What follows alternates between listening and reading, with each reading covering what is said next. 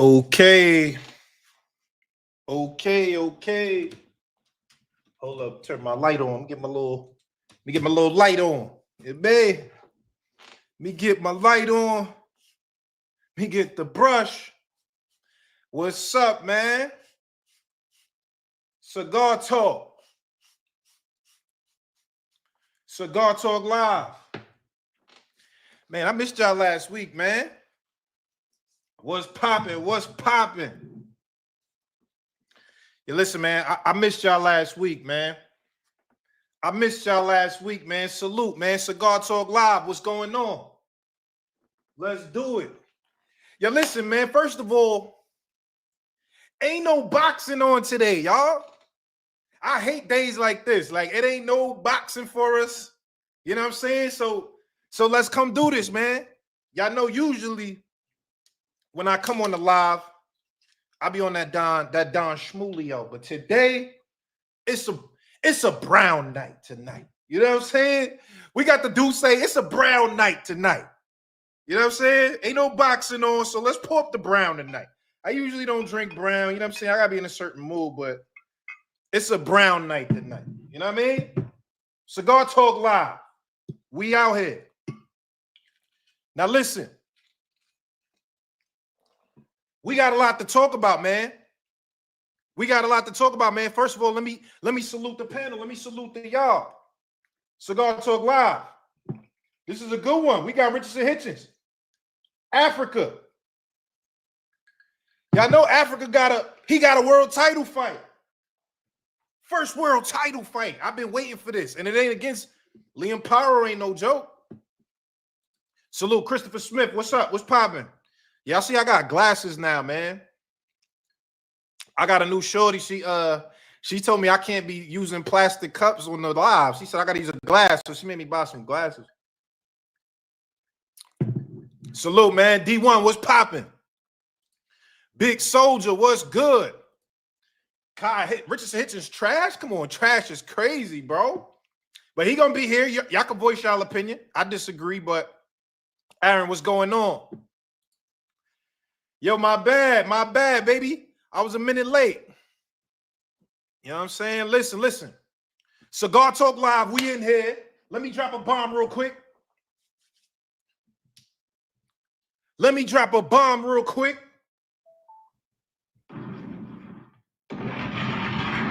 Yeah.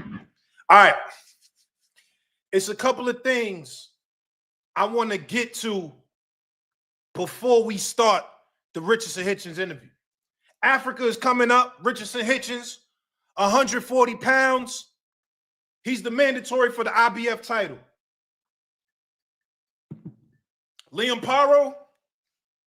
Hey, Liam Paro is a tough dude, man. I ain't gonna cap. Liam Paro is a tough motherfucker. He beat the guy that y'all was calling the boogeyman. I ain't never thought he was the boogeyman. I always said that Sabril Matias, like he good, but he ain't one of them. He ain't one of them. You know what I'm saying? But Liam Paro beat him nonetheless at home in Puerto Rico. Matter of fact, this fight is in Puerto Rico. I'm like, I didn't even understand that because I'm like, is Liam Paro like ever since he beat Matias at home, Liam Paro Puerto Rican? You know what I'm saying? So I'm excited for this fight. December 7th. My birthday is December 6th, so I'm not going to be at the fight. I'm going to be on the island, you know what I'm saying? Sipping the pina colada. You feel me? That's what I'm going to be doing.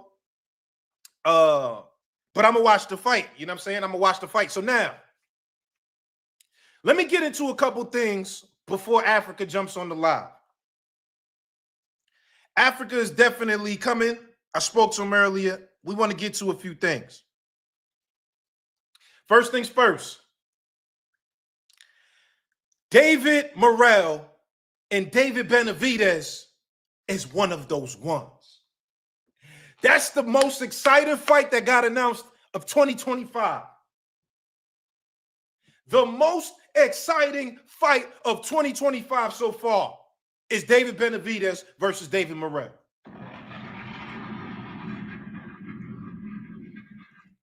That's one of them ones, y'all. And I think, you know what, since we here, I think I'm going to just announce it right now. David Benavidez is coming on the show next week, y'all. We spoke to David Benavidez. He's coming on the show to sit down with us on Cigar Talk Live. So we got to talk that talk, and we got to get to it because that's one of the best fights. How I see it, I looked at Morrell. You know, I've been watching these guys. I watched Morrell since I think his second fight. I've been watching Benavidez for a long time.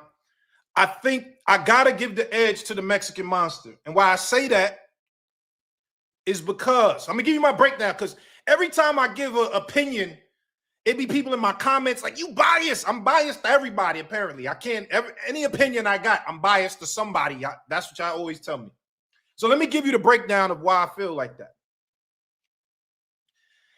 David Morrell's last fight against Hot Rod, I was there. It was at the Terrence Crawford fight in L.A. against Majimov. I was there. I watched the fight close. I watched this fight close. I was excited because I like David Morrell. I'm a Morrell fan. I like him. What I saw with Hot Rod was, one, this is Morrell's first fight. That was Morrell's first fight at 175. So you going up to fight a bigger guy, number one. What I saw from Morrell was that what he likes to do is overwhelm his opponents. David Morrell got speed. David Morrell has power. And he has some boxing skills. So what we usually see is Morrell comes out aggressive, using a jab, bang, throwing that, he throw that power hand, he throw that brick hand early.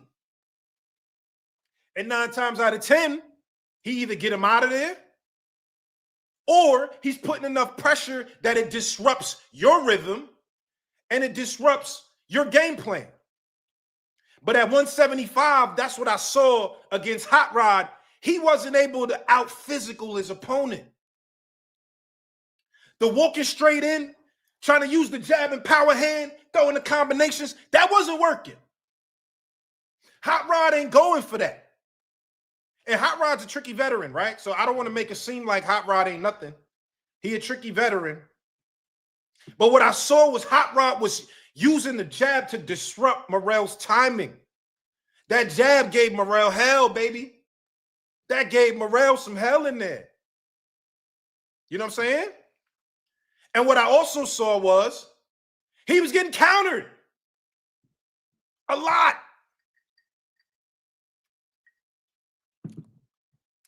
So for me, I want to see, and that's okay. Listen, what we have to understand as boxing fans, when plan A don't work, that's okay.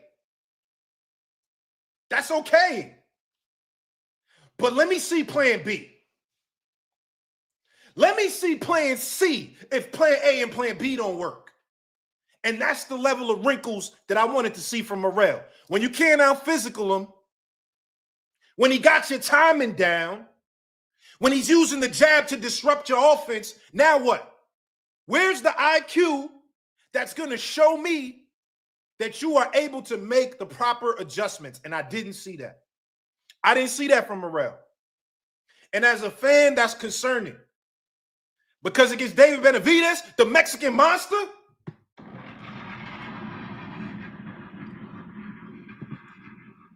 you're going to need IQ. You ain't going to just be able to out-physical him. One, he's a big guy. Even though in the weigh-in, Morrell was taller than him. David Benavidez is a big guy. We know how he rehydrates. He rehydrates to come in on some shit. And number two, the volume that he throws is going to make it tough for you to try to overwhelm him. Unless you want to stand inside and go at it. And we know the Mexican Monster wants to do that. So for me, I don't know. I just, it's hard for me to look at that fight right now and say that I could honestly give it to Morrell. It's not no easy fight. I'm not saying that. I think if Benavidez wins this, he's going to have to earn it.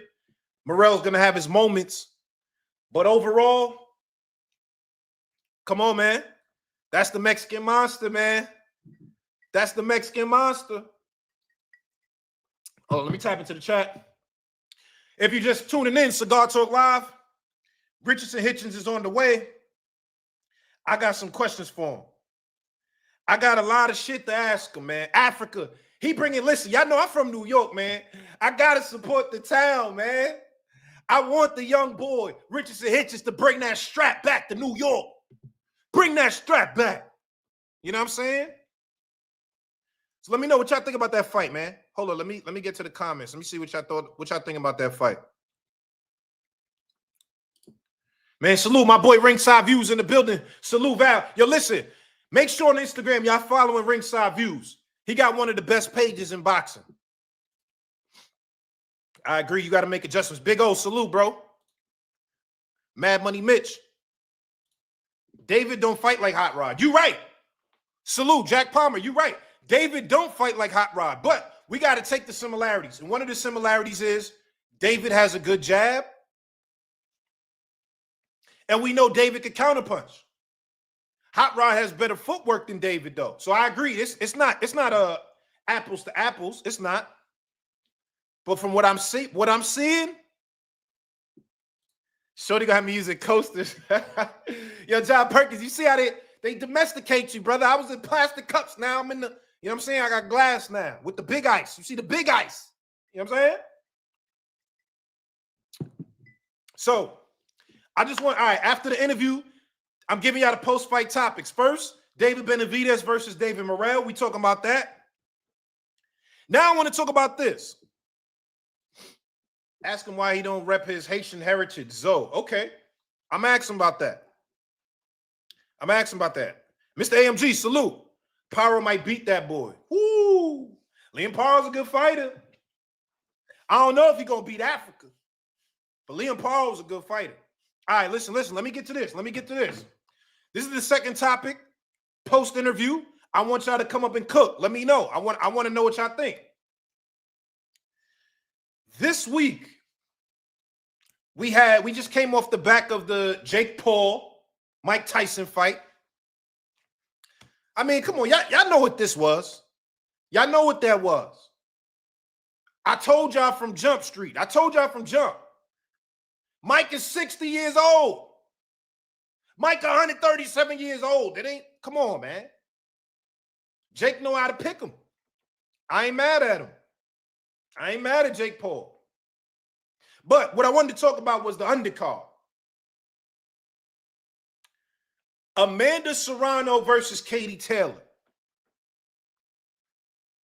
Big fight for women's boxing. Very entertaining fight. I enjoyed that fight. Let me know, chat. What y'all think, chat? Who won that fight? I had Amanda Serrano winning that fight. I think initially I said robbed. I don't know. I shouldn't have necessarily said robbery. It might not have been a robbery.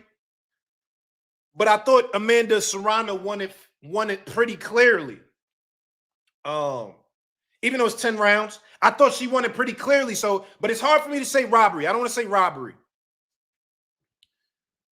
While Mike had his ass out. Yo, John Perkins, I already said, as soon as I see Mike cheeks on the screen, I said, Jake Paul gonna win this fight. Jake Paul gonna knock Mike out because he got cheeks out. That was crazy. But listen, Katie Taylor, she be headbutting, bro. Let's keep it a stack. Katie Taylor be coming in like this. I'm like, yo, what is that? Katie Taylor be coming in with the now watch me whip, watch me name. Katie Taylor be headbutting, bro. I don't like that. Cause Serrano the big cut on the eye, the nasty joint. Katie Taylor be doing the Katie Taylor. Come on, y'all. What is that? You can't just come in here like this. The ref didn't get no warnings. You know what I'm saying? I didn't like that. I didn't like that. Jack Palmer, that's what happens when a southpaw fights an orthodox. Yes, you are right. But I don't think it's a style. She leads with the headbutts, bro. The last person that used to do that I remember was Timothy Bradley. Y'all remember Tim Bradley? Tim Bradley used to fight like that. And I love Bradley. Bradley, my guy. A lot of people don't like him, but I love Tim Bradley. He showed me a lot of love. But Bradley used to be using the headbutts. And Bradley got a big ass head too. So he used to come in there. He used to come in there doing that. It felt intentional to me. When I looked at Katie Taylor, it felt intentional to me, to be honest. But again, I can't blame her if the ref is not doing his job. Milk dud head, you right. Tim Bradley do got a big head though, but Tim my man though. I like Tim Bradley. Salute to Tim Bradley. But what I want to talk about, because I did enjoy that fight. I really enjoyed that fight. But what I wanted to talk about was, did y'all see that Claressa Shields came out and was feeling a way about that fight, right? Because what happened was Netflix put out their views. Netflix said, yo, we did 50 million views for the Amanda Serrano versus Katie Taylor undercard. The biggest and the most watched fight in women's boxing ever. Netflix came out with the graphic. And Claressa felt the way about it. Claressa felt the way about it. She said, hold up. This wasn't the biggest women's fight ever because it's not a woman's headline fight. And I think that's such a great point, y'all.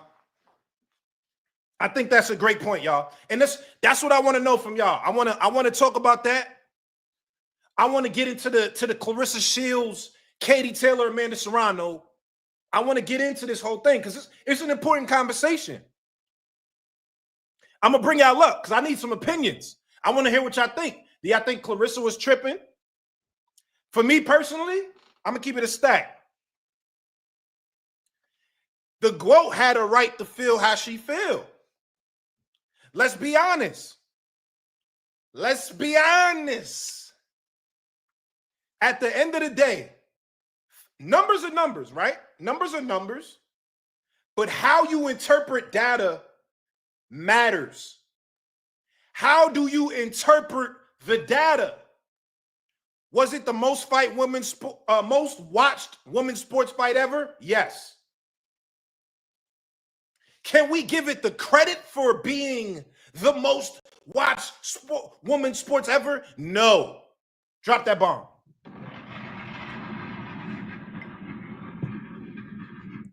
I said no. I'm going to tell you why. I'm going to bring y'all up. I want to talk about this. Let me get my shit off. And I want to bring y'all up to talk about this. You got to understand this. Let me read the super chat real quick. Salute, David. David say I'm right. Africa beats T.O. Shout out, homie. Salute, David. Thank you, man. That's a tough fight. I don't know. Africa, my man. I don't know. That's a tough fight. I would like to see that. I got to see how Africa do against Liam Paro to talk about Africa versus T.O. But let me get to it. Because I see a lot of people try to say that Claressa Shields, the GOAT, was hating. They said she was hating on Amanda Serrano. She was hating on Katie Taylor. And I disagree. I'll tell you why. Number one, you cannot compare an undercard to a main event. You can't do it. It's apples and oranges. It ain't the same thing. You can't compare the undercard to a main event. I'm going to be honest. Jake Paul versus Mike Tyson was one of the biggest fights of the decade. It was. Whether it's not a real fight or not, I'm not talking about that. But what I'm saying is, on an undercard, the fight before the main event, people is tuned in. That's what happens on the Chief support. 9 times out of 10, You're not watching other shit and just trying to make the main event. Whether the TV's on, it's on. You're going to get the numbers because people are here for the main event. There is a concrete difference when people got to pay to see you.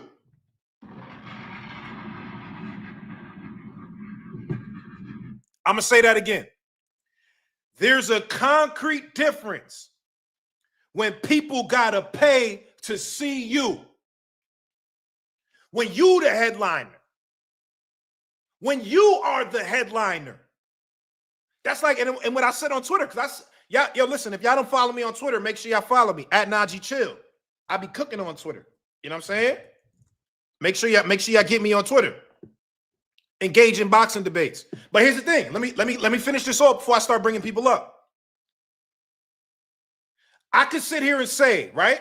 If y'all gonna say, all right, this is the biggest women's fight ever, even though it's an undercard, right? Let me say this. Salute Karma in the building. True, but have you ever been to a concert where the opening act was bomb? It is what it is. They didn't turn it off, though. You're right. Salute to Karma. I'm not negating that fact. That's a fact. That was a firefight. Better than the main event. People stood there and watched it also because it was a great fight. But however, we can't sit here and say, that's like, all right, Mayweather and Pacquiao sold 4.4 million pay-per-views. Mayweather Pacquiao did 4.4 million pay-per-views. Right? Lomachenko was on the undercard of Mayweather Pacquiao. Do we sit here and say Lomachenko had the biggest fight ever? Lomachenko did 4 million views? No. No. You can't be the undercard and claim the big boy talk. It don't go like that. And when I say this respectfully, because I love Amanda Serrano. I got respect for Katie Taylor. That was an amazing fight, and it did big things for women's boxing. I love women's boxing. Outside of the GOAT, one of my favorite fighters, Gabrielle Fundora. Woo! She better than Sebastian Fundora.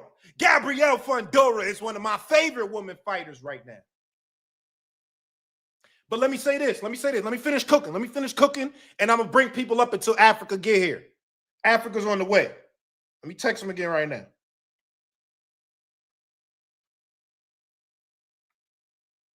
All right. Like I said, Lomachenko was on the undercard to Mayweather Pacquiao. Gervonta Tank Davis was the chief support undercard to Floyd Mayweather, Conor McGregor. One of the biggest fights in the history of the sport. Do we say that Tank sold 4.4 million views? No. He don't get credit for that. The headliner gets the credit for the numbers because that's why we here. We here to see the headliner. So with all due respect, I respect the woman's game. I respect the woman's sport. I love that fight. Katie Taylor versus Amanda Serrano was a great fight. Number 1 and number 2. However, you got to be the top dog to claim the numbers for the event. If Jake Paul want to come out and be like, I did 60 million views, I ain't going to say nothing to Jake Paul because that's what he did. That's Jake Paul event. But if you are the undercard, I can't give it to you. And the GOAT, Clarissa Shields, who previously had the record for 2 million views, most watched women's boxing event in history, she takes pride that she got the number 1 record. She got the record. Clarissa Shields went platinum in the streets. And I can't knock her. I can't knock her for wanting to change that narrative and make sure they know. Because Clarissa, she's very outspoken. She is. She's an outspoken girl. That's a part of her personality. And I respect it. I respect it. So let me know. I'm gonna drop this real quick. DEI boxer is crazy. Immigrant forces. DEI boxer is crazy. All right. I'm gonna drop the link real quick while Africa's on the way. I just texted him. Richardson Hitchins is on the way. Let's get to it. Brother hating on shorties these days. What you mean hating? Why would I hate? I have no reason to hate. That was an amazing fight. What am I hating on? I just got to dispel narratives. I got to dispel the narrative. That's what this is. I dispel the narratives that I personally don't feel are right. That's why I do this. And the narrative that I got to say is, I still think Clarissa Shields got the #1 most watched boxing event because she headlined. So let me drop the link. Link in the chat. I'm going to drop the link in the chat. Come up and cook real quick. Let me know what y'all think about this. Clarissa Shields, Amanda Serrano, Katie Taylor. Let's get to it. Uh-oh, my boy Mace in the building. Salute Mace in the building. Africa's on the way. I'm about to drop the link in the chat. I want to know what y'all think, man. Uh-oh, hold up. Link in the chat gotta wait, y'all. My bad. Link in the chat gotta wait, y'all. Hold up. My boys just entered the building. I'm gonna drop the link in the chat as soon as we done. I promise you. I want to get to everybody. Let's cook. Let's get to the shits. But right now, this is about Richardson Hitchins, aka Africa. Listen, he got a title fight coming up December 7th. I'm from New York. He from New York. We got to bring the title back to the town. This is what we do here. I got to bring him up. So listen, make sure, keep y'all questions on deck. I'm going to let y'all ask some questions. I got some questions for him at first. Let me get my shit off, and then I'm going to invite everybody up to come. This is one of the best fights to close out the year. Richardson Hitchins versus Liam Power, December 7th.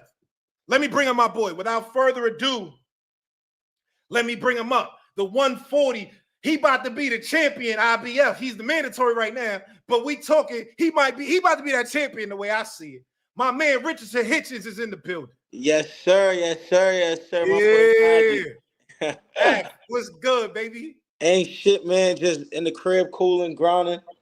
You know, first of all, I like the Victor and Victor sweater. Salute my boy Steven Victor. I like the Victor shit. That's a fact.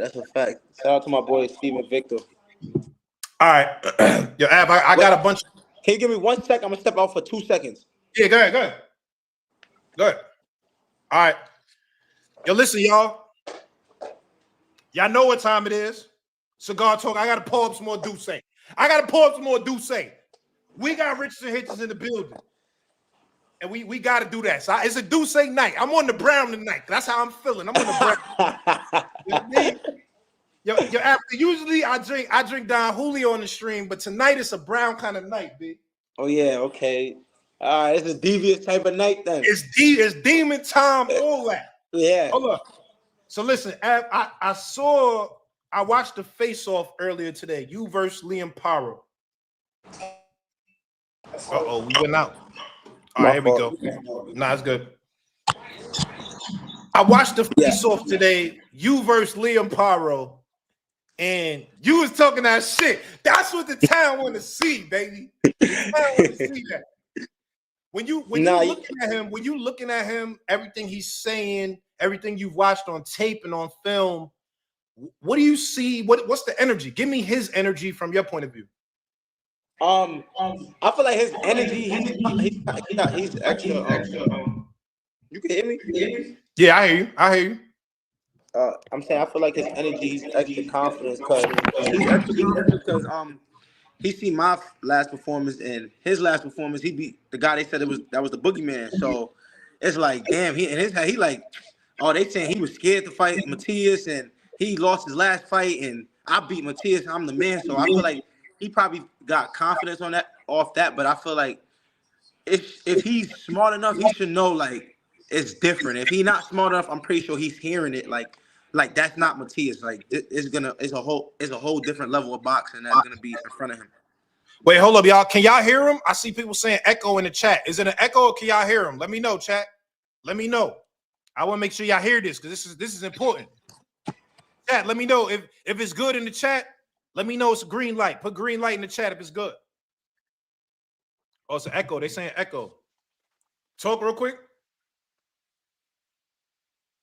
Nah, we can't hear you. You get me? All right, we hear you now. Is that good, chat? Y'all good? Y'all know Cigar Talk, man. I don't do fans. I don't got fans. I got family. We cousins, nigga. Y'all know that. There's family in here. All right, green light. All right, they're saying green light. All right. So, all right, I like what you said because there's a couple things that I wanted to get to. One is he was saying that too, and I see a lot of people just on Instagram and Twitter trying to say, oh, well, you were scared of Matias. How come you ain't fight Matias? Could you address that part? Because I see that narrative. Address that part about fighting Matias. They keep saying you were scared to fight Matias. You were scared to fight Matias. I've never got a contract to fight Matias. I've secured my mandatory spot, and I sat back and waited for I waited for who the winner of the fight, whoever Matias and Liam Power won. I was stuck in two positions. I was either stuck for the WBC or the IBF. We try to see how either one played out because obviously, like they said before the fight, I will either be fighting for the IBF World Championship next or the WBC. That's just what it was. So he's just talking, and I guess, like, he's not really thinking. And even when people in the boxing world say, oh, like, this guy went to Matias' backyard and he beat the boogeyman, right? Like, he beat the boogeyman. He went to Matias' backyard. Like, he's different. But it's like, you can't tell somebody like me that. I'm never going to give you your full credit because I know the boxing business. You know what I'm saying, Najee? Like, at the end of the day, when you're 28 years old and you built your career up in Australia and you signed with a promoter like Eddie Hearn, and he give you not one but two opportunities to fight for a world title. First opportunity, you got an injury with Regis Prograis, and now they're like, okay, we're gonna give you another opportunity. If you say no, you're getting cut. Your manager fuck around and cut you because it's like you're 28, your record is already built up. What, like, you gotta say yes. So it was no choice. The same thing as when Liam Power was trying to say, oh, and I took upon my mandatory. Like, you was my mandatory. I'm showing you I'm a fighter. You're not showing me a fighter. You had to fight me. I'm the mandatory. You tried to get a Devin Haney fight. That didn't work out. I tried to do something with George Kambosos. It didn't work out. The only choice that Eddie and them gave him, if he couldn't get the George Kambosos fight in Australia, he had to fight me. He had to fight me, or he had to pay me step aside money. He wasn't trying to do that. So him and his team, they wasn't trying to pay me the money we asking for. So if you're not trying to come out your pockets, you got to give me my shot. So people just talk, but it's like, bro, like, him going to Puerto Rico didn't mean nothing. You're 28, you have to fight. You going to say no or yes? Hold on, would you have taken the step aside money though if he was like, yo, I'm gonna give you the bag because I'm trying to get Devin Haney or whoever else? Would you have taken that? If I was promised the world title, we was gonna take step aside money if the world title opportunity of whoever he, like him or Kambosos, whoever he fought, if I was guaranteed fighting for the world title, because I had my date in Puerto Rico regardless. Power came to my date. That's not his date. I was supposed to fight either Pedraza or Sergey Lipnets in Puerto Rico because Eddie already had the venue out there. Okay. So he couldn't get a fight, and they told Power, yo, like, we already got the date, we already got the venue. You're gonna defend your belt against Hitchins. So that's just what it is. Hold up, but why is the fight in Puerto Rico, nigga? You Haitian? Like, why is it he not Puerto Rican? I'm thinking, like, is it because he beat Matias in his backyard? This nigga Puerto Rican now? Why Puerto Rico? Like I said, I was supposed to fight either Sergey Lipnets over there or Jose Pedraza in Puerto Rico. It's something with Eddie. He had the venue out there. I guess it's cheaper to throw a fight out there and they have like a good venue, something like that. And they threw Paro in to fight for me and him to fight for the title. It was last minute. Like, I was already in camp for somebody. I was already starting to gear up camp for another fighter. Paro just came last minute because, like I said, he couldn't get the fight with George Kambosos, and it was like, yo, like, it was something where they basically told him, like, you got to fight Hitchins, like, or you got to pay money. And he's just like, fuck that. Like, I guess I'm not paying to fight. All right, so tell me, because, all right, is a couple things. I think Liam Power was a good fighter, right? Like, when I watched him, he did Montana Love dirty. He beat you know, who they called the boogeyman, Subriel Matias, even though I never thought Matias was the boogeyman like that. Niggas was saying that, but I ain't never think he was really like that. But when you looking at him, do you feel like, okay, Liam Parra one of them niggas? Do you look at him and feel like that? Nah, I don't feel like he's one of them niggas. I'm not gonna like lie to you. Like God forbid, like something go miraculously wrong, like some fucking weird shit. I get spiked and something happens and Liam Parra comes out the fight, whatever. I'm not like gonna ever say like he's not one of them niggas. Like when it comes to boxing, he's not one of them like at all. Like he's a guy that you could tell he worked hard. He got boxing common sense. Like he has probably decent power. He got power that hurt you with 8-ounce gloves. But as far as like when it comes like skill for skill or like he's one of the top 5, top 3 dudes of the division. I could see him going up to 147 and giving people problems. He's not that. So I just feel like he's one of them guys that like he's one of them guys where he's decent and he work. You can tell he take his craft serious. Like if you slipping up or you're not doing what you got to do, or you a mediocre type of fighter, you can't take a punch, or you really not like that, he'll probably get the W. You know what I'm saying? Like guys like Regis Prograis, guys like Montana, I could see him beating. Even like the Matias fight, like Matias is a how can I say, like he brings the type of style to boxing that most boxers don't want to fight. Like no fighter want to fight up close. That's natural. That's even in the street. Niggas don't want to be chest to chest. You want your space. Yeah, you want your space. That's just every fighter. Like Parrow in that fight, he just beat a guy that only know to come one way. And Parrow did in that fight, like I keep saying, he kept the guy at bay for as long as possible. He grabbed him, he held him, he was able to. And the main shit that Parrow did do right, I don't know who told him, if he came up with himself or his coach. He didn't throw everything hard and just waste his energy. Because when you look at Matias, people say that Matias take a lot of punches. He's not taking a lot of punches. He's balling up and embracing them and absorbing the punches. So Parra knew that. Let me tap, throw some hard shit in there, grab him, push him back. Like it was no rocket science he did. That was like the only shit he did that most top level fighters didn't do is just go out there and shoot his load just because Matias is in front of them. Right. So I just felt like it was a simple game plan. It was nothing like I'm like, damn, like he did it stand, like it was brilliant. Like he looked like a kid in the gym trying to keep a monster away. Like I'm keeping this motherfucker away. I'm gonna move, hit this motherfucker, and back up. Like I'm gonna grab you. That's it. Like all right, so hold on. Let me ask you this, Africa, because this right here, I'm not gonna lie. This one right here, salute Christopher Smith for the super chat. Yo, Chris, thank you, bro. Yo, this one right here. This your coming out party, nigga. Like if you win this the world title back to the town. This is like everybody talking about you. You're a real player at 140 now. Not to say you're not right now, but I'm saying it's like right. But this elevates you to the next level to where it's like nobody can't not talk about you. Does that add extra pressure to everything that you're doing? No, because it's like I know, like me, like I done been super. I ain't gonna lie to you, Najee. I done been super nervous before big moments, like big fights, pressure. Like this first world title, you win this, you want to get that world title shot. Like you gonna get that definite. I done heard this before, and I done been super nervous.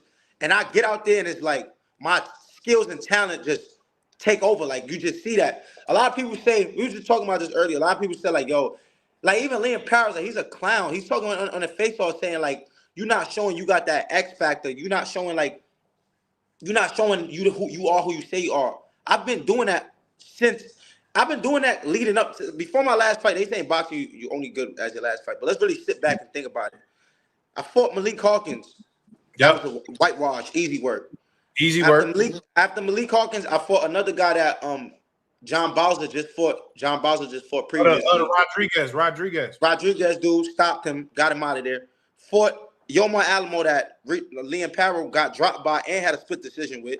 Got him out of there. Fought Bowser. That was a massacre. Yeah. Fought Jose Zepeda in a fight. That was supposed to be the tough fight. That was supposed to be the one. For Jose Zepeda, a big puncher, a guy with experience, they said that was supposed to knock me out. That shit was the easiest boxing fight I ever had in my life. It was literally the easiest fight I've had in my life. Then I fought Lemos, and the fight was, I guess you could say competitive. And people were like, oh, he's not that guy. He's not him. Or he's not, niggas saying he's not showing he's him. I've been showing I'm him since I could last remember. So it's like I said, Liam Parra's confident, but next week, in another 2 weeks, like, it's going to be bad for him. Like, it's going to be bad. Well, talk about that a little bit because the Lemos fight was one that was controversial to a lot of fans. I take whatever I say, niggas keep saying I'm biased. Whoever, any point I make, they be like, you biased for this nigga, you biased for blah, blah, blah. I really thought you won. Africa, you know I'm a real nigga. I know you for a minute. If I thought you lost, I would say that I thought you lost. I would say that. I really thought you won the fight. I thought it was a close fight, but I thought you won the fight. A lot of people thought you lost. Could you walk me through that fight though? Like the Lemos I fight. think that in the fight, like one, like I'm gonna keep saying, like I'm gonna be honest, like it's like I'm not gonna give no excuses, like, or like I'm not gonna be like, I'm not trying to give no excuses, but like I said, I was in that fight, in that camp, I had like a bad hand injury, taking shots on my hand, like cortisone shots to like numb the pain. It still was hurting. Then like I said, last time I did the IBF roof was with Yomar Alamo. I didn't like it because I'm not like aware of it. Like I'm a person, like I'm gonna lose the weight, but I'm gonna lose it how I lose it. And once I'm able to make the weight, I'm blowing up however much I want to blow up. So in the Yomar Alamo fight, they hit me with the IBF shit. Like, you gotta do an IBF. I'm like, what is that? Like, cool. After that, you notice Bowser fight, Zepeda fight. I said no, y'all gotta put another belt in there because I'm not fighting for no IBF. Like, I don't want to do that. Yeah. The IBF gave me an opportunity. They gave me an opportunity to fight for the mandatory spot versus Jack Catterall. Jack Catterall didn't want to fight, so they got Lemos, the next guy up for the IBF. When I got to the weigh-ins, I ordered a nutritionist, but I did what I wanted to do. Like, they told me eat this, drink that, do this. I'm like, what? Like, I'm hungry. Like, I'm eating what I want to eat. I went up like 5 pounds. I just lost weight the day before the weigh-in. Sitting in the tub, working out. Now I'm up like 5 pounds. I'm gonna say like 5 pounds. I'm like telling Scooter, Keith, all of my coaches, like, yo, bro, you gotta make the weight. Like, Eddie and them fuck around and cut you. Like, if you don't make this weight, I'm like, man, I'm not doing that shit. I end up losing 6 pounds. Najee, I'm fighting in Vegas. The day of the fight, the weigh-in is at 9 in the morning. My first meal was at 10. I gotta be in the arena by like 4. I got literally 6 hours to rehydrate and put all that shit back in me.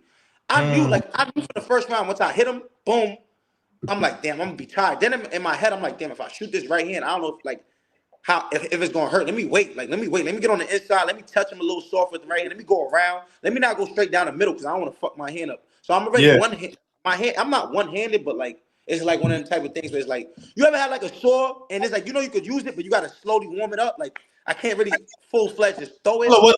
Was it from like training? Like, you just got hurt in training or something? My right hand, I've been having this problem since like the Olympics, yeah, it was definitely in training. Like, it was like it's like a tear in my bone, like in my bone type shit. So like, I'm throwing it, boom, whatever. Like, so I'm already one-handed, and I already feel the weight on me. Like, I'm even gonna blame it on hand. I already really feel the weight. Like, I'm like, damn, I'm a little tired. Like, and mind you, Lemos he's coming. Like, he's straight being aggressive.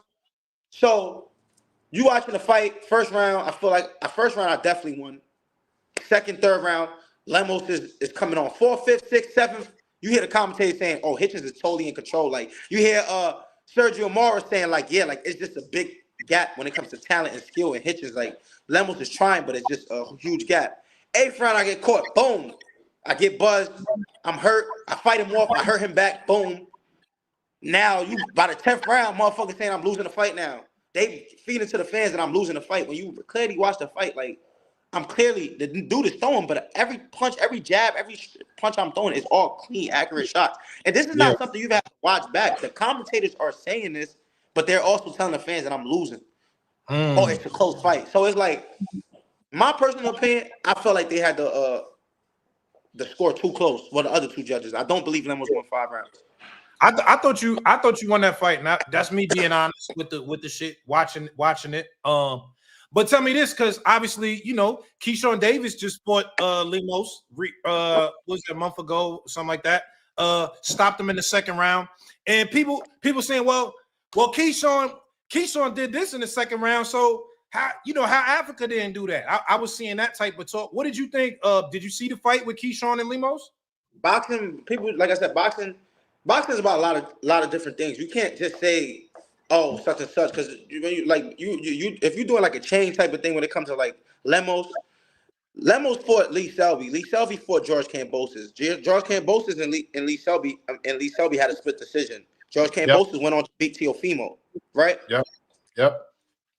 Lemos fought Lee Selby and got him out of there in 4 or 5 rounds, like with ease. So that don't mean that Lemos could go out there and beat Teofimo easy or beat George Kambosos easy. It's just that's what it is. And another thing, just like real shit, like Keyshawn is not no dumb fighter. Like he's a very seasoned fighter. Like he hasn't had that much fights, but he's super seasoned. It's nothing. When I fought Lemos, I had to literally see this nigga look like a monster in front of 29 dudes, knocking out 14 people straight in Argentina, and I had to go out there and make these adjustments myself. If I watch Lemos fight a guy like me, like a pure like technical fighter, and I see, all right, this is what he did wrong, this is what he did right, the fight would probably be way easier for me too. I'll be like, oh damn, I got to do this. Oh, he like to do this. Oh, the blueprint laid already. The blueprint is laid. You said. Yeah, the blueprint was already written. So it was no doubt in my mind that Keyshawn will win. I just thought it would be a way tougher fight. You feel me? But at the end of the day, you look at the fight, Keyshawn was on the trigger from the first round. As soon as Lemos threw that wild shit, he was ready to counter it. Because he probably noticed it from my fight. Like, that motherfucker throwing wild shit. Africa making him miss, but he not making him pay. And Keyshawn took advantage of that. And you never know, bro. Like, it's just different shit. Like, Lemos couldn't really rehydrate how he wanted to. He looked like he was having trouble making weight. He find out 135 and he's coming in at 141 point something. He's fighting me at 140. He's coming in at 138.8. I mean 138 on the money. So it's like I don't even know if the dude was in shape, if he was ready, like because there's no way that you just get hit with one shot and you just fucked up like that. Or maybe Keyshawn cracking like that. I don't know. Like, hold on, I ain't gonna lie. Matter of fact, I texted you. You ain't get back to me that time, and I get it. But listen, I had Keyshawn on here a couple weeks ago, and he was talking spicy. I'm not gonna lie. Nigga was talking like, man, Africa gotta see me. Fuck all that other shit. He said he seen you at some spot or something like that, and he was like basically he was gonna press you or something like I forget. I'm trying to remember exactly how he said. Yeah, I think I've seen it on internet. Keyshawn is a nigga like crazy Africa though. I ain't gonna lie, nigga. He a nigga that he one of them niggas like he a clown. Like he one of them dudes that he just like not like them people from that way, like they just goofy. They just know how to box. Like they good. They cool because of boxing. Like they cool. Like it's like he's a goofy. You see me at the fight, and literally Najee, I'm with a shorty. I'm with a baddie cooling at the fight, just chilling. Like she don't even know what's going on. Keyshawn a little unswaggy kid, dreadheaded. She don't know who boy is. I'm just be at the fight. He walked by and just smiled. Like he give me a grill. Like he just smiled. Like and just like niggas just looking at you like.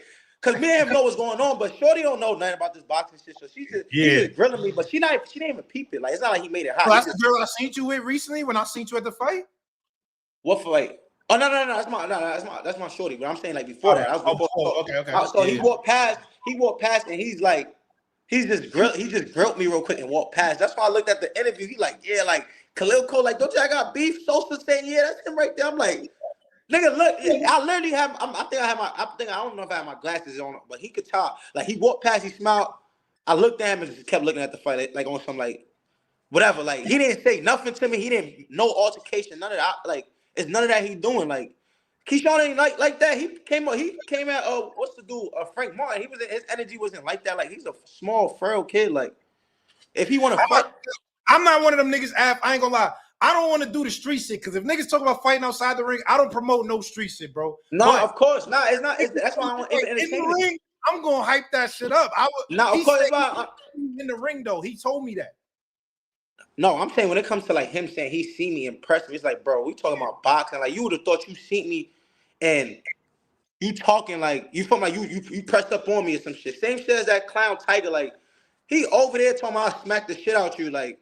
Yeah, Tiger, you get punched in your jaw like you fuck around and break a bone in there. Like he another bum over there helping Power out. They need to be helping each other. I saw that to figure out how to beat the dude that beat Alamo because they both they robbed my boy Alamo with both of them fights. Both of them motherfuckers. Alamo touched both of their chin, had both of them hurt. Hold up. Soft niggas. I don't want to put too much on this because y'all not even in the same weight class. Y'all ain't even the same weight class. But you versus Keyshawn, is that something? Because he told me, I'm just saying it because he was adamant, like, nigga, Africa got to see me, nigga. He was on it. That's why I'm like, obviously, like I said, I don't want to put too much because y'all two different weight classes right now. Whatever. But that fight. If that'll be a great fight when he do come up. if I do stay at the weight, whenever Keyshawn come up, Keyshawn is mad small. Like he's a small 135. Like he probably fuck around can really make 130. So he's just talking when he's saying like I'm coming up to 140. If he do want to come up, if he does come up, like he might really want to test his skills. Like I'll come up and fight, like whatever. It doesn't matter. Like he's a great fighter. I'm taking nothing away from him. But if he wants to fight and come up and it makes sense, let's fight. Like what is he telling me? Like he's not saying. And then when he's saying like he's Shakur, and he over here like advertising Shakur had to beg me to spar him or had to hype me up. I'm like, bro, Shakur is better than you. If I'm sparring Shakur hundreds of rounds, what the fuck I look like? Shakur hyping me up to spar you, nigga. Like, what? Like, nigga's crazy. Like, that's what I'm saying. Like, I just listen to talk and he's just bugging the fuck out, just saying whatever. Like, nigga, I'm getting hyped up to spar you, but I'm doing endless rounds with niggas like Shakur and Tank. Like, bro, you're not cracking like Tank and you're not skillful like Shakur. So what the fuck you feel like what? Like, nigga's crazy. I want to see that fight later down the line. Like I said, I ain't gonna stay too much on that because that ain't nothing that's happening no time soon. So we get off that. You mentioned Tank. I know you seen the shit. Tank wild on me like a couple weeks ago. That was like 2 weeks ago. Tank got mad at me for the Keyshawn interview. Nigga crashed out on me saying all type of shit. Right. He got mad at you one time too, though. I saw that when he got mad at you online. Have y'all been able to piece it up together? Because I know that's your man. Like, have y'all been able to be like, yo, shit? Nah, I ain't really addressed that. I ain't really addressed that shit like at all. To be honest, it was just like that's how you feel. Like I'm not. You feel me? Off of, like I'm not addressing it because the way it looked, it ain't like it's some shit you could have just called me like, what's up? What you talking about? Because the shit with Edgar was really like Edgar. I'm having a fight party, and Edgar asked me like, yo, I heard you on the phone with Tank, like Tank thinks like like Tank saying this. I'm like, nah, Tank thought you was gonna get like clipped, but the nigga said you did good. Like Tank was giving his flowers, like, boy, you did your thing. Like I didn't throw it in there to be like, yo, like the way making it seem like Edgar tweeted like on something like, yeah, like niggas making it seem like you was hating, like praying on my downfall. You thought he was gonna get knocked out. It was kind of like, nah, you asked me about it, yo, nah, boy did think like Canelo was gonna do you in, but he said like you really did your thing. Like you feel me? It was kind of like he gave you respect. Edgar tweeted and said whatever on some just tweeting some bugged out shit. I'm just like, and then Tank get on Twitter and start talking bullshit. I'm just like, I'm not even addressing it. Like, I don't give like, bro. When it comes to boxing, like I really love the sport, but when it comes to all that politics, like all that extra shit, I'm gonna do that with somebody I'm fighting. All that other shit, like I don't really care on getting on Twitter. Like how Edgar be going back and forth with like other like Tank and all that shit. I don't care for nothing. Like, I'm not going back and forth unless I'm me and a nigga going to fight for real. That's why I'm gonna go back and forth with Keyshawn. Like it's like me not gonna fight. Like what we talking about? I'm saying because I feel like Tank was your man. Like I know I seen y'all niggas outside, even outside of boxing. Like you remember we was in the spot that night. Y'all niggas come pull up. So I'm like, that's your man. So it's like, is it a space where niggas is still cool? Like, all right, whatever. We had a little thing, but shit is cool. Nah, I don't know. I feel like when it comes to Tank, like it's always weird. Like when it comes to boxing, like when it's two boxers and it's two niggas that's like. You gotta understand, like I'm from the city, like I'm from the town, and I'm a boxer, so like it still be weird energy. Like niggas, like I can't explain it. Like it's still that competitiveness there. Like when a nigga saying like, if a nigga saying I ain't fucking with you, whatever, it's cool. But when you saying like, nigga, we could fight now, that means in your whole head you was looking at me like, nigga, like you a potential like fight or like you a potential op. You feel me? Like, cause I would like I'm not telling like me and Shakur fall off. Like me and Shakur fell off. Like he ain't never say like we could fight now or bring up boxing. It was like I'm not fucking with this nigga. Like period. Like I feel away. That's it. Like hey, you ask Shakur like yo, they fighting such and such. Like nah. Like I look. It was deeper than boxing. We not talking about that. Like we not on that. But him as a person, I don't fuck with him. Cool. I gotta respect that. That's how you feel. When it come to like. You feel away about some other shit because it didn't have nothing to do with boxing. So it's like you feel away about a nigga. You saying I'm a clown. Whatever you gotta say is like nigga. When you bring up boxing, like we could fight now. It's like when did that thought just hit your head just now? It's like whatever. Like I don't really like even. I ain't gonna lie. I ain't like the Shakur shit, man. Y'all niggas was too close for that bullshit. I told him that too. Same way I tell you. I was like, yo, man, I just don't like it because y'all niggas really close on some shit. Like. You don't feel like it's ever a situation that whatever happened, y'all niggas could get cool again?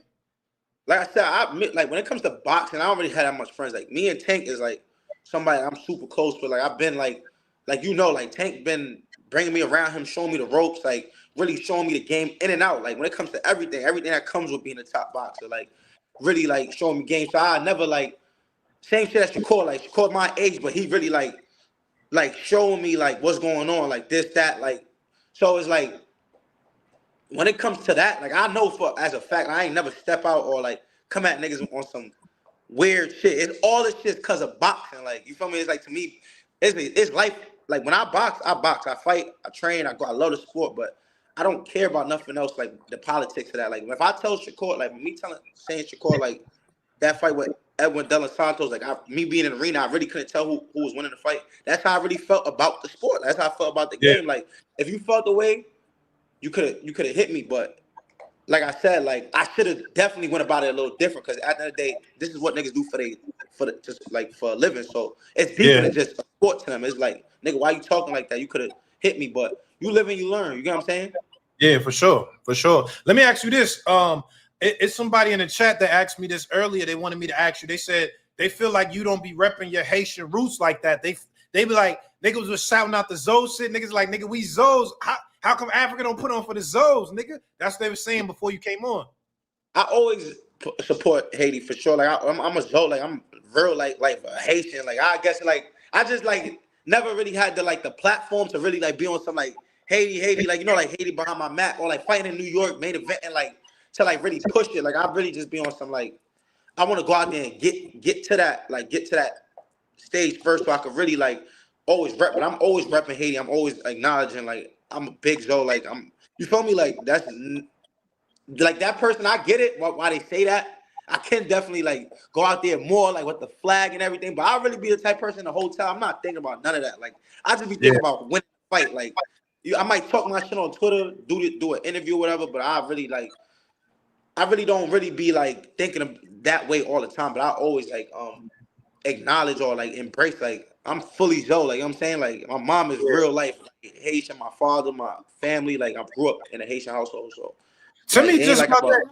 Tell me about that though, because before I want to bring up a couple people to ask a couple questions in the chat. But before that, tell me about just you growing up in Brooklyn. You know what I'm saying? Like what was it like in Brooklyn? Like you know what I'm saying? You coming up, what type of time was you on? Obviously, you've been boxing since you was a kid, but was you on some street shit? Like obviously Haitian parents be strict. What type of shit was it growing up in Brooklyn for you? Nah, when I was a kid, like I didn't really get into like real street shit because I started boxing like at 12, 13. Like I got to experience like a little bit of a younger adolescent, like seeing what's going on outside, like knowing what's going on with the man them, you feel me? But like once I like left my block, I'll be in the gym and it would take me away from like being in the hood all day. Like when niggas is in front of the building on the block posted up, I'll be in the gym or like on weekends. I'll probably be at a boxing fight. Like I'll still be on the block because I live in the hood, but it's like I was kind of no longer a part of it. Like I probably had 1 or 2 street fights once I started boxing. After that, it was like over with. Like I'm now it's like I want to do something positive in my life. But like growing up, like from like when I really was outside, it was like that who built the character, like that aggressiveness in me, that how can I say like that ego, like what you talking about? Like that's for me being like growing up in Brooklyn. It wasn't like I was a kid that like I grew up straight in the gym. Like I got to still experience like what's happening outside. But when I got older, like I was a fully fledged like upcoming star when it comes to boxing. So my life was kind of like I know what's going on, but I'm really like in this box, like I'm in boxing fully. Like this is my life. This is what I do. Nah, for sure. They said, didn't he fight for Haiti in the Olympics? Yeah, he fought for Haiti in the Olympics. Yo, hit that like button, y'all. Listen, hold up. They say, do you speak Creole? Yeah, I speak Creole fully. Like I'm big fully? Joe. Like nigga, I didn't even know you. I mix it. Since I left my mom household, like I mix it with English more. But like when I'm talking, like it's mostly like I gotta mix it with English. But I understand Creole fully, and I know how to speak it fully. You feel me? All right. I know the answer to this, but they just want to know why do they call you Africa if you Haitian? That's what they said. My coach Sosa, when I first walked, my old coach Sosa, when I first walked into the gym, he seen a dark skinned kid, and I'm like, yo, can I hit the pads with you? He's like, what? No. I walked off, and all I hear is somebody saying, yo, Africa, and that shit stuck with me like ever since. Did you like it though at first, or you ain't fuck with that? You was like, whatever. Nah, I ain't really fuck with. I'm a kid. Like what I'm gonna do? Tell this grown ass man, like nigga, don't be like. I'm just like I want some pads. Like, call me Africa. Fuck it. Like, I'm used to niggas paying ass. So to me, it was like whatever. Like, it was like I ain't really like paying no mind, really. Hold up, but when did you accept it though that that's your name? Because nigga, you know when I met you, that I want to say 10 years ago, but that was a minute ago when we yeah. And niggas been calling you Africa since then. So I'm like, when did you accept it that like, all right, niggas call you Africa and you acknowledge it? How they was calling me Africa like it's my name. You know what I'm saying? Like Najee, like they calling me like it's my name since I'm walking in just to the. It's been like I had to accept it. Like one person hear it, another person hear it. It's like I gotta accept it. Like what I'm gonna say, like, I can't be on some like. I'm already letting this coach call me Africa for 3 weeks of me being in the boxing gym. I ain't never check him. Now it's like I should have checked him from the beginning. You feel me? So it's right. It is what it is. Yeah, like he introducing me to everybody. Like it is Africa. Yeah. Hold on, how about now? Do you feel a way now, or you like whatever now? Like whatever. Nah, when people call me Africa, like it's really like more nostalgic. Like you really have to know me, or like you feel like if you don't know me, like really know me, like you had to like know somebody that knew me from way back, because like people call me by my government name, Richardson Hitchins. Like you Hitchins, right? Or you Richardson Hitchins. Like if a person call me Africa, like it really feel like you had to know me from way back. Nah, for sure. Let me ask you 2 more questions before I open up the chat. One, let me ask you about. I know you say you sparred Terrence Crawford. I don't never really feel. I heard you talk about the Tank sparring, Shakur sparring. I don't think I never really heard you talk about sparring Terrence Crawford. Shit, nigga, pound for pound, top 3. If you know what I mean, top 3, top 2. Tell me about that sparring with Terrence Crawford. Sparring Bud, that shit was like the first time. So I'm gonna like I like to tell stories. So like, give me the whole thing. So niggas know really what's going on. Like, so motherfuckers feel like it was there. Like, I seen Bud at ringside. I always been a shit talker. Like, I always felt like I was super nice at boxing. Like, it don't matter like who it is. New York shit. Yeah, but it's not even on some like New York shit. I really felt like I was dumb nice. Like I always knew I was talented. Like I always felt this. So I'm telling Terrence, like, nigga, I'm nice. Like I'll box you. Ringside tournament. Like, so. How long ago was that? How long ago was that? This was like 2014 type shit. So I'm like in ringside tournament. I'm like, nigga, I'll box you. Like I know who you is. You beat him again, Bo or some shit. Like, you feel me? I'm like, I know who you is. So he like, nigga, like looking at me like talking shit back. Like, you nice for real? Da da da. Like, your ass is trash. Like talking shit. So I boxed in the finals. I boxed Miguel Burgos. You know the Burgos kid that be helping Edgar. He's a Mexican kid. He's like a Mexican kid. He's like, people know him, like real hardcore fans know him. But like I fight him in the finals in ringside, I smoke him. Like I look super sharp. But like, yo, you nice. Like he gives I'm like, nigga, I told you I'm nice, nigga. Me and you, like we could box too whenever you ready. So now I'm getting ready to go qualify for the Olympics in Russia somewhere. And it's like a few days before I leave. So a nigga called me like, yeah, I'm in your city. I'm in New York. Like, meet me at Gleason's. Mind you, I'm weak. Like, I'm already about to lose weight. Like, I'm about to get on a flight to Russia. So I'm trying to be on weight early. So when I'm on that flight for mad long, I don't gain that much weight. You feel me? So I'm like, nah, but it's Terrence Crawford I can spar. Like, I'm like, so my coach is away, everybody away. So I tell my cousin, like, yo, come on, we out to the Gleasons. I put on like a dickhead. I put on like a fucking long sweat shit to like spar him. I'm in there thinking I'm nice. I'm going him.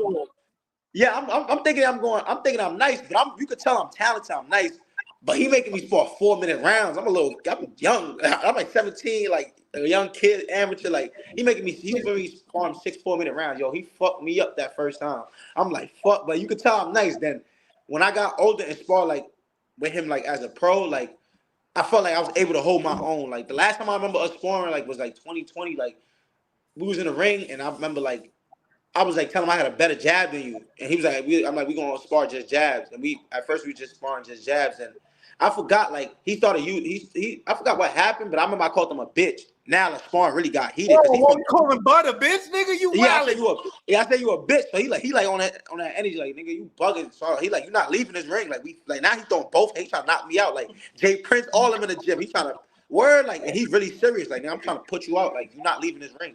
So we spar like 30-something minutes straight, and I'm like, I'm not going nowhere. You not going. So what we doing? He like, all right, fuck it. Like, all right, that's it. Like, we done. But I feel like that day was like competitive. Like, it was good work. Like obviously he the more experienced pro, but like like I'm here too. Like, I'm letting you know. Like, he nice respected you after. Like, he respected you. Like, all right. Nah, Bud always knew I was nice. Like, he always knew that. Like, he seen me and Shakur box each other. Like, Bud like always been like knowing like I'm nice. Like, he always acknowledge like I could fight. Yeah. Like, all right, what about Tank though? Because everybody know Tank for that. Everybody know Tank for throwing that motherfucking brick hand. Wait, you've been sparring Tank all for a minute.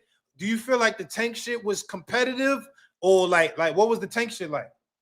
Same thing. The first time me and Tank sparred, like I think like he outclassed me like when I was like what? This was years ago when I was helping him get from Pedraza. But like I think we were sparring straight. Like, he was doing like some Floyd shit, like sparring through the round straight. We sparred like at 2 a.m. I remember like I knew like he was nice. Like, I remember leaving that sparring like I knew he was nice. Then I came back because he was walking me down. I really didn't know how to take somebody walking me down. So now like Coach K like, yo, you can't like let him walk you down. You gotta fight him in the pocket. Like, he gonna make you fight. And it's like like they say like what somebody just said. I just heard somebody just say like some real shit like. You run from a dog, what they gonna chase you? Like, you run from a dog, they gonna chase you. That's how Tank is. Like, you box him trying to move, he gonna keep coming. Like, so the second time we sparred, it was back and forth. And then him and Shakur, like same shit. Like, him and Shakur sparred that first time. Like, he caught Shakur with a good shot. Boom. He didn't hurt Shakur or nothing, but it was like you could tell like if it was 8 ounce gloves, we don't know how Shakur would have reacted. It was like because I remember him sparring Shakur. He caught Shakur with like a clean shot. Boom. And Shakur didn't shake up or do nothing, but it was a clean shot. I'm like, nigga, you sure you can take another one of that? And Shakur like, what? Like, he took off his shirt and they started bumping like that. Now they going back and forth. Oh. Hold on, was it sparring? Yeah. Was it competitive, close, all that, Shakur and Tank? Nah, yeah, it was competitive. Then like the second time, like they sparred, like it was like a chess match. Like, now Tank know, like, all right, he's really nice. Like, Shakur really nice. Like, all that walk down shit. Like, I got a box. Like, this nigga, like, I can't just walk him down. Like, he can really fight. So it was like Tank like switched his strategy up and like. Same shit. Like, now Tank trying to come and walk me down. I'm in there like we fighting. Like, it's back and forth competitive. I'm talking shit to Calvin. Like, nigga, Calvin, this nigga's a bum. Like, like we going back and forth. Like, the whole Johnson camp. Then after that, like, we sparred like years later as like when he was fighting Baltimore. He did the main event Baltimore. Like, now we both like. I'm more seasoned as a pro. I'm ready like 10, 11-0. So it's good work. And that time we sparred is just like good work. But the recent years when we sparred, we never really go fully all out on each other. Last time like Tank really tried to we go fully all out on each other was like when he was getting ready for like Pitbull fight. That's the last time we sparred and was like, man, it was only for 3 or 4 rounds. Like we didn't like, you feel me? It wasn't like recent years when we get in the ring and spar, it ain't like we not on some like dog shit. Cause usually he'll just be in the city. I'll probably be out of shape, he'll be out of shape, and we'll just be like, we gotta go in the gym. So let's spar like 4 or 5 rounds type shit. Like, you feel me? Right. Okay. All right. Yo, listen, man. I'm gonna get a couple people before he leave, man. Salute to Africa. It was a very dope conversation. I'm gonna get a couple of people. Y'all can ask a couple questions. Y'all know the rules, though, man. Y'all know the fucking rules of Cigar Talk. Don't disrespect my guests. If you want to show love, we appreciate that. If you a hater, we tolerate that. But if you disrespecting my guests, I gotta boot you. I'm booting you straight up. You already know how we do. Cigar Talk. Link in the chat right now. If you got a question for Richardson Hitchins, let me know. He got to fight December 7th versus Leoparo. This one of them ones. Your Africa, I ain't gonna lie. This one of them fights, nigga. This is, I believe you're gonna win. And I'm not saying this just because you're my man. I actually believe, looking at this shit, that you're gonna win. But this is one of them fights, nigga. You got to put on for the town, baby. You know what I mean? All right, Big Supreme, salute for the super chat. Who hit harder, Tank or Bud? That's tough because like Bud is fast, Tank is fast, but Tank got like crackhead speed. Like, it's like different. Like, Tank shit just come out of nowhere. Like, Bud, like, I feel like Bud, like, I really don't know. They both hitting like, but I feel like maybe Bud because he probably a little bigger. Like, I feel like maybe Bud probably got more crack. But I really like when I spar Tank, it's really like Tank using more of his speed, like against me. Like, it's more like a chess match. It's more like the power. I use the speed more than the power. Yeah, like he's more being on some sharp shit. Like he's not like, cause like Tank one of them niggas, like he gonna throw that shit at you if you in front, if you standing in front of him. But if it's like a chess game or like, or he break you down first and then try to like throw that shit at you. So like Yeah. when we spawn, it's really like more of like a game of like chess. You know what I'm saying? But Yeah. I can't. It's not like I never really got to feel like that. Thump niggas be talking about with Tank, but I see it. Like when he in the pageant show, he hitting somebody else. He's just like, damn, like that motherfucker cracking. Right, man. Nigga say he ain't gonna give me another interview. I hope we can patch it up. I'm like, Tank, I'm a fan, nigga. What the fuck? You know what I mean, all right, listen, y'all know how this shit go, man. Like I said, no disrespect to my guests. It's my house. Show some respect to my guests. Everybody, if you on camera, it's priority because you know how y'all off camera niggas like to do, man. I gotta see your face. Put the fucking cameras on, and I get to you. If you got your camera off, it's slow. I'm letting you know right now. Let me get to T Collins. T Collins, what's popping? What up? What's good? What's good? Hey, how you expect this next fight to go, man? I really don't know. Like I really don't know. Like when it comes to boxing, like Parrot can come in there and he come in there with a all type of game. Coming in with, he could probably have some power that I didn't expect. He could probably get in there, probably trying to hit and hold. He could probably, I don't know. I really don't know what to expect, but I know that whatever he does when it comes to the sport of boxing, like I done seen and I know how to deal with. So it's kind of like I can't tell you if I predict it. I'll probably get in there and I'm too much for him. But I know it's no world that I can sit and look at him being too much for me. Nah, facts. One more question though. As far as the boy Tank, the sparring, you said he does or doesn't hit harder than Bud. I really can't tell because I heard you saying something about it. I watch Tank hit motherfuckers. I'm like, damn, he's cracking. But when it come to me, like we more it's like it's a chess match. Like he's more like he's boxing. So it's not like he's sitting there throwing some heavy shit. Like Bud, when I sparred Bud the last time when I was saying in the interview, like he's like, you're not getting out the ring. He was trying to throw heavy shit. So I felt his power more. You feel me? Like when it's Tank, like he's not sitting there throwing like bombs at me. He's more boxing and using skills. So would you say Tank can actually box? Because I feel like a lot of people sleep on that and think like cuz can't box type shit.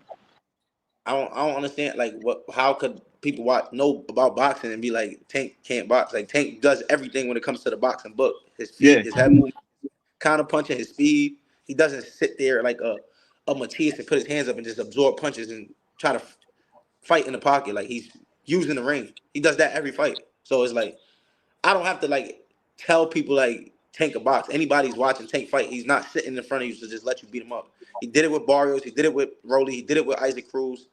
He does it in every fight. He boxes. He did it with Ryan Garcia. Like so, it's like no facts. Tank, I feel like Tank. I think only thing Tank don't utilize when it comes to his boxing skills, he's not like just jabbing you like a nigga like me and just making it look easy, or somebody like Floyd. He's not just like out boxing because his arms are so short and he's so small. So he kind of like he's just doing different shit to outpoint you. Okay. Yo, T Collins, man. Hold on, I gotta get to the next one, man. Thank you, bro. Peace out, bro. All right. Yo, let me get Rich Porter to the stage. Rich Porter, what's popping? Why? What up, Africa? What up? Hey, do you think this fight your coming out party? I don't know, cause like I said, like I feel like when I fought Bowser, that was like my coming out party to like the world. Like that's what that was easy though. Yeah, but that's what I'm saying. Like it's because it was like he's undefeated. People anticipated, but it wasn't like this. It was like this is more like people watching. So it's like if I make it look easy like a Jose Zepeda fight, then is it really a coming out party? Am I just boring? It's for a belt, and Pyro got a cool little resume. So yeah, I ain't gonna lie, nigga. This the coming out party after This I feel like I don't know. Like I don't be trying to hype like the situation too much. I always know it's the next. Like I think it is because, like for real, like you on that level with Haney and Shakur and Tank and all them. I think that fight gonna put you up there though. Like yeah, for real. I think this is the fight that's gonna show like, oh yeah, he really is like with that. But them dudes he's been saying he can fight. Them dudes he's saying he's skillful, just like he really is him. Even though people already have seen it, but the anticipation and who Parrot is, they want to really see it. Like, you know what I'm saying? One more question. What weight you think you gonna cap out at?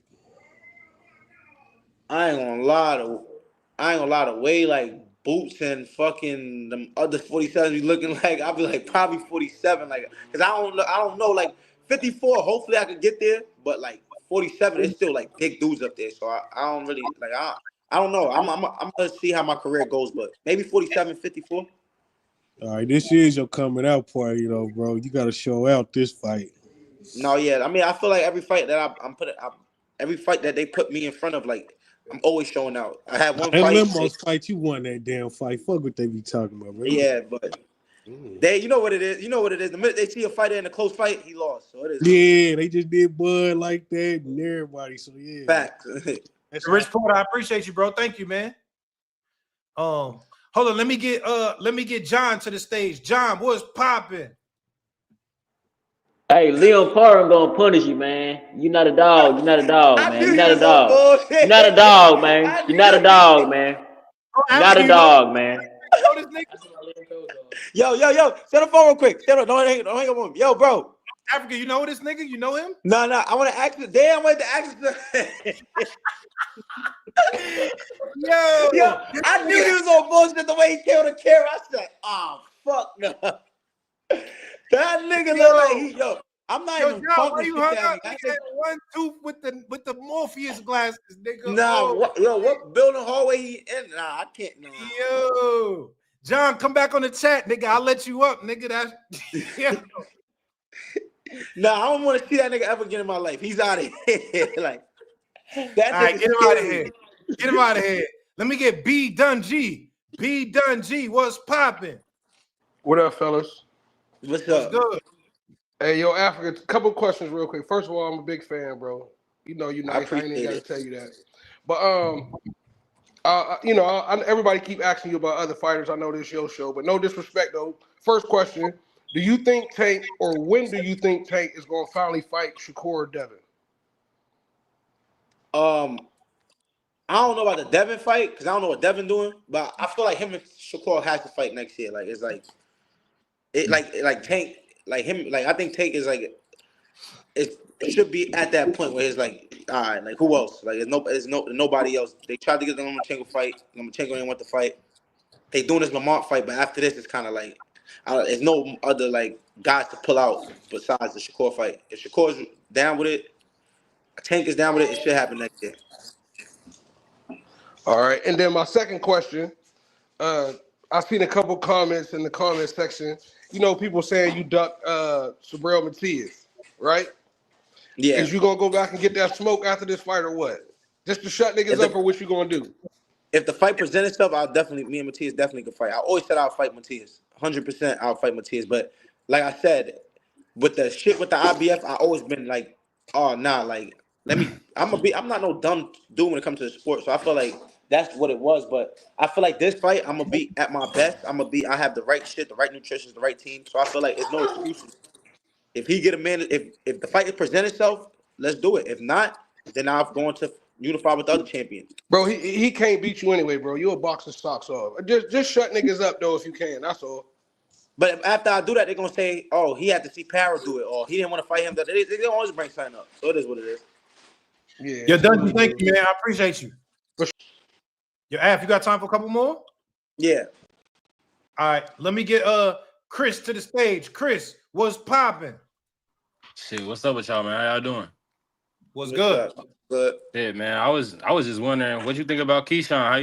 What you think you gonna do with him? I think me and Keyshawn will be a great fight. I'll beat him though.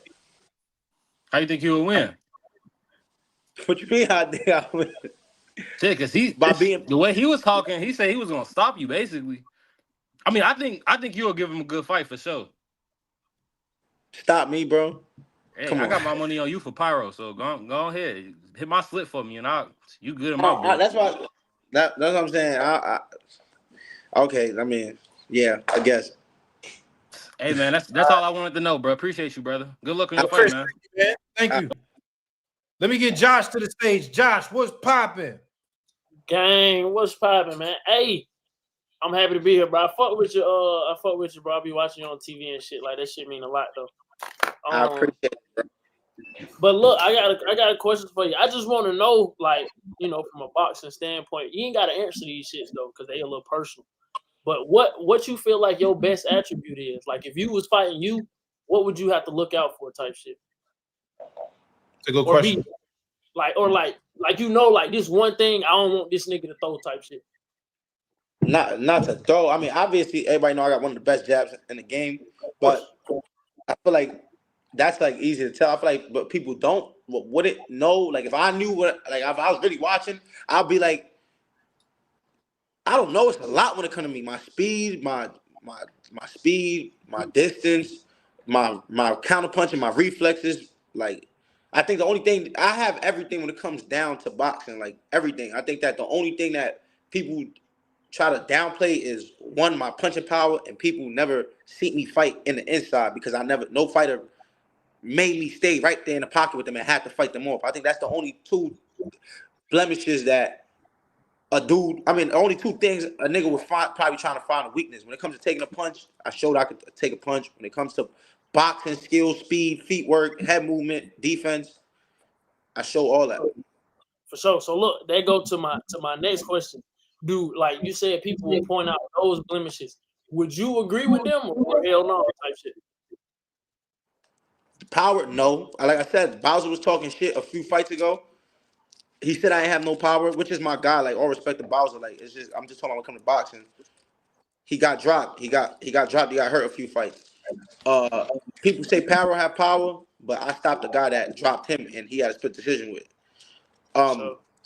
So I mean, like I said, I really couldn't. If I was watching myself, I wouldn't be like, oh, he don't have no power. When it comes to me fighting in the pocket, it's like no person made me fight in the pocket. I wasn't standing there the whole fight and fighting Lemos in the pocket. That's a dumb fight. He's 5'5". I'm 5'10". What am I doing with a small ass guy? He's smaller than Tank. What am I doing in there in the pocket, sitting there and fighting him? That's like asking Ali to fight Tyson in the pocket all night. That's dumb. Like, so I just feel like Paro, if you want to take it up close, I love to display. Like, I really got defense for real. Like, I can stand right there and beat you up. So, and look, just two more things. What's your favorite style to fight? Southpaws. I love Southpaws. I love Southpaws. I swear. That's because you been playing Shakur for so long, nigga. Fact. I love Southpaws. I know everything to do with a Southpaw. Word. And last question, Josh. Last one. So I just wanted to say, I seen you face to face, nigga. You selling the shit out this motherfucker. Keep going, nigga. Yeah. I appreciate it. I appreciate it. All right, my God. I ain't gonna lie, Africa. That face off was lit, nigga. Nigga said, "I know you can do it, mate." The minute that nigga felt Matias coming on and Matias started letting his hands go and he couldn't hold as much. That motherfucker sat in the corner like, his coach like, come on, man, you ready up? That motherfucker, fuck. Nigga, keep talking this shit for the press conference, nigga. Like, I'm watching this shit, I'm entertained, boy. That's what niggas. No, but you know the crazy thing about Paro? Like, he's confident. I get it. He's confident, like, off what he's hearing Najee, or like what he's like putting up in his brain, where he's like, he put in it like he's in a confident space, and I hope that, I hope he's overlooking me. And then you see me, and then niggas saying I lost his last fight. You see the dude give me like a hard fight. You like, oh yeah, I should be able to beat him. But the crazy thing, he also saying like he's a hell of a boxer. So how am I a hell of a boxer? But you also saying that I haven't showed nobody that I got the X factor. So what's make you say I'm a hell of a boxer? You see me in a gym or something, nigga? Like, what's make you say I give you credit? You a hell of a fighter. Like, you a hell of a boxer. What you watching? Before I go, I'm gonna get a couple more people before I let you go. But let me before I bring up somebody else, Q, because I know you don't know how it's gonna go, of course, right? Like, it could go anyway. It's a fucking fight, but I'm sure as a boxer, you've envisioned it and you already seen it in your head how you think it's gonna go. Can you walk me through that? Like, what you think, like how you see it though. Tapiana is gonna get that motherfucker.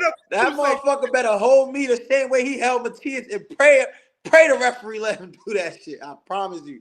And it's either that or he better pray he got some fucking tank power, some different type of shit. He better pray he got some shit, because if it Yo, ain't that, you stop this it's nigga. bad. Do you understand? You one of them guys at 140. If you stop this nigga, I'm gonna be saying, Devin Haney, what's up? I need you to do say Vada like this on live Wilder when I beat him up. You heard? Yo, Eric, if you do it, I'm gonna be on timing. I gotta be on timing. I'm gonna be on timing.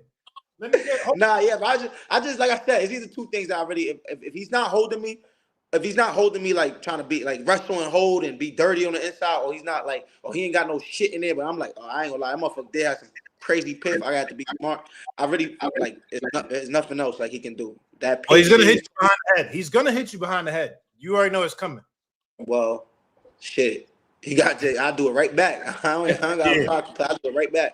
All right, hold on. Before I bring up somebody else, salute my guy Roy. Roy, one of the real ones in the chat. Ask him who's more marketable, Keyshawn versus Tank or Shakur versus Tank. Which one's a more action-packed fight?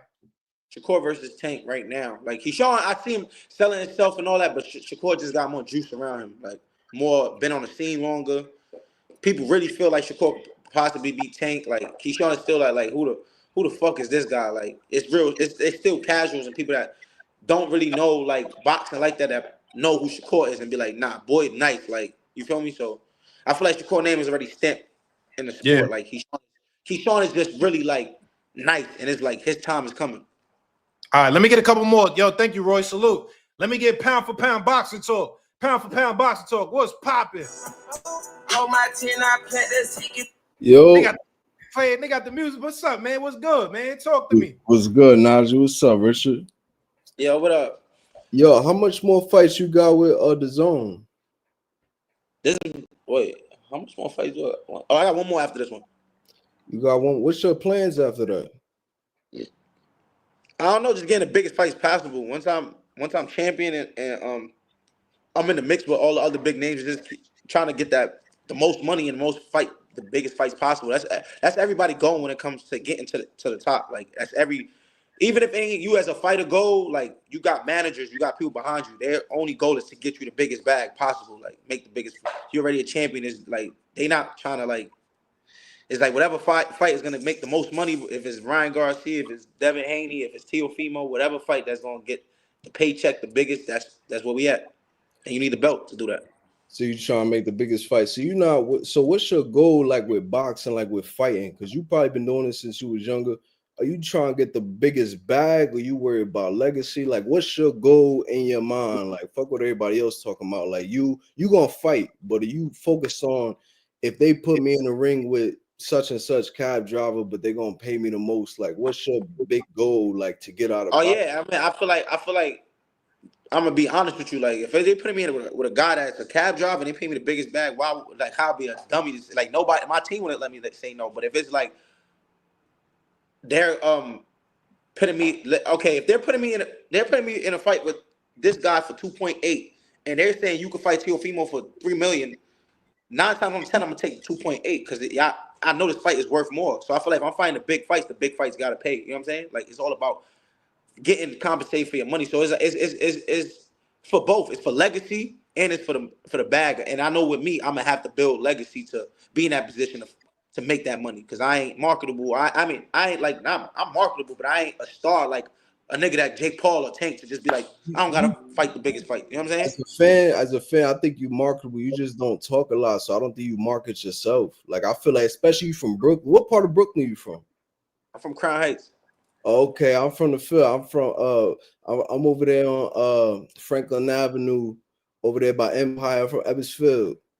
Okay, you right. Yeah, you right in the hood. Where Jockey Robinson used to play. Yeah, the project buildings. Yeah, I know exactly what that's at. Why you think you don't get that much stoppages? Like, you think it's your style or your power? Like, why you think you're not? I mean, I feel like, why you think you're not like stopping motherfuckers like that? I feel like the reason why I ain't got that much stoppages is one, the competition I was brung up with, like the fights I was taking like early on.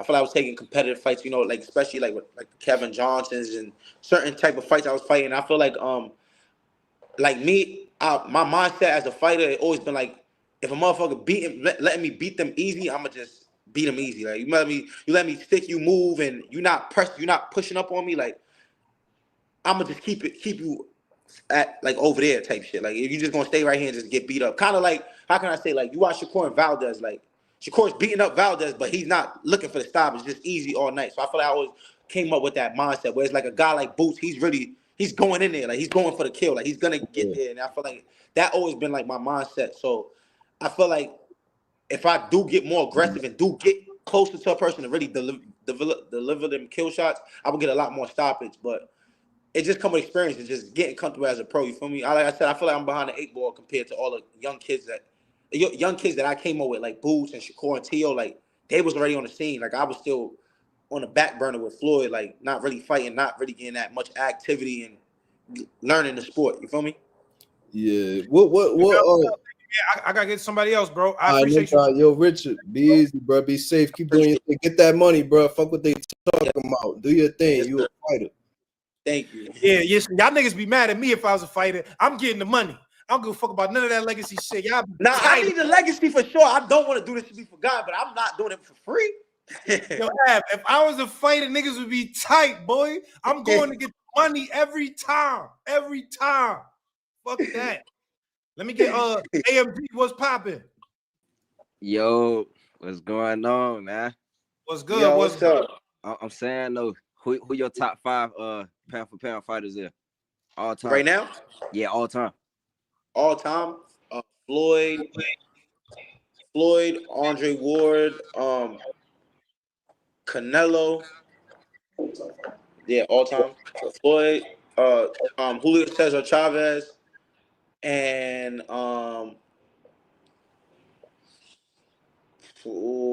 probably You could throw yourself in there too if you want to.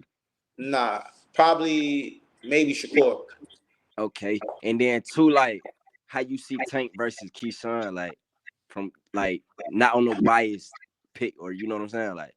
I think it'll be competitive till Tank start getting to him, start getting close to him, and start delivering them shots. Even if it's not landing clean, it's touching him, and I feel like that's when it's gonna be real uncomfortable for Keyshawn. I think that's when he start holding it and start like breaking down. Like Shakur gonna come out to him. You think Keyshawn. Tank stop him? Late, early, late? I really don't know. Like I really don't know. Like I feel like Keyshawn is nice. Like he is nice, but I just feel like I don't know. I just certain things I see in this game that I feel like when it comes to Tank, like it's gonna get exposed. You feel me? Then so, okay, my last Your last one, AMG, last one. How you feel going into this fight, bro? Like how you feel? super confident, like every other fight. I feel like he's not on my level. Like I feel like I keep saying it. Like unless there's like anything that happen, one shot type of kill type of fight, or anything something like out of the ordinary. I feel like it should be like another Richardson fight. Hold on, Av, let me ask you this though. Does the IBF 10-pound shit fuck with you? No, at this level, is the 10-pound thing something that you worry about? I mean, of course you worry about that. Like you worry about that, but I feel like it's not much of a worry because I know I've never done it right. Like I don't listen. I just go out and eat whatever I want, and I know like you still got to be smart. And you feel me? And I'm not fighting in Vegas this time. I'm fighting Puerto Rico. I'm gonna be fighting late at night. Like that shit gonna be 7 in the morning. I'm gonna have all day to rehydrate. You feel me? So I ain't really worried. All right, so I appreciate it. I just appreciate it. Thank you. Yo, Af, let me get 2 more off. You cool? 2 more? Yeah, facts. Oh, the nigga, hold up, that nigga back though. Can I bring that nigga up with the Yo, I gotta bring him up, nigga. I gotta bring him up. He back. Let me get John back to the panel. Hold up, John, what's popping? Now you born to watch. You born to watch, man. You born to watch. You just like David Haney. You born to watch, man. You're not a dog. You got beat up by limos. You got beat up by limos. You born, man. You trash. You just like David Haney, man. You born fighter to watch. Bye.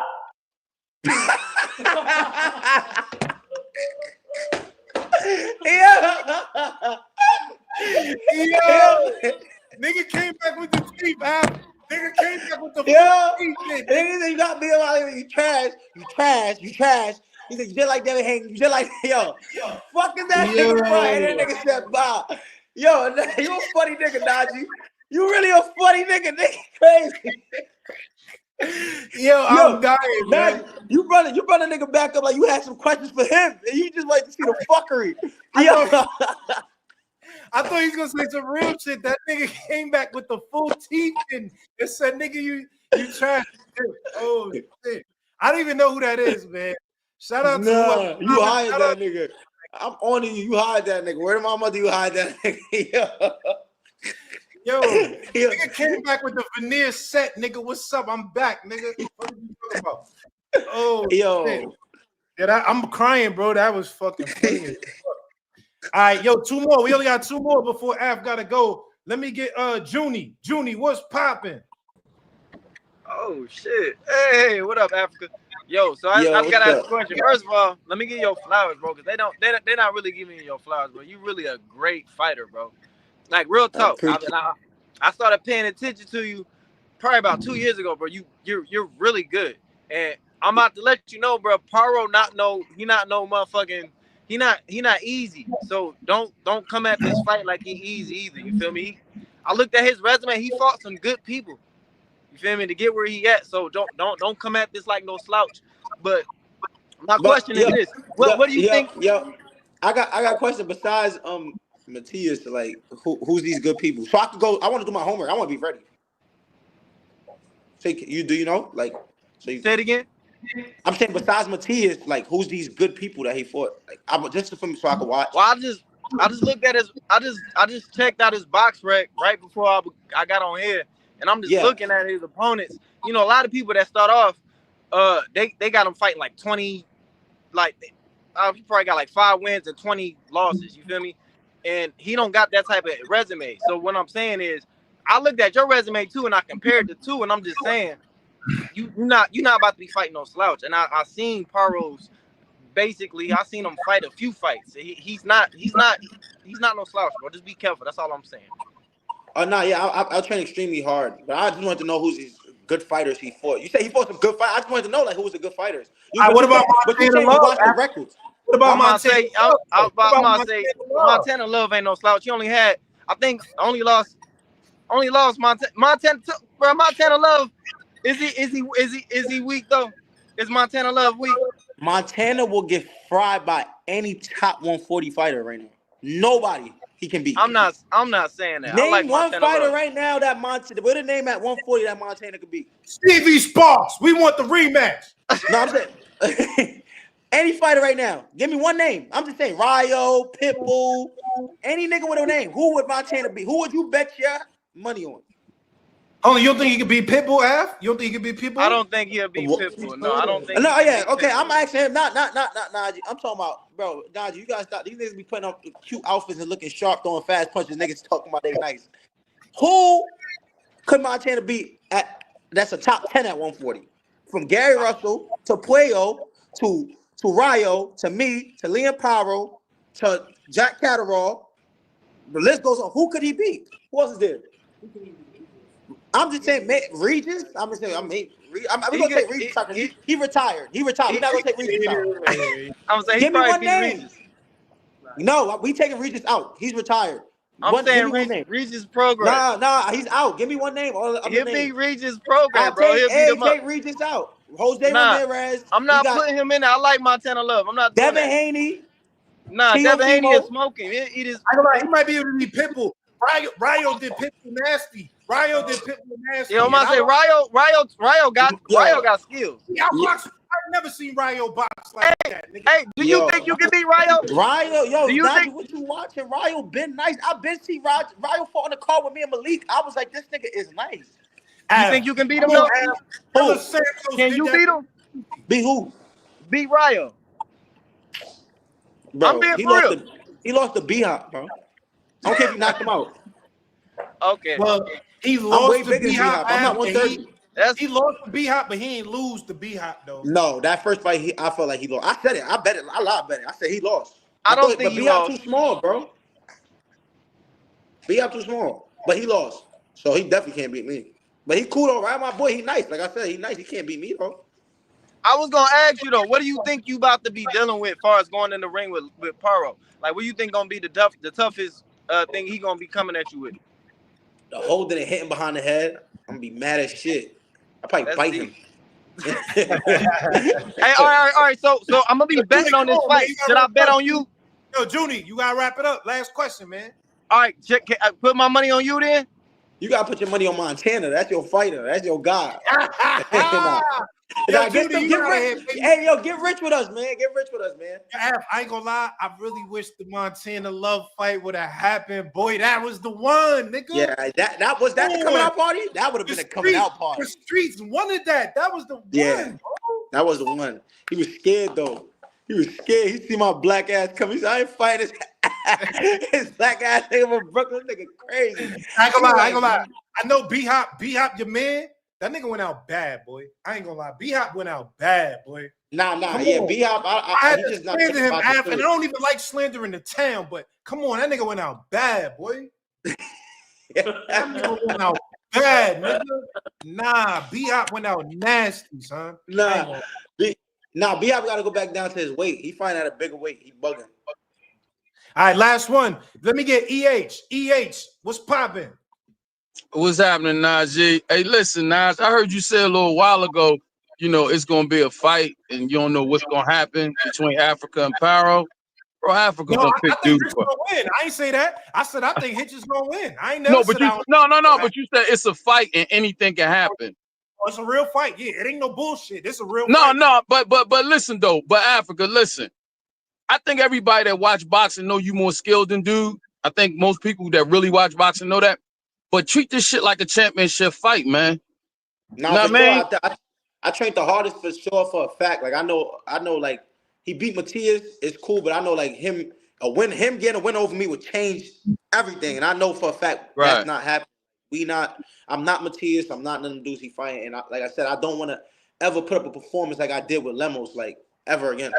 That's all right, though. This boxing, man. Most people that criticize fighters when they have bad fights don't know nothing about boxing. And I ain't never fought before, but I've been watching boxing for 40 years. You know what I'm saying?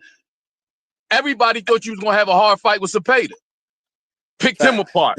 They forgot about that shit, though. They just forget about that. And then when you have a bad performance and you still win, you know what I mean? They just did the same shit to Boots.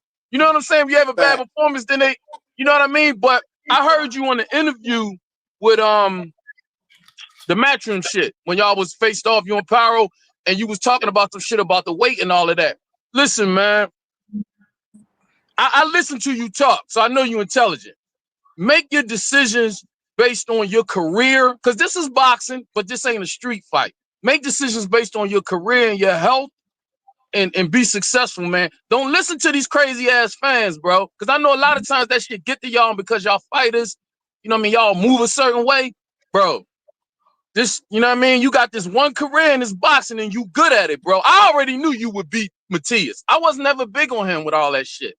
I like sharp ass boxers, man. That's what I like personally. You feel me? And if you in the ring, I know you ain't no bitch. So that I already knew you would beat him. I knew you would beat him. But you make them decisions, brother, based on your career and moving properly. You know what I'm saying? Like all that shit people be talking, man. Don't listen to that shit. That's how you move, bro.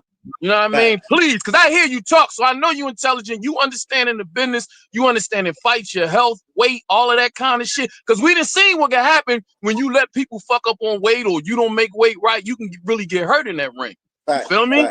So keep moving like that, man. Salute to you. Appreciate you, Najee. Yo, EH, thank you, man. Yo, last one, Vontae, what's popping? Last one, Vontae, what's popping? Yo, my guy, what's good, baby? Man, this nigga. What's up, Vontae? Fucking fighter for me. This nigga funny. Oh, y'all niggas know each other. This your man, Al? Yeah, that's my man. He knew ever since I was young. Yo, you better put on for Brooklyn, nigga. I'm not fucking with you. So you better. Yeah, I know you gonna be watching it. That's a fact. Boss, nigga, you know how I do. All right, baby. Have a good one. All right, bro. All right, Av, thank you, man. I appreciate you, nigga. I didn't know you knew this nigga. Yo, I'm well connected to myself at the fire department. I know people from all over. You know what I'm saying? He's chilling right now. Listen, you already know, bro. I support niggas from the town. I knew you for a long time, so maybe I'm biased. Yo, Najee, another thing from somebody from because you feel me? Like you doing your thing. You from the towns. Like we all the fighters know you. The difference, I ain't taking no shots at no other fights. I'm just saying the real. We see a lot of fighters rep the city, but niggas either they leave the towns, they get ready for fights. Mike Tyson, he was training in Catskill and other places. Some niggas get big fights, they dip away. I did this camp right here in the towns, like in the city, like in the 5 boroughs. So I'm saying I'm really a New York nigga, like, you know what I'm saying? Like my whole career, I did every camp in the towns, in the city. Like probably went away maybe once or twice, but majority of my fights is in the town. So this is what I'm saying. When there's a Brooklyn breeding, a New York bred fighter, that's me. Like I ain't go away, I ain't go to Vegas, move none of that shit. So just make sure they know, you know what I'm saying? I'm bringing it back. Yo, listen, y'all gotta understand this, man. Richardson Hitchins one of them ones. We gotta support that and get behind this man. You know what I'm saying? We gotta do that. Yo, Africa, been playing on for the town since the Olympics. Only nigga from the city to be going to Olympics. I've been playing on for New York. I've been there. That's a Come fact. on. I'm just saying. Ask you last question. We can't move past Liam Park. I told you, like your man, the last dude said, EH. I said this is a real fight. This ain't. I think you gonna win. I'm going for you, but it's a real fight. I can't look. Nah, I don't like how you said that. Like I never been in no other real fights. The fuck? No. I'm saying I think this is gonna be your toughest fight. The same way I told Shakur when he fought De Los Santos. I said, nigga, this gonna be your toughest fight. This ain't the nigga that you can just do that. And Shakur told me, nigga, fuck out of here. And I said, nigga, I'm just trying to let you know from what I see, my boxing IQ, this gonna be a tough fight. Nah, I'm not. No, just aside. If Power could bring something to the table that to exploit my game or show me, like, hey, it's gonna make me the better fighter. So you got enough. I'm not saying that you got enough, but I'm saying is he gonna challenge you in a way that I don't think you've been challenged yet in the lights. I think in sparring, you done sparred the best of them. I'm just saying in the lights, this you gonna see. But I'm saying like, ask this, right? Let's say you beat Liam Paro. Can you tell me what do you want? What do you want after that? I beat Liam Paro. I'm the world champion, IBF 140. What do you want after that? Teofimo fight, Ryo fight, the biggest and best fights. That's it. It's once you get to a point where you're already in your prime, you got a belt. It's nothing else. Like it's not you're no longer at the point where you're trying to save your record or you can't do that. That's what I'm trying to say. It's like it's boxing is a business. Like when you get a belt, you can't like unless you're a star, you can't like finesse your way into like holding a belt and fighting bums. Like people like me, I have to fight. Eddie gonna want me in the biggest fight, or he's not making money. My manager is gonna want me in the biggest fights possible, or they're not making money. So it's nothing but the biggest fights. That's just how it goes. Nigga, you better go get Devin, nigga. We want that Devin fight, nigga. We want that Devin. Hopefully Devin answer that phone call, man. You know what I'm saying? He answering, he say, let's do it. Because like I said, like he at that point too. There's no point, there's no reason to save your record or none of that or build. He's already built. It's time to make the biggest fights, the fights that people want to see. So niggas get paid. That's what I'm saying. I think that's a good fight. And I think if you win this, I think that's a possible fight that's like something that's real, like it's real. That's a real. But you feel like who you think would bring? I'm just saying from your boxing brand, who you think would bring a bigger challenge to me? Paro or Devin? Saying like in a way I've never been tested before under them lights. Devin's the better boxer. I just think at this stage, Paro, what I see Paro doing is he gonna try to put enough, because Paro got boxing skill, but he gonna put enough pressure on you that's not reckless pressure. He does educated pressure, and that's what I feel like. As long as like I seen Zepeda was the only nigga who I was thinking like he might be able to bring enough pressure to you. It wasn't enough, and it wasn't as educated. Paro gonna bring educated pressure. So I think that's gonna be one, but Devin. What did Lemos bring? Lemos? Yeah, what did he bring? I don't know if it was educated. Is tough though. It's different than Liam. He brought constant pressure, but I don't know if educated. Like when I look at Paro, he do guard manipulation. Lemos don't guard manipulate nobody. I see Paro trying to throw the. He try to move the guard and throw the hook. I see him try to do educated pressure. That's what I'm saying. Lemos just what fight he ever put pressure in? Najee? I'm just saying so I can watch. Who Paro? Yeah, what fight he put pressure in? Like he put pressure. On Matias in spots. Not the whole fight, but in spots he did it to Matias. I'm gonna call you back. I'm telling you. It's spots. I'm telling you, he put pressure on Matias. What do you call pressure? What do you call pressure in your book? Like when you walking forward, Yo, that nigga didn't come forward now once that fight. That nigga, only time that nigga came forward was to hold and push Matias to the rope to get more space. That motherfucker didn't take a step forward that whole fight. Yo, Najee, stop talking that bullshit, Najee. You talking that bullshit, bro. So listen, nigga, pressure on Matias. if I wasn't, I'm going my birthday the day before the fight, so I'm gonna be out of town. I'm gonna be on the island. But if I wasn't there, I would be in Puerto Rico. But I'm gonna watch the shit. Trust me, I'm watching this. I know you're gonna be watching. The world gonna be watching. You already know. Listen, man. Listen. Congratulations. Thank you. I'm really proud of you, bro. Like all jokes aside, all bullshit aside, I'm proud of you for even getting to this point. Cause I seen you already know. I ain't gotta tell you. I remember he's the first one that came. You brought what's the dude name again? Emery, Jay-Z Mans, Jay-Z best friend. Yeah, you brought Jay-Z Mans, Emery to the gym when I was trying to turn pro and all type of shit. Like my boy Najee used to give me Def Jam tickets to get me downstairs in the spot. You know what I'm saying? Yeah, that's a fact. Come on, I still buy the merch to this day, nigga. Come on, that's a fact. That's a fact. I appreciate you so much, Najee. Likewise, bro. I appreciate you. Put over the time, man. I'm proud of you, bro. For real. Yes, sir. Thank you. All right, I'm gonna tap in. Yo, listen, man. Come on, I'm not drunk. Chill, man. That's my man. I know Africa for a long time, damn near 10 years. Hold up, y'all don't think that's pressure? Liam Pyro? I thought he put pressure on Matias. He walked forward a lot in that fight. But listen, before we go, I want to talk about the topics of the day. I want to get some opinions. I'm gonna drop the link in the chat. First, you can tell me about Richardson Hitchins versus Liam Pyro, how you see that fight. What do you think? Do you think Richardson Hitchins is going to win that fight? I want to know about Clarissa Shields. Nigga said hair update, Naj. Chill, come on, chill. Don't worry, baby. I'm getting my shit right. I want to know about Clarissa Shields, her take on the Amanda Serrano versus Katie Taylor fight. And last but not least, David Benavidez versus David Morrell. I'm going to drop the link in the chat. Link is in the chat right now. Come up and cook. Let me know. Come up and cook. Let me know your thoughts. Salute to Africa. Salute. 50-50 fight? Okay. Link is in the chat right now. Let's cook. I want to get some opinions before we get up out of here. Let me get some opinions on the topics of the day. I want to hear what y'all think. Let me get Nate TK. Nate, what's popping? Yo, what up? Yo, Nate, what's going on, brother? Shit, ain't nothing, Najee, ain't nothing. Talk to me, man. Topics of the day. We got Richardson Hitchins versus Liam Pyro. We got Clarissa Shields talking her shit with Serrano and Taylor, and Morrell versus Benavidez. Shit. Okay, so Hitchins, Pyro. I'm not gonna take nothing away from Hitchins because I'm gonna keep it a buck.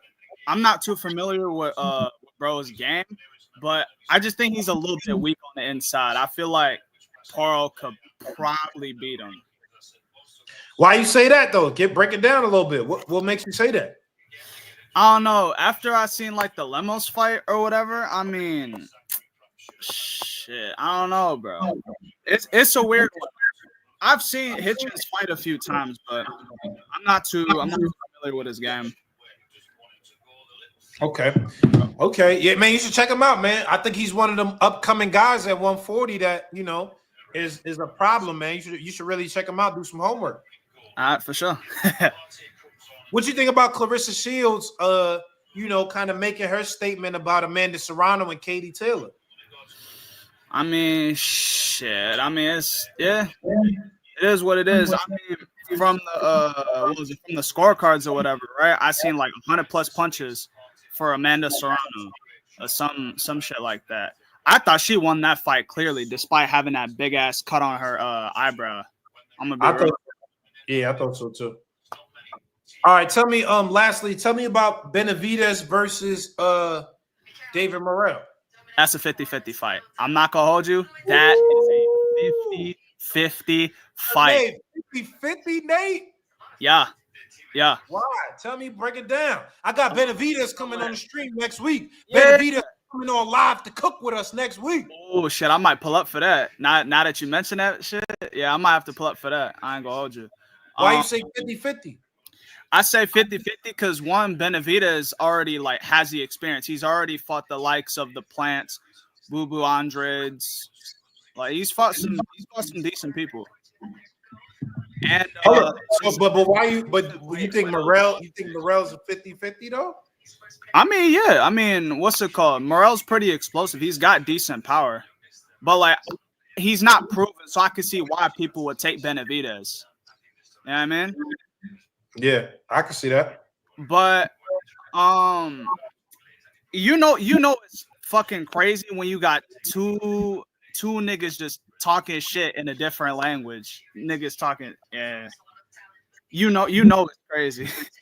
But I'ma say Son might really be a casual. Just a little bit. I watch the big fights. I ain't gonna hold you. I'm one of them type niggas. Yeah. Yeah. One of them niggas. Okay. Yeah, Nate, I appreciate you pulling up, bro. Thank you, man. For sure. Salute. Let me get my guy Neverfold. What's popping? Hell, Najee, what's the word, my boy? What's going on, brother? How are you, man?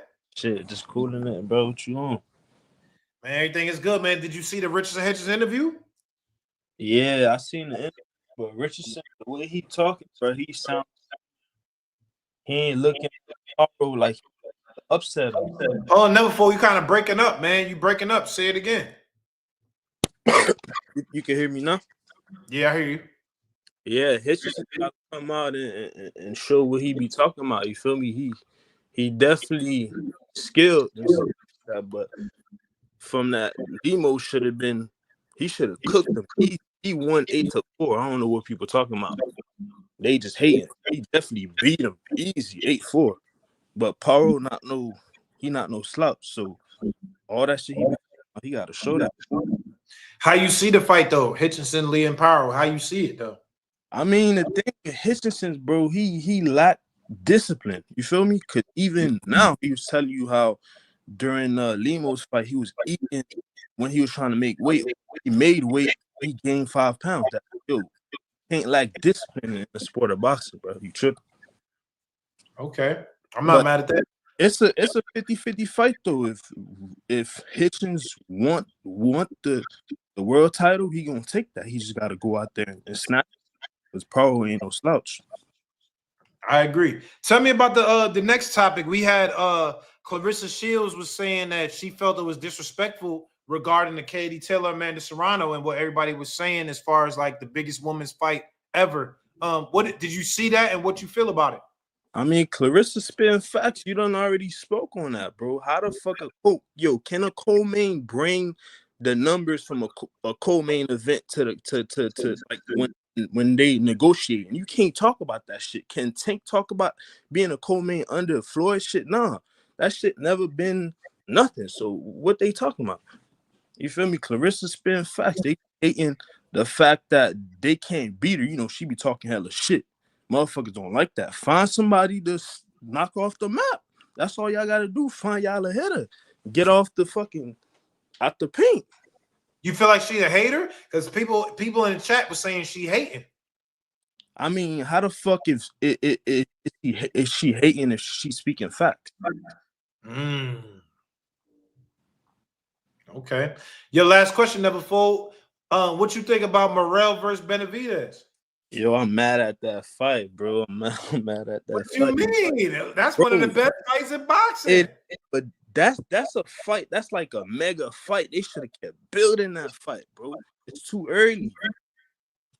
You sound like a promoter, Neverfold. You Bob Arum, nigga. You sound like a promoter. Look, the fight, they not even fighting for a belt, bro. Like, come on, bro. They not even fighting for a belt. That's true, but I want to see it. I'm excited for this one. I want to see that. I want to see that. It's a good fight, but I ain't gonna lie, it's kind of too early for Morrell. The thing about Morrell, number one flag is he don't use his skills like he should be using them. He got quick feet, but he like flat-footed. He like to fight flat-footed. If you got quick feet, use them. with Benavidez, he got okay feet, but you can use that to your own advantage against him. You feel me? Yeah, I agree. But listen, I feel like as boxing fans, we gotta give it credit and respect this because we always say as boxing fans, we be like, niggas is ducking, niggas ain't building the niggas is, and we got two guys. Morrell been calling for the fight.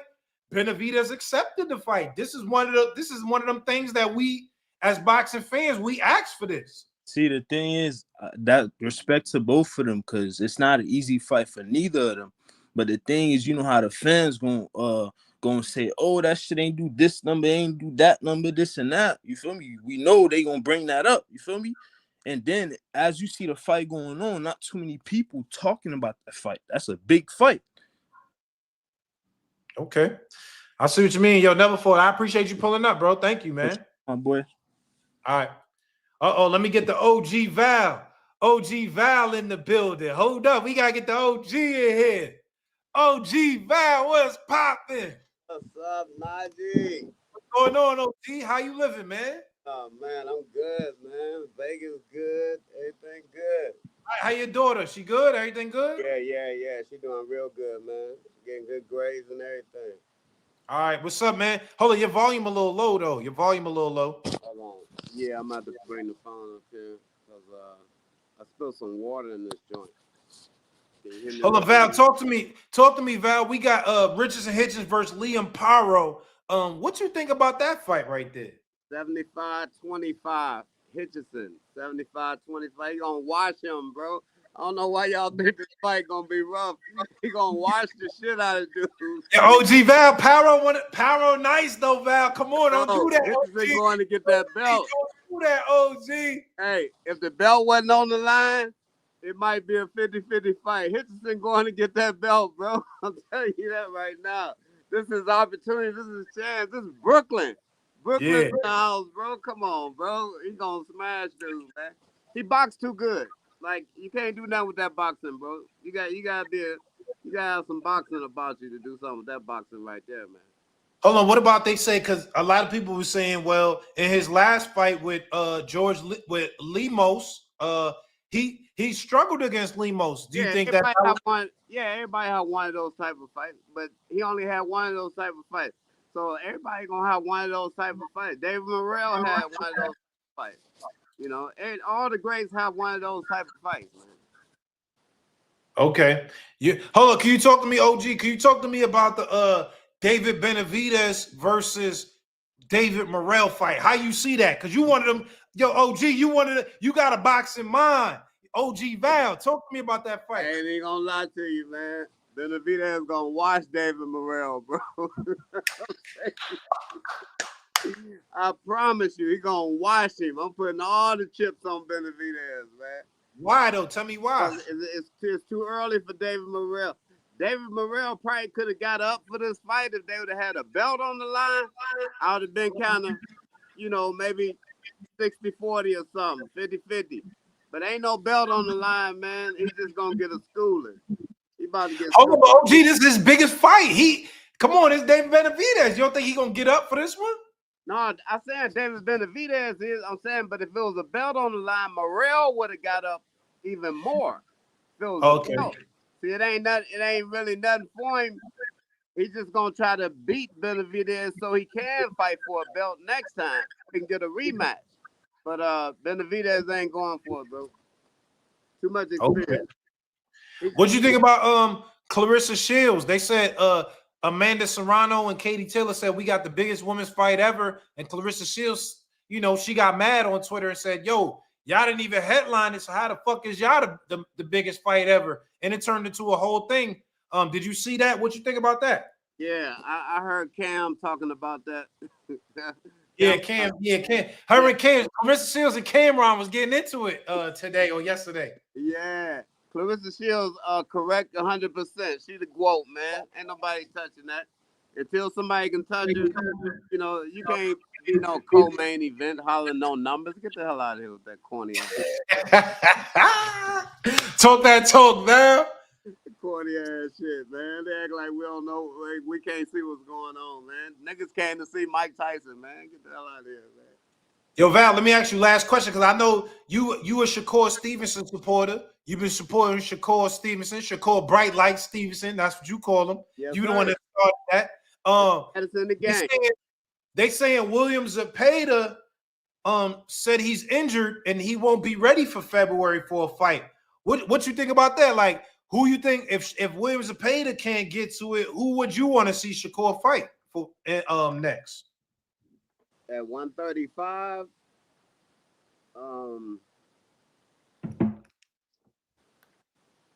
before the Tank fight, because I want him to get a one fight before the Tank fight so we can see what that hand is like. So with that hand fight, anybody at 135, to tell you the truth, it don't matter because he whooping everybody anyway, including Tank Davis. But I want him to get a fight with that hand, you know, because Tank about to get him a fight with Lamont Roach. So we need to get us a fight. So whoever it is, it don't matter. Top Rank ain't gonna let none of them over there with the belt. He ain't gonna let them fight. Bob Aaron ain't gonna give them no fight. How you feel about Kid Austin, Val? Kid Austin? Yeah, we'll watch Kid Austin.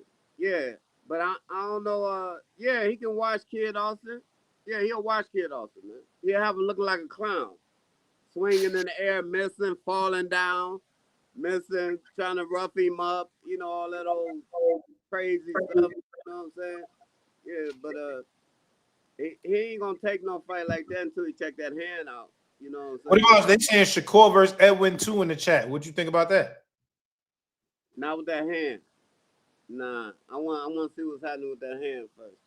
But Edwin don't want it, man. Edwin had the opportunity. He didn't do nothing. Wasn't nothing wrong with that one at all. He didn't claim that was if he was smart, he would have claimed something was wrong with him.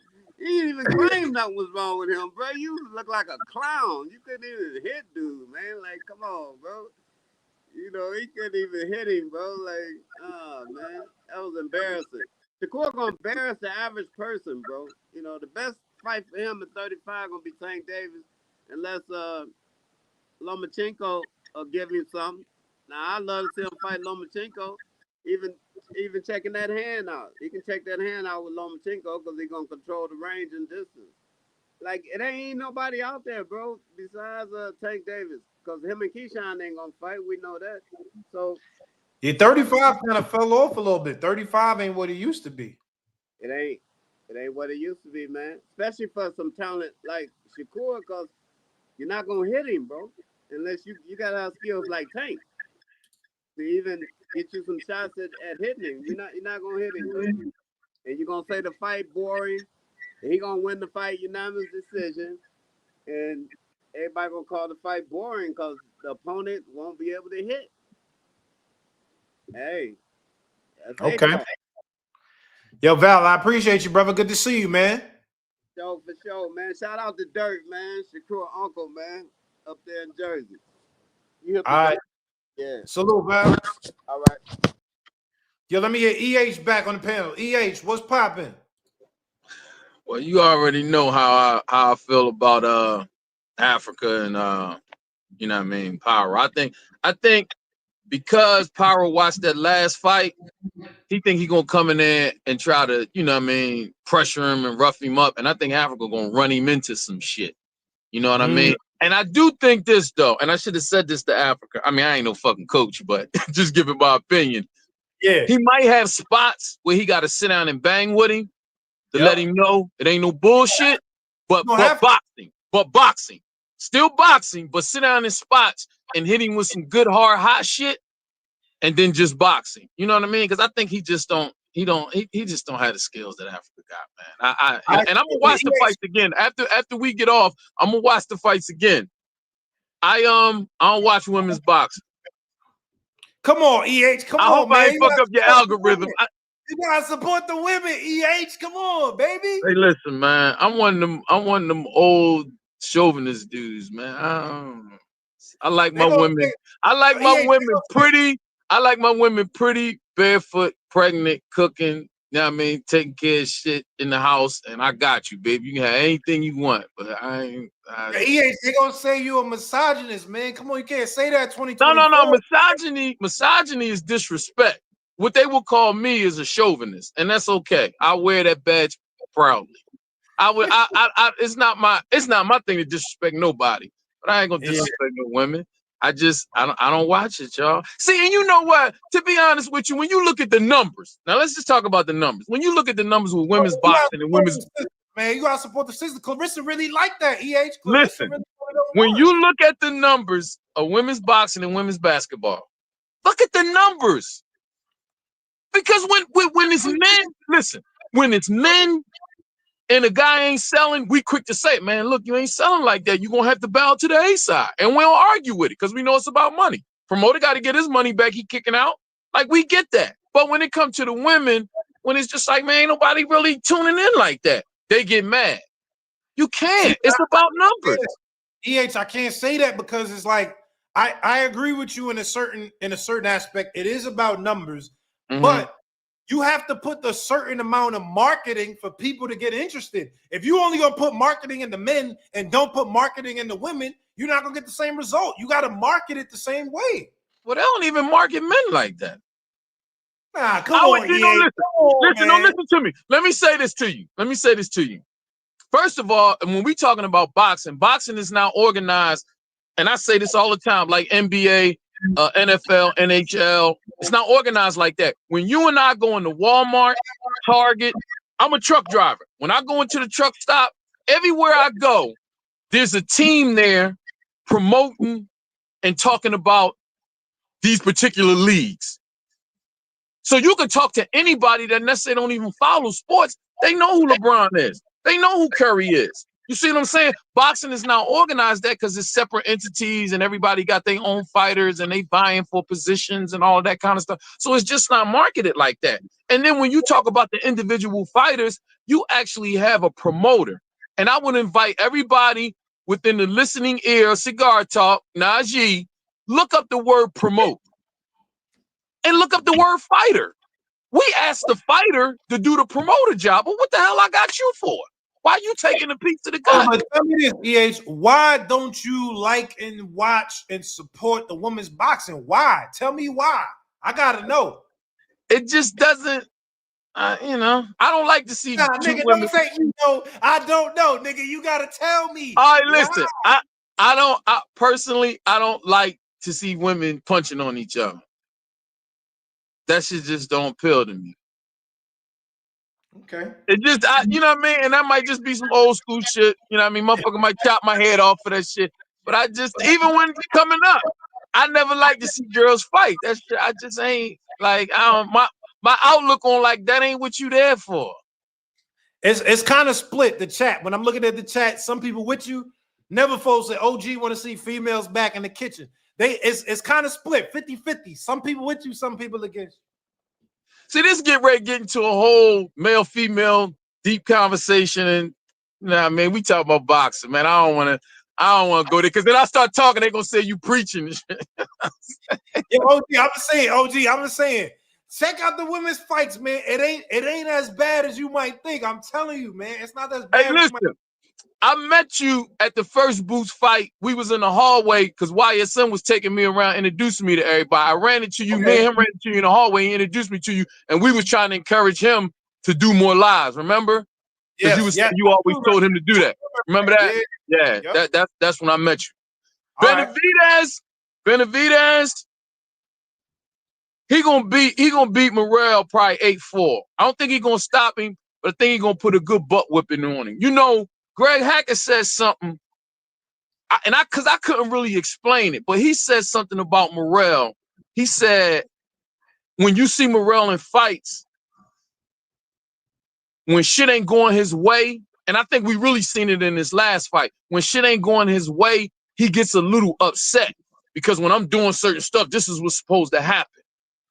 And in my eyes, I'm like, he hasn't shown me.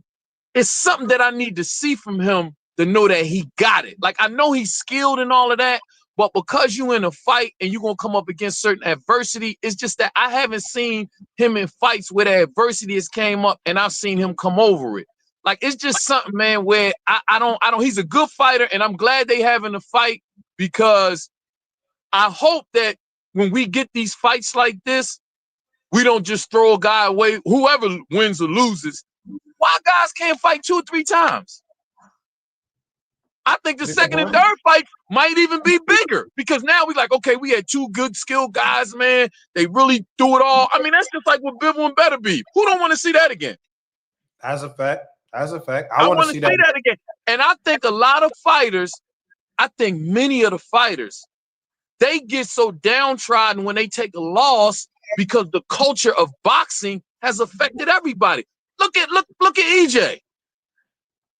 EJ was beating the shit out of everybody. This motherfucker was running through everybody, bro. And he was using his B game. Because we all know EJ was having a good time, but he was beating dudes with his B game. Bro, he lose to the top fighter in the world. But to be fair, EH, he ain't just lose, he got his ass whooped. And Errol, my man, he ain't just lose. Listen. He got his ass whooped. Listen. And he got a car accident. He got in a car accident. Listen, check this out. Tommy Hearns, whatever he was going through, he went in that ring and just tried to slug it out with Marvin Hagler and got knocked the fuck out. But look how we still talk about him. So, okay, EJ took a bad loss. Okay. Go back in the gym, get your motherfucker, if you're going to fight again, because I don't know if EJ want to fight again, but I'm just talking about how the fans and the media, like we just throw guys away because they lose. How many losses Pacquiao got? A bunch, maybe 7, 8, something like that. You see about 8, I think like 8. You see what I'm saying? Like I just, because for me, bro, if you're a good fighter and you take a loss, okay, you made a mistake or something, man, get back in the gym. Because who else I'm gonna watch fight if I'm not watching guys fight? Like just because a guy take a loss don't mean I'm gonna throw him away. Especially when you the top fighters. I mean, even though I watch everybody, it don't matter. Like I don't even care. I just like to see good fights. He got 8 losses. 8 and 3 knockouts. You see what I'm saying? And they talk about him being pound for pound one of the best ever and all, you know what I'm saying? So it's just like sometimes I think when we are these fighters contemporaries, we kind of look at them different. 10 or 20 years from now, all the people that's going to be watching boxing and all that, they're going to look back on this time and be looking at these guys as greats. But right now, we kind of just, I don't know, man. Like I said, the culture of boxing is just, it changed so much in the last 15 years, man. Like where a guy take a loss and we just throw him away. You know, and I can't blame it all on Floyd because we ain't got to follow that pattern. You don't have to follow that pattern. I think a lot of this is the fault of the promoters too, because now when a guy take a loss, you use that as an excuse not to pay him more money. You know what I mean? Unless you Adrian Broner. See, it didn't matter with AB because AB sold. It didn't matter if he took losses. You still had to pay him because you knew he was going to bring them out. People was going to tune in. Whether you liked him or hate him, you still was going to tune in. But for the most part, when the guy take a loss, you know, these business people use that as an excuse not to pay you a certain amount of money and all that. Like, it's just crazy, man.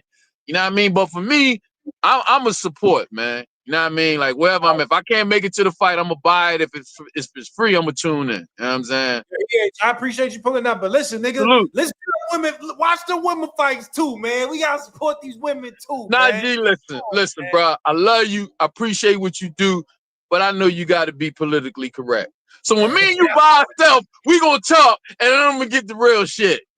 I'm going to tell you the same shit, man. Thank you, brother. I appreciate you, man. Thank you. All right, salute. Let me get pound for pound boxing talk. What's popping? Yo, Juice, yeah.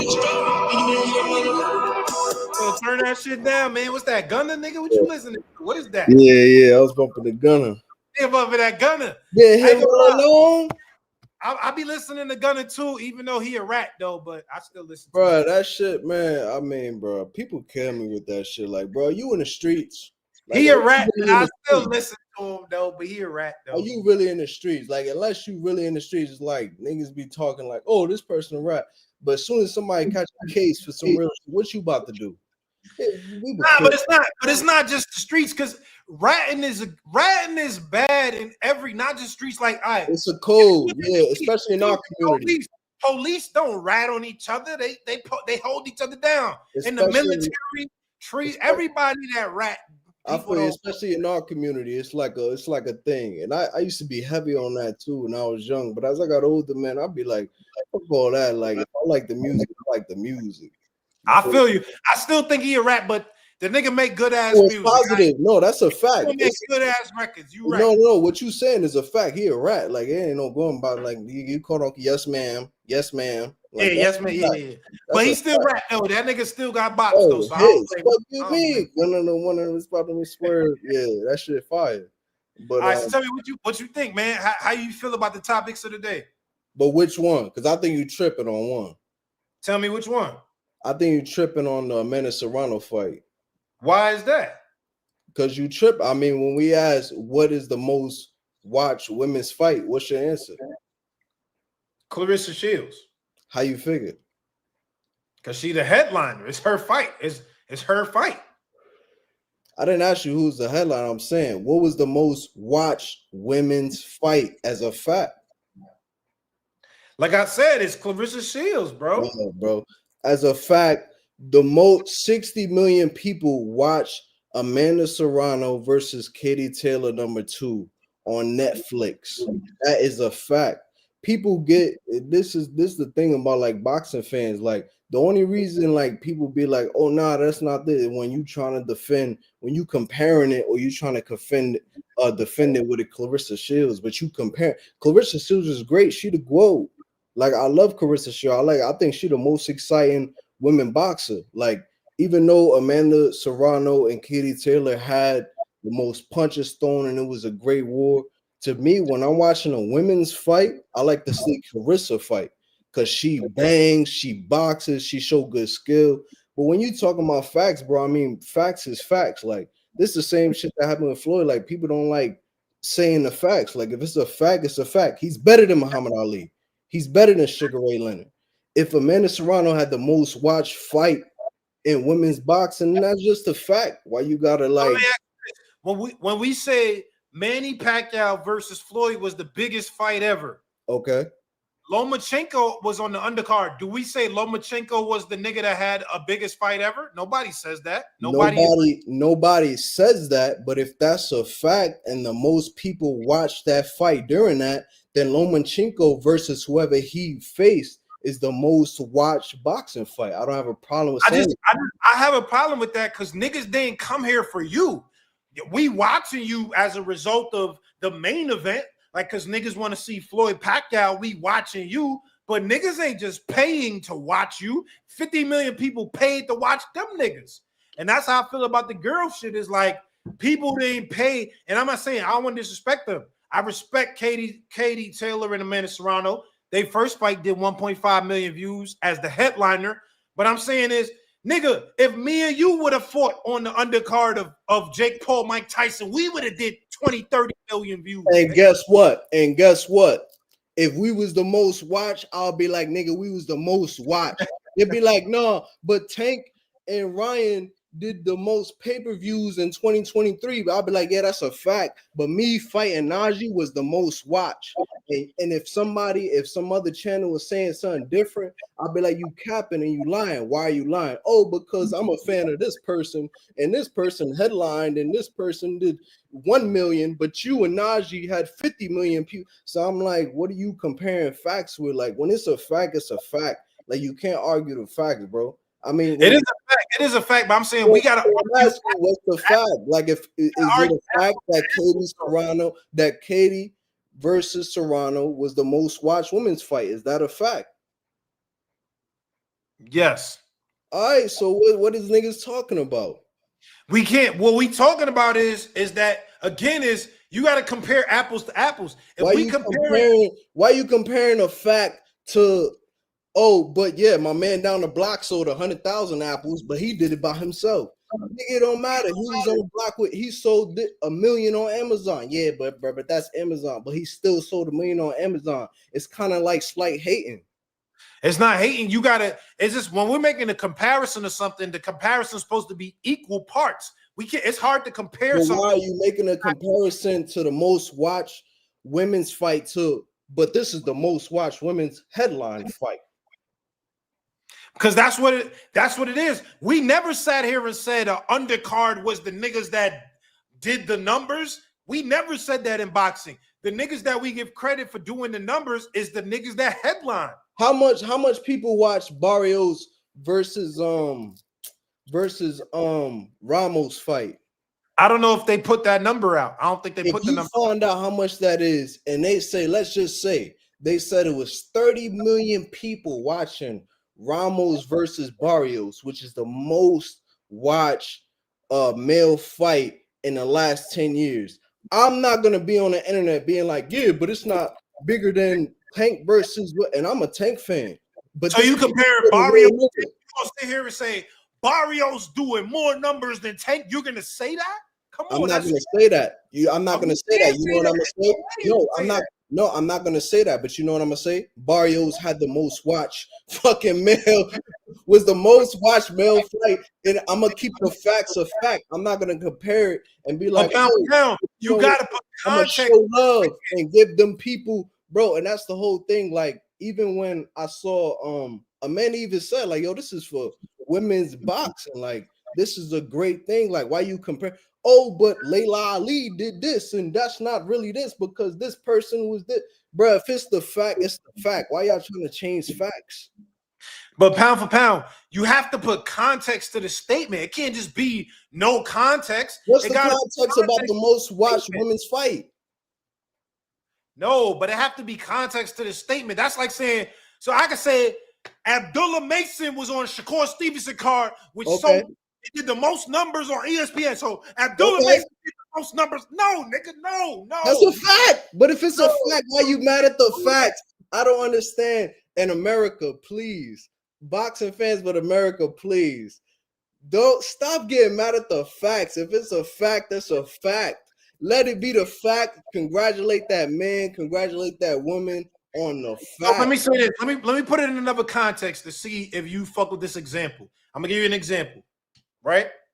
I'm gonna bring this. I'm sorry I gotta do this, but I gotta bring this to some real shit, some real life shit. If I tell you right now in the prison system, who's more locked up, black people or white people? Black people. Last time I looked it up. That's wrong. White people is more. It's more white people locked up than black people. However, it's a bigger percentage of black people because we only 13% of the population in America. We only represent 13% of the population, right? But we represent 70% of the jail system. So what I'm saying is that you see what I'm saying is the percentage can make you think like, oh, you know what I'm saying?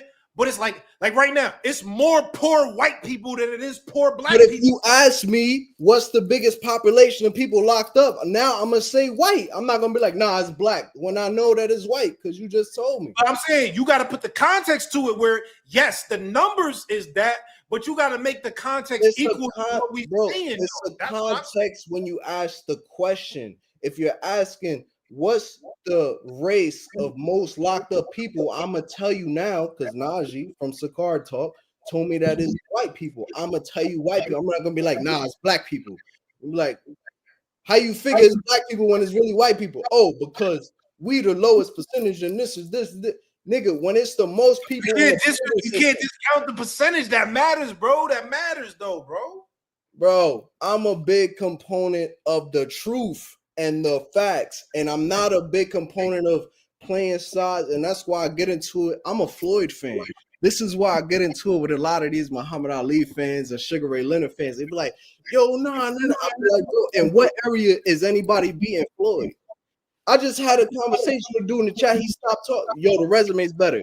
Give me 5 people that Sugar Ray Leonard beat that's better than Floyd fucking resume. I'm a big, whether who you like or whatever, that's on you. But when you talking about facts, bro, facts is facts. And you can't argue with facts. If this person had the most watch this, then they had the most watch this. It's Carissa Shield was the headliner. She had the most watch headline women fight. Then that's that. But you know what we're talking about this, we're talking about this. When you start comparing and start, oh no, but because of it, it's like you slight hating. Do you know what you're saying, bro? That's like saying we running a race, me and you, but you start 20 feet ahead of me and you say, well, I still won the race. Nigga, you got to make sure that we started from the same point. We can't start from different points and then you be like, well, I won the race. Of course you won the race. We didn't start from the same place. We got to start from the same place for you to claim that you the nigga that won the race. That is a fact. But who won the fucking race? Carissa Shields, nigga. Carissa goddamn Shields. The quote, nigga. Pound for pound. All right, bro. All right, bro. I don't know what else to say because you get what I'm saying. I get what you're saying. I don't agree with you, but I see what you're saying. I don't agree, but I see I understand what you're saying. I totally understand what you're saying. I agree with what you're saying. When you a headline, it's different. It's like a Tank fighting somebody and then somebody else on something. Yeah, I get what you're saying. But my thing is, when you spreading this news, it's like, bro, a fact is a fact. Now, if somebody get into it, like, yo, but what was this? Be like, well, this is what happened. This person had 100 feet head start. This person was on the undercard of this. This person sold the fight themselves. They had 2 million. Yeah, this person had 50 million, but this was on Mike Tyson and this. Okay, cool. But a fact is a fact. And my thing is spread love. Show it all to who? If you did this, cool. If you did this, cool.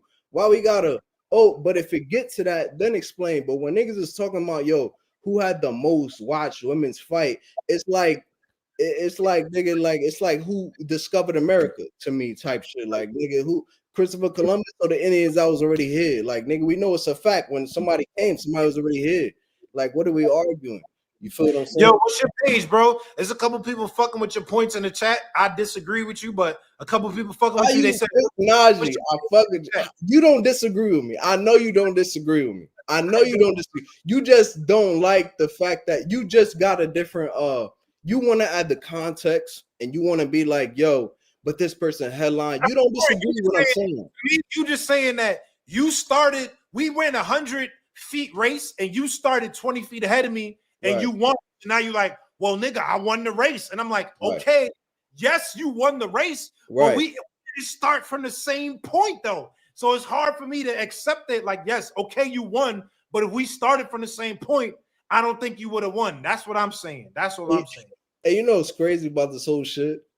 I didn't. How much numbers did the Amanda Serrano and Katie Taylor one do? 1.5. So you think about that. 1.5. The first one did 1.5 and the second one did 50 million, and you think it's just because of them? Come on, nigga. I'm not saying, look, see, you putting words in my mouth. I'm not saying it's just because of them. I'm sticking to the motherfucking fact that 30 million people was watching when they fought. If 30 million people watch me and you squabble in the street, 30 million people watch me and you squabble in the street, it don't matter that Floyd and motherfucking Tyson was down the block. People watched us squabble.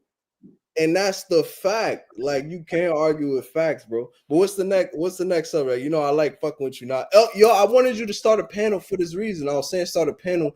I feel like you be trying to jot people in and jot people out. Like, yeah, you keep shit going. But it's your channel. But I fuck with you though. What you mean you want a bunch of people in it? You mean? Yeah, if it goes smooth and you can control a bunch of people without people talking shit like that, then yeah, I mean I think that'll be better than, because then you get a bunch of personalities and niggas different topics and you can add. That's just my input on it, but you do it how you do it. It's your show. Right. Bro. Let me get your last because before I get to somebody else, tell me how you feel about Benavidez and David Morrell. Oh man, at this point, bro, it's a 50-50 fight. But I can't go against Benavidez, man. Like, he just proved too much to me. Shout out to you, David Benavidez. You know, you was a fat boy. You went on your journey, and now you done beat dudes who I thought would be. I thought Demetrius Andre would be Canelo, and I kind of still. I don't even want to say that I don't, just because you beat him, because styles make fights. But my point is the way your mindset is, David, if you listen, which I know you probably are, because this is the biggest boxing channel. Shout out to Najee, Cigar Talk. You do your thing, and your mindset on, you remind me of a pretty boy Floyd, like where you just like, yo, whoever y'all say is good, I'ma fight him. And I'ma build my name until I get to that point.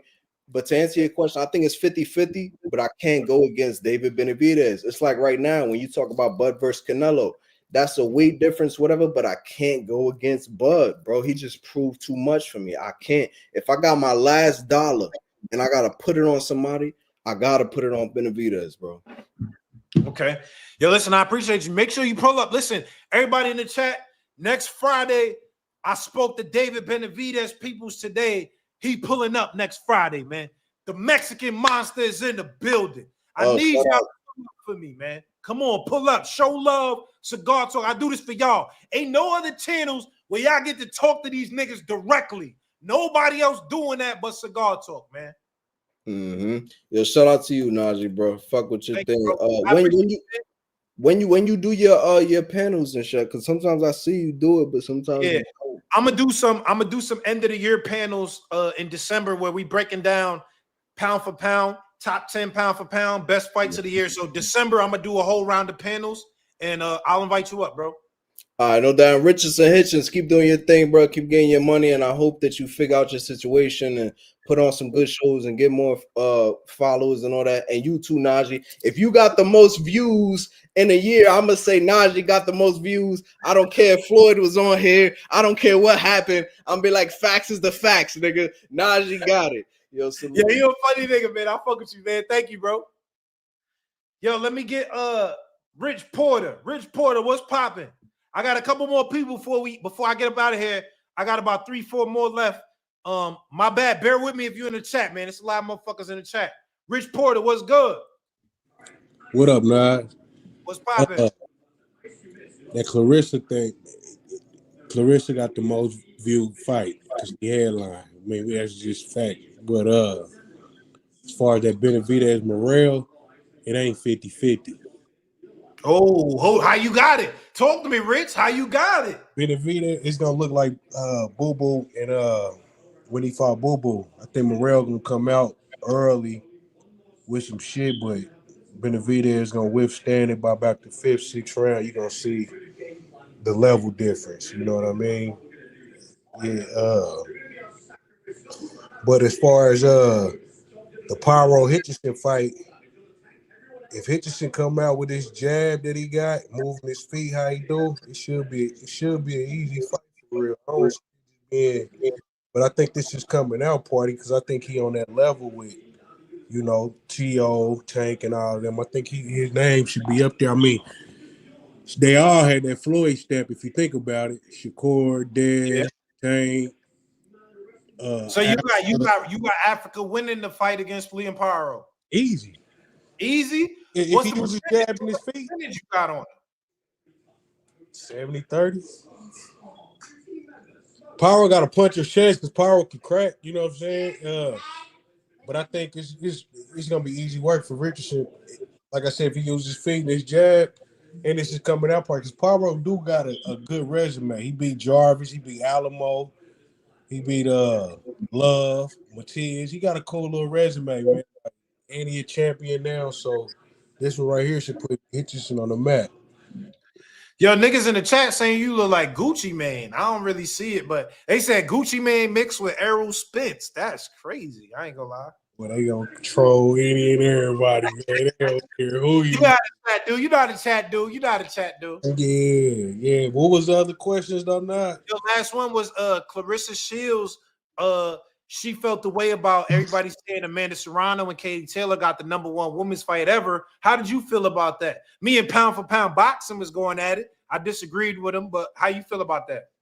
Salute Pound for Pound Boxing.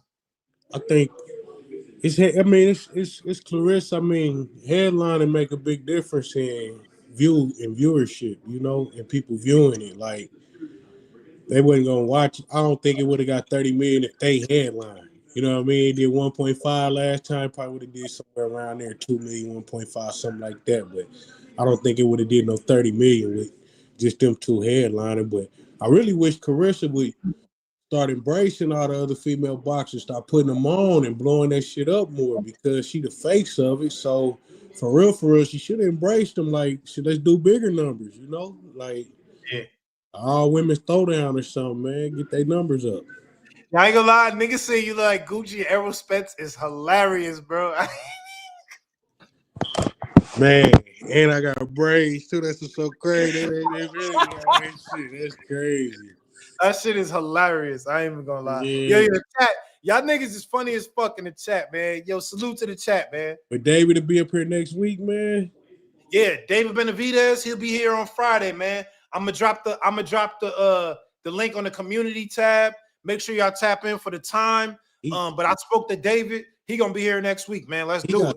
dude really got a chance to become the face of boxing. If he keep on taking the fights that the fans is asking for, like this Morrell fight they asking for, I think if he can go get like Bivol, Better Beef next for the championship, undisputed or whatever, I think he should go up to cruiserweight down and knock off Zerto Ramirez. You know what I mean? I like that. Zerto Ramirez was in a good fight with Billum Smith the other day. I like that fight. That's I think he should just keep on moving up, getting the big fights that everybody want. I mean, that's the only way I feel like he'll be able to get his just due for Canelo not fighting him. You know what I mean? Like, yeah. David got a chance to be the face of boxing, though. I think he can. Nigga said you collect black and mild tops. I'm dead.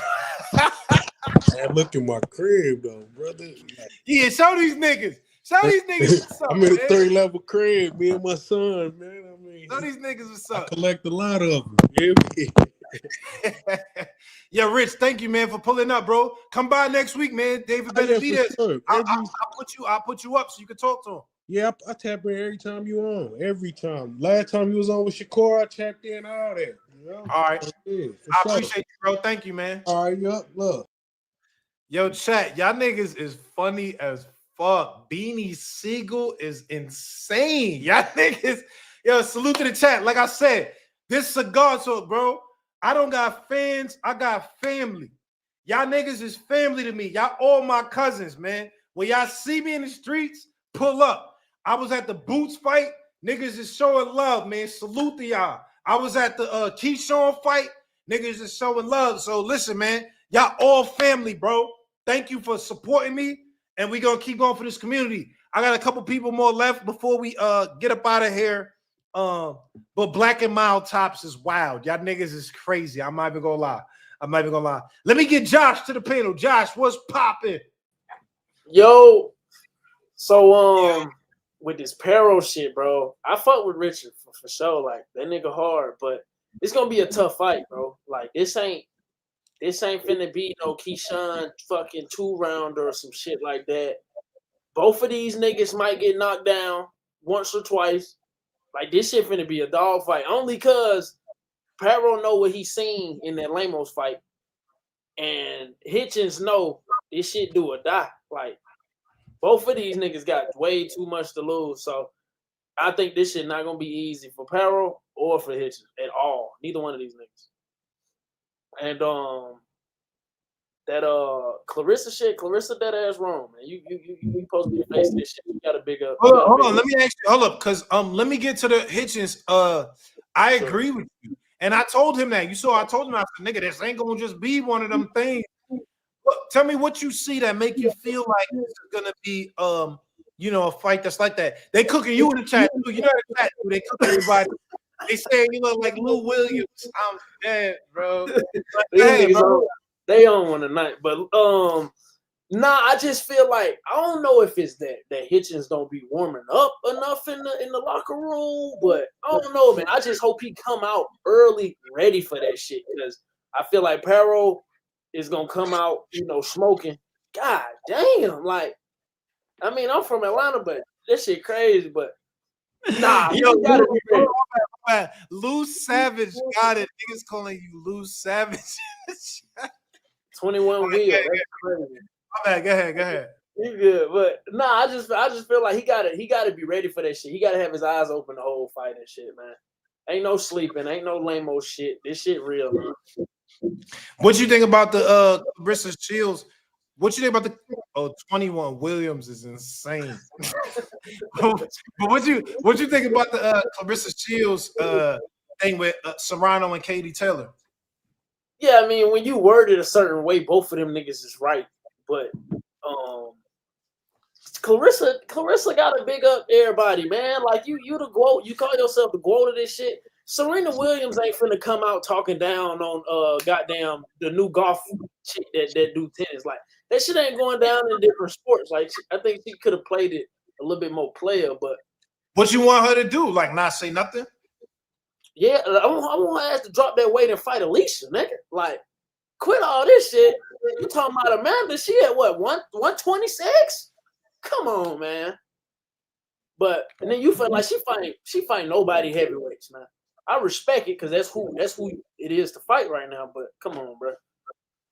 Okay. Tell me lastly how you feel about how you feel about David Benavidez versus David Morrell? I mean, hold on with that David shit, bro. The nigga, I work, nigga. Like, this a room to sleep in, nigga. This ain't like, nigga, I don't play in this motherfucker. But the David shit, I feel like that's gonna be like bro said, like the Andre fight. Like, nigga, Andre damn near had everything, nigga, and bro, what's up with these niggas, Najee? God damn. How many niggas you got left, man? You got 2 more niggas left. Go ahead, man. Yeah, listen, I'm not gonna lie. It's just, you know how the chat do. They be cooking everybody, man. This is what the chat do. Huey from the Boom is hilarious, though. I ain't gonna lie. That shit crazy. But the David fight gonna be good. That's gonna be a good fight. It's gonna play out like Boo Boo. I feel like though. Yeah. Okay. All right. I appreciate you, bro. Thank you, Josh. I appreciate you pulling up. Thank you, bro. For sure, man. Yo, listen, y'all know how this chat go. Niggas is cooking you. That's how it go. That's the chat. That's what we do, man. This cigar talk. Y'all niggas is funny as fuck, man. I ain't gonna lie. Let me get B. That's Leon. Come on, put your cameras on. Y'all gotta put the cameras on, man, because that's how we do. Come on, man. Cameras off is that. Let me get B. Oh, matter of fact, because you got your camera off. I gotta go to T Collins because T Collins got his camera on. T Collins, what's popping? What up? What's up, brother? Not much, chilling. Hey, your chat's funny as hell. Yo, nigga, the chat be roasting niggas. They roast me. They been wanting to see my hairline. They like, nigga, take the hat off. Let me see the hairline. Nigga, fuck y'all niggas. I ain't showing y'all my hairline till I get my cut, nigga. Fuck y'all niggas. But tell me how'd you feel about everything, man? Did you see the Richardson Hitchins interview? Yeah, I hopped on and spoke with him for a little bit. I think he get Paro. He gonna surprise people. I think he gonna show a lot. He gonna show. I think he got more dog in him than what most people think, but I feel like he definitely gonna show at that fight. What's the percentage you put on it? What's the percentage? 70-30. I think Paro really just got like a puncher chance for real. Hitchens, only thing, like when you get power guys who can crack, I think the only thing like where somebody who box, I think they crazy. When you get people who can box, if they get timid by the power, I feel like that's where most motherfuckers have an issue. But I don't think he really, like I said, the puncher chance. I think if Hitchens go in there and he's nervous about shit, he might walk into something. But if he really believe in himself like he's saying he is, it's gonna be an easy night. But it's always worrying when a boxer they defend on boxing against somebody who can punch. Because sometimes you gotta sit down on your punches and you gotta make them respect you for real. Yeah, I agree with that. There's gonna be a point where he gonna have to fight in spots and sit down and really do that. I agree with that. Tell me, how you feel about the Clarissa Shields, Amanda Serrano, Katie Taylor conversation? Mixed, because Clarissa right, but she low key. I don't know why she kind of hating, but she right though, because I mean we ain't tuning in the fight to see them. Hold on, but why you say she hating though? Because there's certain shit don't need to be said. Like I don't know. She's speaking about the numbers. I get it, but I mean, it happened that we tuned in, but I feel her though, because to be real, you can't really say that if that was 50, I don't know, what's the number, 30 million, 50 million? I think they said 50 million for Katie Taylor Serrano. Yeah. The facts is too, everybody was tuned in trying to watch the Tyson fight. So you don't know how many people were actually, and it's a free fight. Like you don't know how many people had their TV on waiting just for the Jake Paul. You don't know who actually really watched the fight. Like I know I'm a boxing fan. I watched the shit because I was excited for it, but I don't think too many people were actually tuned in specifically trying to watch that fight. Jake, I mean, we ain't even really tuned in for Jake. We tuned in to watch Mike. So I don't know. Okay. I think she kind of right with how she in the wrong because she trying to mention the shit, but I mean, she kind of right. Nobody really tuned in to watch the co-main. For real. Yo, tell me how you feel lastly about Benavidez versus David Morrell. Nigga said you at your grandmother's house, by the way. That's crazy. I ain't gonna Hey, they crazy. They talking about because I got the little. This ain't even no food time. Oh, it's see, just a he little got cover on the couch. They tripping. But yeah, chat funny as hell. But nah, I'm excited about the Benavidez, bro. David Benavidez, mark my words, is going to walk through Morrell. Promise you. Walk through, bro. He's going, and I think this is crazy because everybody like Boots. They giving Boots a lot of shit for his last fight. When you cook somebody 9-3, 10-2, like you talking about them getting hit a little bit or something like that is just crazy. Like Benavidez, his last fight, like he said, the cut, the hand injury, and he beat the hell out the dude. The dude was just tough. Some people don't realize when you box, some dudes you just not gonna get out of there. That dude was tough. Only loss was to Better Be, and you got a lot of people that was just like, see, he finally meets somebody his size. I think because all the hate that he got off that fight too, with what he went through, and Morrell been real disrespectful and just the approach of the fight. I think Benavidez is gonna show really. I think Benavidez stops Canelo. So me personally, I don't think Morrell is on that level. I think you taking a guy that could have got fights with like Caleb Plant to show who he is, Andre to show who he is, to really prove himself, and you throwing him in there with one of the toughest ones. I mean, I know they find at 75 now, but still, they both come from 68. But you got a lot of fighters that's at 68 who he could have showed who he really is, and you throwing him in there with the toughest one. I think Benavidez is going to overwhelm him. And I seen somebody earlier said that he kind of get a little frustrated when things ain't going his way. And I'm telling you, he's not going to have that. He's not going to have his way with Benavidez. He's mean. He's big. He's fast. And I think Benavidez's biggest thing is he's not afraid to go to war. And a lot of fighters, like, they like to get in there and have their way. And when shit ain't going their way, they don't know how to react. I feel like that's what's going to happen. Morrell is going to think he's going to be able to move and stuff. Benavidez is going to overwhelm him. He's going to cut the ring off. He's going to try and bully him. And I think it's going to be too much. And he's going to really walk him into it. I think he stops him. For real. Well, I appreciate you, man. They said you look like Anthony Anderson, chat cooking you as like they do everybody. But I ain't gonna lie. That shit funny as hell. But I appreciate you, bro. Thank you for pulling up, man. Appreciate you. Hey, I need to be on when Benavidez on for real. For sure. Nigga, come pull up next Friday. I'm gonna get the time ready. I spoke to Benavidez today. He said he ready. He's like, nigga, let me get Thanksgiving out the way. Friday, I'm gonna pull up to the chat. Bet I'm gonna be there for sure. Appreciate you, bro. Salute. B, that's Leon. What's popping? Yo, what you saying to that? Man, I wasn't even trying to have the camera on because I know people. Come on, you gotta put the camera. Come on, man. I gotta see who doing it. B, I know you my London brethren though, so I already know. But come on, the camera makes my experience better. I gotta see niggas, and you know what I'm saying? No, 100%. I mean, they're gonna cook you on the chat. You know, that's just a part of the chat. That's what they do. That's what they do. I know they're gonna chat their West, but yeah. So what was I gonna say? So you see if the Richardson Hitchins against what's it? Paro, I think I'm not gonna lie, I ain't really been impressed with his performance. I'll keep it 100. So for me, I got Paro winning the fight. Hitchins can win a thing where he's gonna just run them over. And like a lot, because I feel like a lot of these certain Australian boxers have actually got some serious talent, like the Jai Apatow, all of them. So like he's gonna cause a lot of problems. The southpaw, he knows how to deal with movers, Paro, but at the same time, I'll say Hitchins has got that dog in him. So like. It's kind of coin toss, but I put Poirot ahead because like Hitchins, I feel like he doesn't do enough to sort of like stamp his authority in certain rounds, and that's why he loses rounds that he shouldn't lose. Oh, so you got Poirot winning? Yeah, I got Poirot winning. I can't lie, like points. Ooh, that's a big bet. That's a big bet, B. I ain't gonna lie, that's a big bet. I know, man, but it's just what I see in it. Just one of them ones of things. But it'll be a good fight though. That's one thing I'll say though.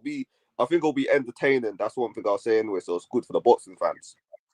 Okay. Can you tell me about we've been talking about Clarissa Shields versus that that one last because I got a lot to say on that. So all right. So let's get to all right. Before we do that, then let's do Benavidez Morel. Tell me how you see that. So obviously, I saw both of them live, innit? I saw what obviously my man did in Vegas, Benavidez, and what obviously Morel did in LA. And what I saw, like with Benavidez, he was like, even though he was injured, he was able to adapt. He's like, ring IQ was good, and was able to do some punch and stuff when he was against Vodzik. But against who was it, Morel? I can't remember who Morel fought, but like he didn't look good, and the kind of Hot Rod was his nickname. I forgot his. That's the one. He didn't look good, and it kind of surprised me because for all his athletic ability, the certain punches, it just seemed like he ran out of ideas. And people need to remember that boxing isn't always physical. Like you gotta have the right ring IQ and be able to think. And I kind of feel like he didn't have that ring craft shit, and for that reason, I feel like I got Benavidez. Like it'll kind of be like, I think someone said it earlier, it'll kind of be like how he fought Andrade or Plant. That maybe the fast athletic guy will do all these little stuff, bank in the early rounds. Then once Benavidez gets his timing down, he's just going to beat on him. He might not stop him, but I think he's going to rock his jaw and let him know that you're not that guy in that ring. You're not that guy. Because Benavidez is a serious talent. And I feel like certain people, I feel like are now like finally waking up to see like, okay, like, right, this is not no one of these clout chasers like try to shout off Canelo's name for payday. He believes he's that guy and he's got the talent to really put in that work. Okay. Yo, let's get to it. Clarissa Shields, man. Come on, get to the shit, baby. Clarissa Shields. This is the first thing I'm going to say. She's the GOAT in women's boxing. There's no denying that. She's the GOAT in women's boxing, but she a hater. There's no even denying she a hater. She sneak this in Serrano on a team for a minute now. Hold on, but why you think she a hater? Why? Oh, watch it. We're gonna break it down to that. That's what I said on that one in a long one. Look, she's bitter that some people be calling Serrano the GOAT. Let's not get twisted. It's an opinion. I don't think she's the GOAT. I thought Serrano's talented. Opinion, but I've seen her how she sort of woofs on the internet when that happens and that. She's also bitter because she isn't the highest paid female fighter. Because I know she's also woofed on the net, talked a lot about sort of stuff. And part of the reason is kind of her fault because when Jake Paul won there on the undercard, she fumbled the bag and said, "No, I ain't gonna be on the card for no YouTube and all of that." So that's kind of her fault. One, if I was to keep it real. She's also hating that all these eyeballs are on Serrano and Taylor. Like, sure, obviously, no one specifically tuned it in for all those millions. Oh, we're all going to see Taylor and Serrano. We all know it's for Jake Paul or Mike Tyson, but hating that all those eyeballs were on her. And that's why she's just mad salty about it. Obviously, it's like they're getting the exposure and attention that she craves. And one thing I'll say with her, she always tends to sort of insert her stuff in places where it's not needed. It was like even when there was the two-time undisputed thing, and they'll literally just talk about men's boxers. They'll talk about men's boxers, and yet, but she jump in there saying, "Oh, this what I mean. You lot never give me the credit or attention." And I just like they talk about men's boxers. Clarissa Shields is not a male boxer. She's a female boxer, but you decided to jump, put her 2 cents. Like all attention from others, and she kind of comes across like a desperate beg. Like she's never happy when the light is shined on other female boxers and comes across like super salty. And it's kind of the reason why, like, the boxing industry, like, for all her talent, style, and inspirational background that she's got, that they don't really get behind her because she's unlikable and like no one likes a hater. Like she still stays. Oh, but you don't think like because people are trying to say Clarissa she's the one that she feels like I got the #1 fight in women's boxing history, and y'all trying to give it to Katie Taylor and Amanda Serrano. So I just want to make sure y'all know, nah, that's some bullshit. You think that's hating? No, do you know what it is? I'll tell you what it is. What she's saying here, it's not lies of it, but if you notice, like, she's never someone to really sort of give shine. It always feels like whenever it feels like something could be threatened of her legacy, she feels like, no, those people didn't all kind of come to view her, to view them. Like, okay, we know that she didn't, but there's no denying that if they were to do the numbers and viewership, Taylor against Serrano is the most viewed. And that's just the facts. That's why I don't know why she's hating on. That's literally the facts of it. Like, it's okay. She could kind of say, look, they weren't headline. You never, instead of just being like, okay, it was good for women's boxing, let's bring it up. She feels like her first default setting is the hate. And I don't fuck with that. Okay. All right. I don't think she hating, but listen, I respect your opinion. I respect your opinion, bro. Thank you. I appreciate you pulling up, though. Thank you, bro. I keep doing your thing. Come back next week for Benavides, man. It's a big one. David Benavides, Mexican Monster. Come back next week. Well, I'm gonna have to, man. I'm gonna have to still. All right, B. Salute, bro. Salute. All right, I got a couple more. Margella, you gotta turn your camera on. Whoever got the camera on got priority in the chat. If you ain't got no camera on, man, come on, man. We ain't doing that. We gotta see. If niggas is talking shit, I gotta see what you look like. Margella, turn your camera on. Let me get Kuwabaraz Light. Is that how you say it? If I said it wrong, my apologies. It's good, Naj. My boy. What's up, Twitter. I say it wrong? Kuwabaraz Light? Nah, you said it. You said it right. You said it right. You probably don't even know shit. Twitter family. All right. Look, brother, Twitter family. Nah. Chilling, man. Also, congrats to you, man. You've been doing your thing this year, bro. Like, keep shining, bro. I know a lot of people be hating on you, bro, but like for real, you keeping on for this boxing media shit, for real.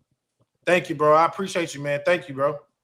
No problem, man. Hey, for with the Peril fight, I think Hitchens gonna win, but that shit, Peril can crack. But if Hitchens can keep it in the center of the ring, outbox him, he got it, like in a bag. Like, he just got to keep him in the center of the ring, keep outboxing Peril. Peril gonna try to box with him, and that's where Peril gonna lose that fight. But if Peril start trying to, make it aggressive and shit, look, they already going crazy. They already going crazy, man. I ain't even gonna take. They already going. Yo, niggas is horsing, bro. Like, niggas been horsing this whole time. But nah, nah, it is what it's all love. It's family shit. It's all love. It's family shit. Nah, but on some real shit though, yeah. If Hitchens can Hitchens gonna outbox Peril. I don't think Peril can keep up like with boxing Hitchens. Is when Peril try to like make it a fight. That's when it kind of could get dicey for Hitchens. But as long as Hitchens keep outboxing him, he got it though. So I ain't. Do you feel like because a lot of people in the chat were saying they felt like Hitchens struggled with Lemos, so it's gonna be a tough fight with Pyro. Obviously, Styles make fights. Do you see that? Nah, his Styles make fights, bro. Like Lemos is an aggressive, awkward ass Argentinian fighter. Like he gonna come at you and he fought the same way he fought Hitchens with Keyshawn. Keyshawn just caught him in between the shots. Hitchens was trying to box him, and Peril kept moving forward. So that's the only reason why he was getting caught. But Keyshawn hit him right in between the shots. It was the same slugging shots he tried to do with Hitchens. Same shots. Everything was the same. Just Hitchens caught him right in between them and knocked him out. That's a good point. Tell me about Clarissa Shields and Amanda Serrano, Katie Taylor fight. Everybody's been talking about that. What you think about that? So I ain't gonna lie, like Clarissa, right? Pound boxing talk, my nigga, pound for pound.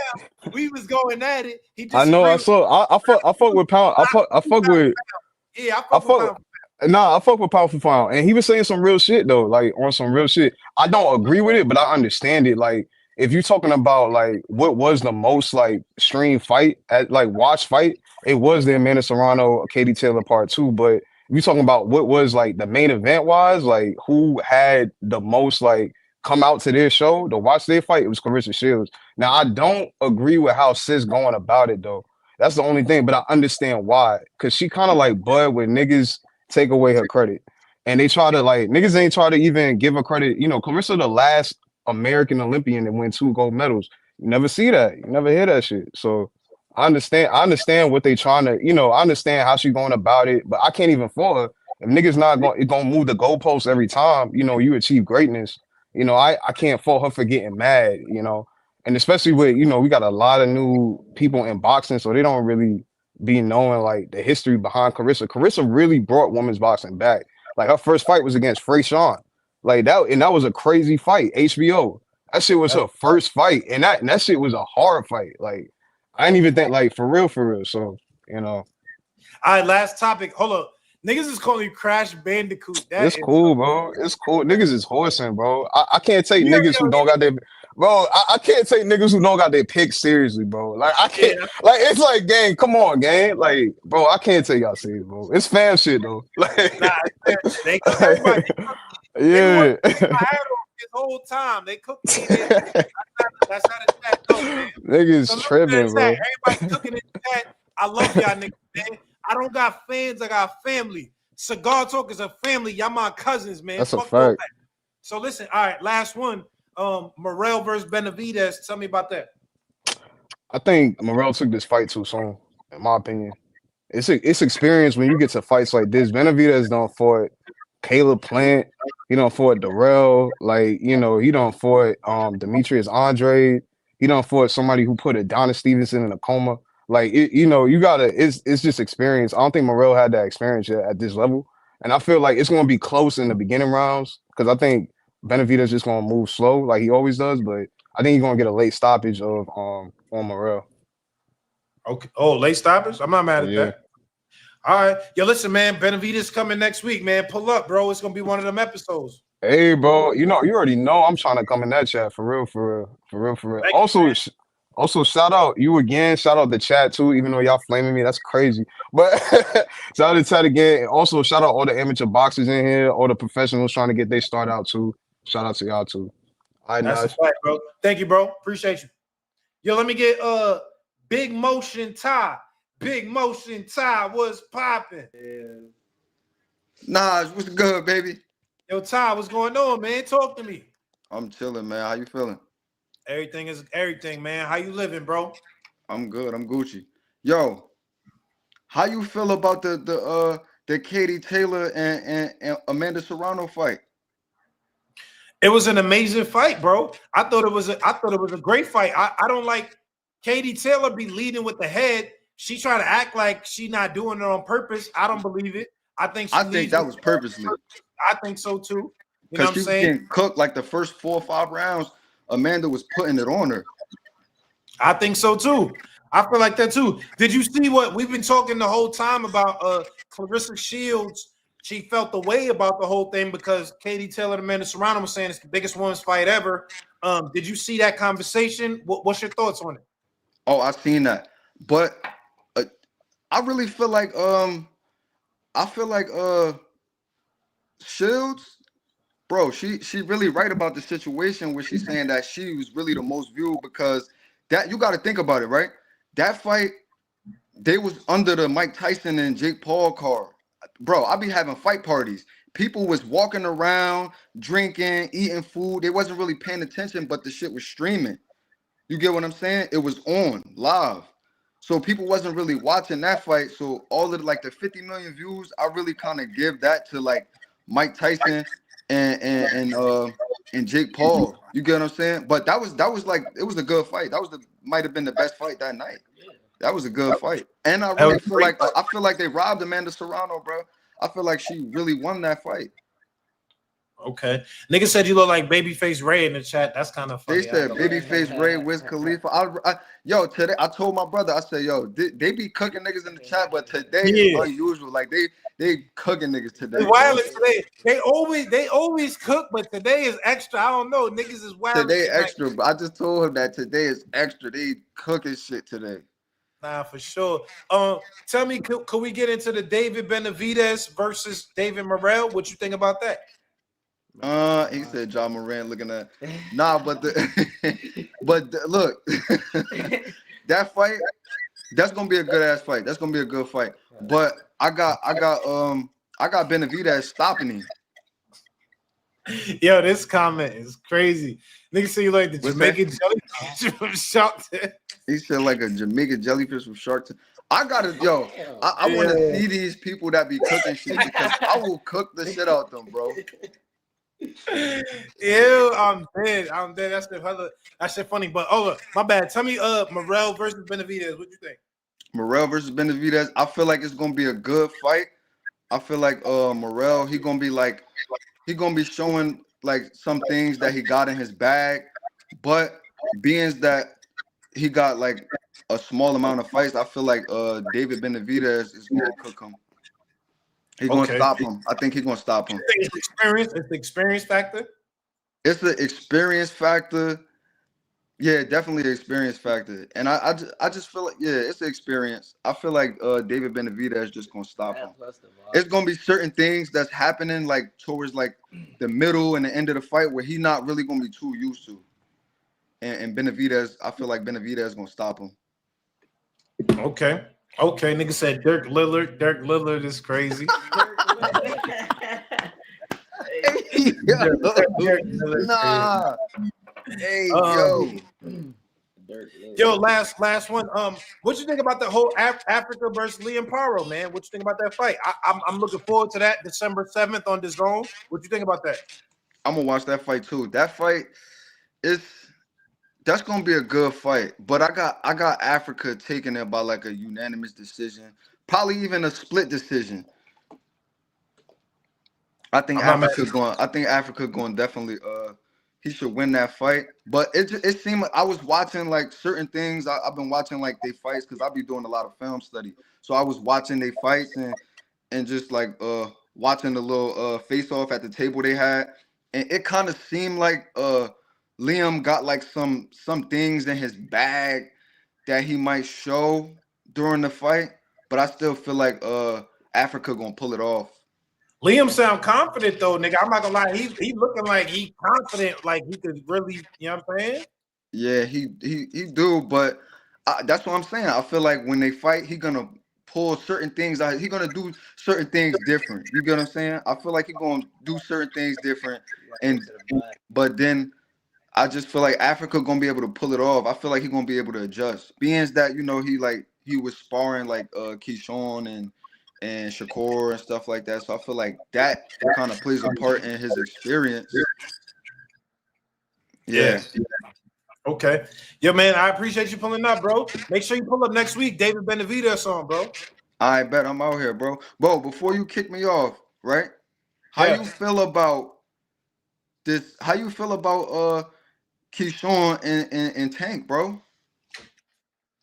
To be honest, I think it's a good fight. I think right now, I think Tank is. I believe in experience, bro. I always, not always, but 9 times out of 10, I lean on the side of experience because I just think there's certain things that happen in fights that you can't prepare for, and Tank's been at that level, for a long time. Tank been at that level longer than Keyshawn, to where I gotta give Tank the nod in terms of he's the favorite. But that's a good fight. That ain't no. I think that'll be Tank's hardest fight to date, as far as like too. any other fighter that he fought. It's a good ass fight. I think that might be harder than Shakur, bro. Harder than Shakur? Keyshawn versus Tank harder than Shakur? Yeah, yeah. Who the nigga in the back? Who that nigga in the back? I heard him say, "Oh, that's my little bro." But I think look, bro. What's going on? I think Tank stops both of them though. Tank gonna cook Shakur and he gonna cook. I've been telling him for years. I got Cole over Tank. I ain't even gonna hold you. Tell me why. Hold on. Let me get bro. Why you think Corb over Tank? Why?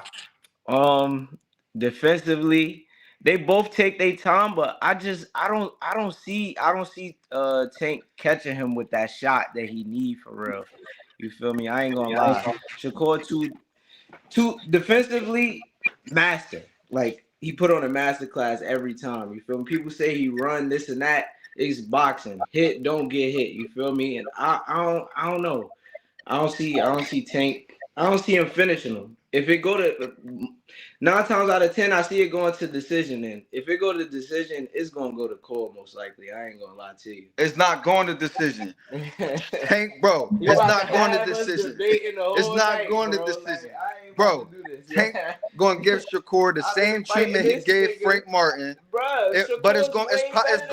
he is way better than Frank Martin as far as defense. But he ain't got no pop to keep Tank off him, bro. Tank is gonna stop Shakur probably later than Frank Martin, but he's gonna stop him. Even if he stop him in the 12th, Tank gonna stop him, bro. We just gonna have to wait and see. That's the wait and see. I can't wait. There, man. I can't wait. Yo, years, nigga say the man look like D Wade's son. That is insane. Damn, nigga, god damn. Hey, yo. Nah, I told you they be cooking shit in the chat. You can't kill, Yeah, they bro. cooking in the chat. Chat be wildin', man. Yo, I appreciate y'all niggas. Pull up next week. David Benavidez. Shit could be a movie. Pull up. All right, bet. I got you, bro. Safety, all right? Salute, bro. All right. Let me get Infamous Mac boxing. Infamous Mac, what's popping? Yo, Infamous Mac. What up, bro? My bad. What up? I hear you. I hear you. What's going on, brother? Yeah, I have How my are mic you? off. I have my mic off. What's good with you? Everything good. How you living? I'm good, bro. Hey, I'll be watching you, bro. I fuck with your movement. Thank you, bro. I appreciate you, dog, for real, man. For sure. Talk For to sure. me, man. We got a couple things on the docket today. First, we have Richardson Hitchins on the chat. I don't know if you saw the interview. He's fighting Liam Paro December 7th. Yeah. What you feel about that? That's a real good fight. That's a real good fight. You know, I'm Team Africa because I'm from Africa myself. You know what I'm saying? I know he's not from Africa, but you know what I mean. I'm Team Africa. I'm hoping he wins. I'm from Liberia. Oh, Liberia. Oh shit, that's what's up, man. Yeah. But I'm hoping he get that. If he can stay sharp, stay on his feet, you know what I'm saying, use his jab, and just, you know what I'm saying, keep his head moving. I think he'll do real good. I think he'll do real good. Okay. Helen, do you think what do you give it as far as percentage is concerned? You feel like it's 50-50, 60-40, 70-30? How you see the percentage? Percentage? I don't know. Probably 60-40. I don't know. I think this is his biggest test. I think this is Africa's biggest test. So I don't know, man. You know, sometimes when a fighter come out for their biggest test, sometimes there's a lot on the line. You know what I'm saying? I think it all depends on his mental, because he got the skills. You know what I'm saying? He got the skills and all that. He got all the attributes. It's all about your mental on fight day, how you feel, you know what I'm saying, when you come in that ring. So it's a little different when you come in that ring on fight day. You can have the skills, but if your mental not there, you know what I'm saying, you might fall short. Yeah, the chat cooking you too. They say you look like Tyrese before Baby Boy.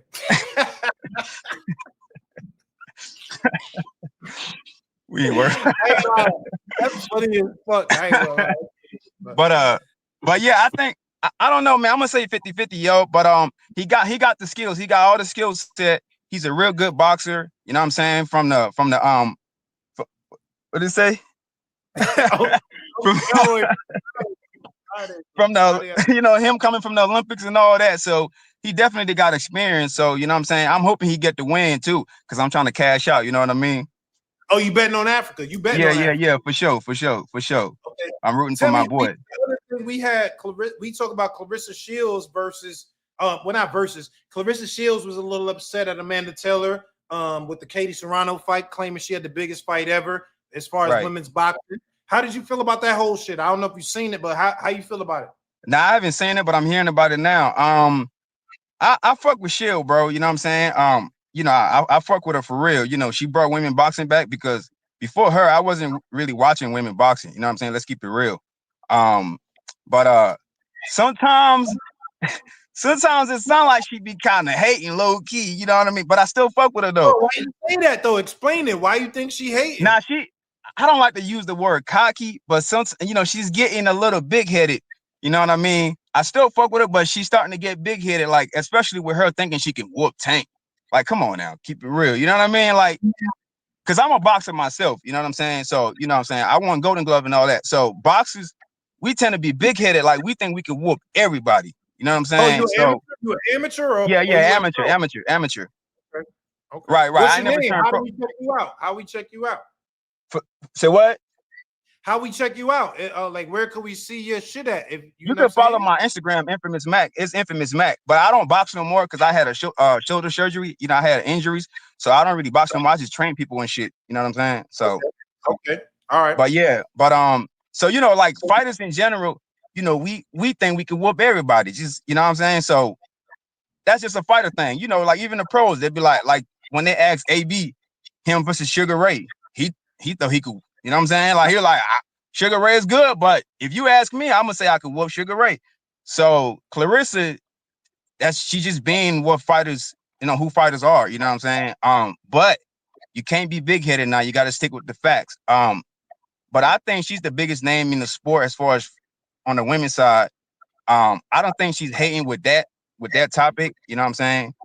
Because if you think about it, like, all right, for example, if a business goes to the state fair and that business does real good, right? That business only did good because they was at the state fair. But if you take that business and put that business in a regular town, they might not do the same number. You know what I'm saying? Because people go to the state fair, for the rides, for the amusement. They didn't go for that business. They went for the state fair. You know what I'm saying? So, like what old boy was talking about, it don't make sense because she did good number on the undercard because people tone in for Mike Tyson and Jake Paul. You see what I'm saying? So Yeah. right. So you know what I'm saying? That's my analogy. Because if they had line by themselves, they might not do that same number. See what I'm saying? So all right. So let me ask you last question. David Benavidez versus David Morrell. How do you see it? that's a good fight. That's a real good fight. But I got Benavidez only because I feel like Morrell, he kind of green right now. He's good. He's a great fighter. But I feel like they kind of this is a big test. This is a huge jump for him right now because he only got 11 fights. You see what I'm saying? He hasn't been tested yet. You know what I'm saying? He hasn't had like, you know what I'm saying, like A+ fighters in there with him to really test his skill set. And the knockout, I don't want the knockout to get to his head. Because you know, fighters when they first start out and they're knocking everybody out, they start to feel like they're the shit until they fight somebody who they can't knock out and they're like, oh shit, you see what I'm saying? So I think he's being pushed a little bit too far with this fight.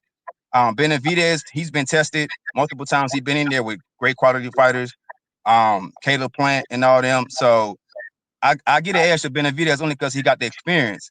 Morrell, he's a great fighter, but I think if he would have waited a little longer, he would have been a great test for Benavidez. But right now, I feel like it's too soon.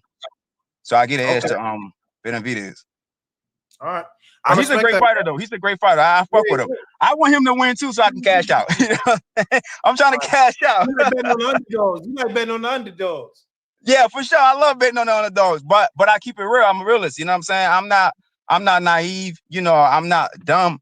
I know, you know what I'm saying? I know who's good. I know who's gonna win, but I'm always betting on the underdog because I'm trying to come up. All right, bro. Infamous Mac, I appreciate you, bro. Thank you pulling up. For sure, bro. For sure. Keep doing your thing, bro. Thank you. Yo, listen, I got two more before I got to get out of here, man. Let me get a way of life CEO. A way of life CEO. My boy Nas, what's the word? You can hear me?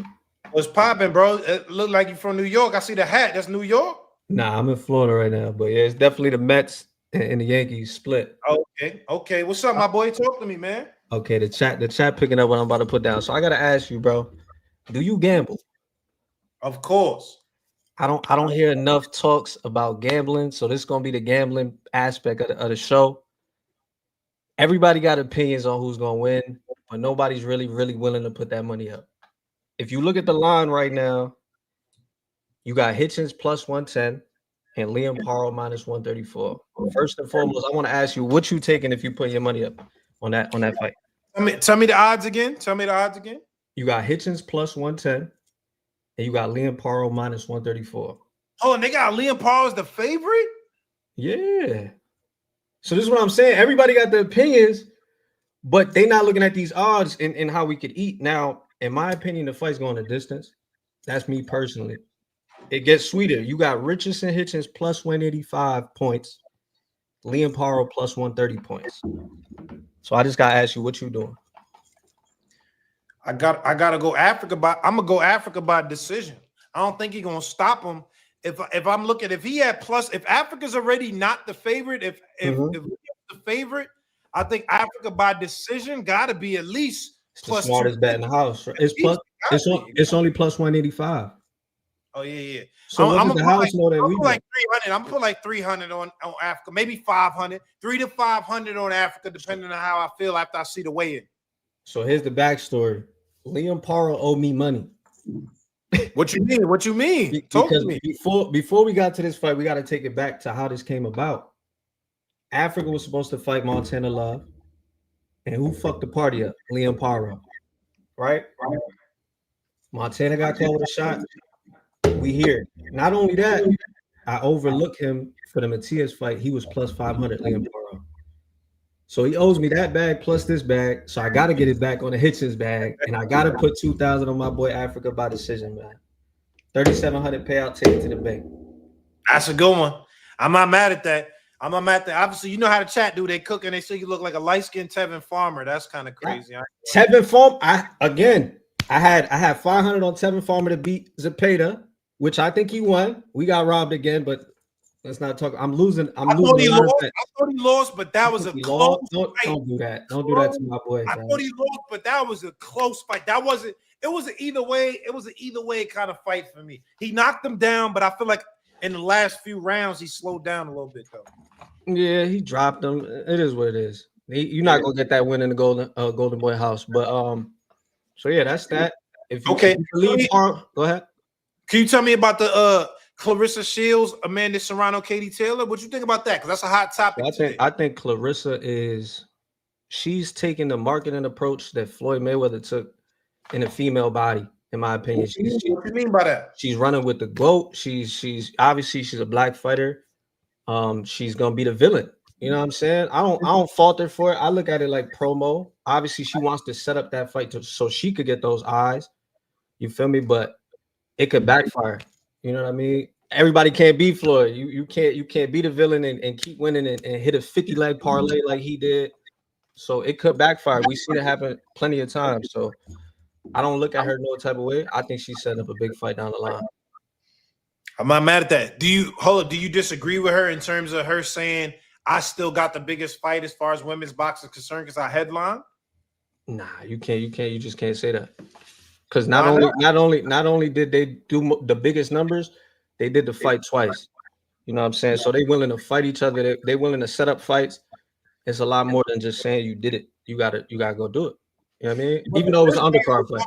$5 million, the second fight $50 million. So you don't attribute that to Paul and Tyson? 100%. But at the end of the day, the bank accounts is the bank accounts. They got paid what you feel me? So if Amanda Serrano come out and say, "Hey, I got more money than you," is she gonna look crazy? You know, so it's legacy and money. That's a big tug of war. Like $5 or $6 million they got paid, Serrano and Taylor. So that's a really good size amount. You know what I mean? So I can't hate. I feel like women's boxing, the first time in history, is coming up. So they got to promote the shit. Can't knock her though for it. They said you the light-skinned Lloyd Banks. That's kind of crazy. I ain't gonna lie. I don't know Lloyd, man. Let me ask you this. How you feel about David Benavidez versus David Morrell? I feel like people are sleeping on Morrell. I feel like he's young. I feel like he's hungry. FanDuel thinks the fight's going the distance. I like that. But I think Benavidez could easily get a decision against him. If he stops him, I mean, my hat's off to him. You feel me? Because Morrell coming off a tough fight against some, I don't want to call him a bum, but that's probably why they overlooking him. But Morrell is Morrell. Hot Rod not a bum. Hot Rod, come on, man. He owned a hookah lounge, gang. Like, you know what I'm saying? I'm sitting there. I think I lost money on that fight too. But he's not a bum though. He's not a bum. I can't say you can say that. But before that fight, everyone's talking about Morrell like the boogeyman. True or not true? They was hyping him up. He's God. He's this. So we're gonna see that. I got respect for them for putting that fight together. Well, people saying Benavidez had a tough fight. His last fight at 175 also. What you guys say about that? And people stop respecting him as soon as he go the distance with a big fucking Czech Republic dude. That them dudes they don't fall down no matter what you throw at them. So boxing gonna be boxing. But shit, hey, the bookies got the fight close on that one too. They only got Benavidez minus like 134. You would get money, nigga. You know all the odds. You would get money, nigga. Because why are we here? We gonna watch a bunch of millionaires fight, or we gonna make some million? Like, I'm trying to get some money. And all other sports could be, I don't want to say rigged, but I should have took Jake Paul decision. But boxing is like you got the best chance. You know what I'm saying? So let's make some money. You know what I mean? That's right. Yo, tell me, you got the podcast, Mike. Do you got a podcast or what? Wait, nah, I just got a little gaming setup, 3 monitors set up and shit like that. Not crazy. All right. Yo, I appreciate you pulling up, brother. Thank you, man. And you're going to get another Tank interview, bro. I hope so, man. It's going to be bigger next time, bro. Trust. I hope so. Tank was wilding on me, nigga crashed out, but I appreciate you, bro. Keep doing your thing, my boy. Salute. Thank you. All right, yo, last but not least, let me bring up pound for pound boxing talk again, because pound for pound was in here. We was going at it. I like his takes. Let me bring him up here one more time before we get out of here. Yo. Yo, what's up, man? Yo, you brought me back for what? For some more facts? What's up? You want to talk some more facts? I seen you in the chat, man. I just wanted to tap in one more time before I get out of here and see what you on, bro. They keep calling you Tupac from Juice. They say you Tupac from Juice with the hoodie on. Nah, that's the past. We grown now. You know, you gotta keep elevating. You gotta keep elevating. You know, in life, it don't matter what you do. And I got a motivational page. This is my boxing page, pound for pound. You know, y'all follow that, whatever. You know, I got like 100, but y'all do that. I don't really be on it. I'm not really a YouTube dude, but I'll be on it because I like talking about boxing. Now, this is my favorite sport, but you gotta grow. You gotta grow in life. Yo, I'm busy. I'm busy. Chill, nigga. Let me cook, nigga. Last 2 colas. Go ahead. Yeah, go ahead. Yeah, boxing is at a good state right now. I just think that people gotta stick to the facts. You know, like as you can see, the other callers have been agreeing with me, even though Najee's been disagreeing with the facts when it's a fact, you know. But shout out to you because I mess with you. I don't want to mess with your algorithm, so I mess with you, you know, for real. You know, we doing the thing, man. Again, bro. I mean, Clarissa Shields, she's the GOAT. Like when you ask me about women's boxing, if it's like for women's fighting and I gotta pick and choose who I want to fight, Clarissa's name is gonna be in there because she's a great fighter. She's doing her thing. But if you ask me who's the highest paid, I'm gonna tell you it's Amanda Serrano. If you ask me who's the highest viewed, I'm gonna tell you it's Amanda Serrano. And now, if you be like, oh, but who headlined this and who, then I'll get into the argument with you, like, okay, well, this was this and this was that. But bro, we gotta stick with the facts, bro. I mean, it is what it is. Just like I'm curious about the numbers with Barrios. I really want to know the numbers with Barrios. I think that'll be a good look for his career. I don't know why they're not promoting that because that's Netflix, and he was, if I'm not mistaken, he was the one right before Amanda. Or maybe 2 before. He was the one right before Amanda, right? He was the one right before Amanda. I would be like, yo, I got 25 million. I got 20 million people watching my fight. This was the most watched. Why you shaking your head? What's the problem? What's the problem? See, this is the problem with America. What's the problem with getting people they just do and saying the fact? It's cap, bro. It's cap. How is that cap? Okay, so if I be like, okay, put it like this. If I say, check this, yo, Najee got the most watched boxing interview, but he did it with Tank. Am I gonna be like, oh, nah, Najee didn't get the most boxing interview because he didn't do it by himself. He had Tank on there. I'm gonna be like, but you just gotta compare it to another nigga that got Tank. You can't compare if I get Tank and another nigga get fucking. I don't care who got Tank. If you got the most watching interview with a boxer, I'm gonna say Najee got the most watching interview with a boxer. I'm not gonna say, oh, nah, but he had Tank on there, he had Floyd on there. What's his name did it with Tank and he did it by himself in 30 minutes. I don't give a damn, bro. If you got, I'm gonna show you your love, and that's why I think the slight hate come in, because it's like when people start saying like they start putting them start, unless somebody is asking you the question, then okay, cool. But when you start, oh no, but it's because of this and it's because of that, I'll be like, well, why you like? It's like you slight hating on Najee because he had an interview with Tank. So what? He got the most likes. You feel what I'm saying? Like, well, what's the problem? Yeah, he had Tank on there, but that was the most watched interview. Like, keep the facts the facts.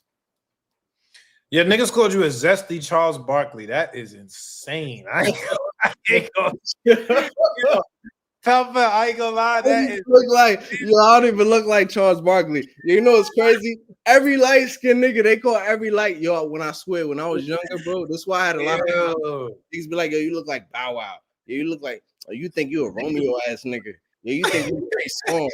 Yeah, you think you do. I'm like, yeah, y'all niggas just compare me with every light skinned nigga I could think of. Like, squabble up. Yeah. Yeah, you don't look like Charles Barkley, but that's just mad funny. Zesty Charles Barkley is crazy. Who that? Mo 3 React. And you light skinned too, nigga. So I know you went through the same shit I did. That's self-hate, nigga, because you light skinned too. You should be on my team. So what, nigga? So what? Yeah, nah, that's a fact. Hold on, let me ask you about this. Last one before we wrap up. I saw today. This just happened today. You know, Shakur Stevenson's been calling out William Zepeda. He's been wanting to get that fight. In February, there was potentially rumored that Zepeda and Stevenson was supposed to lock in. Yo, I'm in February. Newark right now. I just saw that William Zepeda, his manager said that he's hurt. He got hurt in the Tevin Farmer fight. What you think about that whole thing? Just Zepeda before Stevenson. Yo, I'm in Newark right now. I go through this shit with Shakur fans all the time. Shakur, and this again, Shakur, and I always, this is pound for pound boxing talk where the talk is the realest. Shakur is a great fighter, but I don't like the way he fights. Like, that's it. There's other people that fight better that I would like to see fight more than him. What you don't like about how he fights, though? I don't like, you know what I don't like about how he fight? I feel like he stay in first gear. I feel like and when you start comparing, again, because people do this, I don't, but people be like, yo, he compare himself to Floyd. No, I'm like, you could never compare this nigga to Floyd. Oh, what you mean? He got the better defense than other. Bro, it's not the same, bro. He's not a fighter. He's a boxer. There's a difference. When you been watching fights, you know, and you could see it in a fight with Bud versus Kavaliauskas or Shakur versus or Tank versus Isaac Cruz. You could see the difference between a fighter versus a boxer. Shakur is a boxer, and that's great. He's a great boxer, but I don't like the way his style is. Sometimes it be like he be slick, like scared, like it's like he's scared of interactions. Like it's hit and not get hit. I get that. We boxing fans, we get that. But bro, when you, it's like it's fuck the hit part. It's like not get hit and don't hit in return. It's like, and even when he do hit, I've seen a couple performances like when he fought what's the dude name? The black dude that was part of the same camp as Bud. Damn, Jamel Herring. Yeah, his name escaped me. Shout out to you, bro. I ain't feel you a good fighter. You just escaped my ass. You a veteran. Shout out to you. But when he fought him, he was doing his thing. But it's like Shakur staying first gear, and it's like even when he stopped Jamel Herring. What you mean? He stopped him. No, yeah, I'm saying salute to Jamel Herring because I rock with Jamel. I can't salute Jamel Herring because he got stopped. What's the problem? No, I'm saying you saying Shakur stayed in first gear when you stopped him. No, I'm saying that fight he like put it to another one, and I seen Shakur. That's why I'm looking that one fight because that's one fight where I seen that. But Shakur to me, bro, he's just like a real good boxer, but he focuses on defense, and that's great. But bro, like I don't really, as a boxer, unless you like a boxing, unless you really like boxing in the style, which I am, because I'm a Floyd fan. Like I said, Floyd is my favorite fighter. He was the master of boxing and hit and not get hit. I don't care what y'all Muhammad Ali fans say. I don't care what y'all Ray Leonard fans say. He was the master of hit and not get hit. I'm a fan of that. But Shakur is more like defense and extra defense, and it's cool, but I just don't really like watching it. So when you ask me the question about this fight versus Zepeda, it's good, but I really don't care to see the fight. I really don't care to see any. And shout out to Shakur. I'm not a hater, bro. Like shout out to Shakur. I fuck with you. I'm glad you're making money. I'm glad you're doing what you could do for your daughter. If you had the most viewed fights, I'm not like Najee. I would say you had the most viewed fights because I'm a salute you. You know what I'm saying? But I just don't really like watching your fights. But that's just me personally. You got a lot of fans. Salute to you. But that's good. If he fights Zepeda, I got him over Zepeda. If I had $1, if I had my last dollar, I will put it on Shakur to beat Zepeda. I won't pay to watch Shakur versus Zepeda. I'm just not a big fan of that kind of style. I like seeing fight. I would rather watch a Frank Martin fight than a Shakur Steven fight, and that's a fact. Okay. Well, I can't be mad at your opinion, bro. Yo, pound for pound, thank you for pulling up, man. What about you, Benaji? Before I dip off, what about you? Who you got in David Benavidez versus David Moret? Because you ain't touched on that. Nah, I touched on it. You might have been a little late. I started off with that. I think David Benavidez is gonna win. Like I said, when I watched David Morrell's last fight against Hot Rod, who I think is a good fighter. Obviously, he don't fight necessarily like David Benavidez, but I said when I saw Morrell moved up to 175, where he couldn't out physical his opponent. Yo, they at light heavyweight, bro. They moving up to light heavy. They like, and this is what they second class. This is David's. Both of their second fight. But what I'm saying is, when you moved up and you couldn't outspeed your opponent, you couldn't out physical him, You couldn't just dominate him. Morrell couldn't do that to Hot Rod in his last fight. And what I wanted to see, I gotta see that you can make adjustments if it don't go right because you can't out physical your opponent. And I didn't see that. I saw Hot Rod using a jab as a disruptor jab to disrupt his timing. He disrupted his combinations. He moved his feet.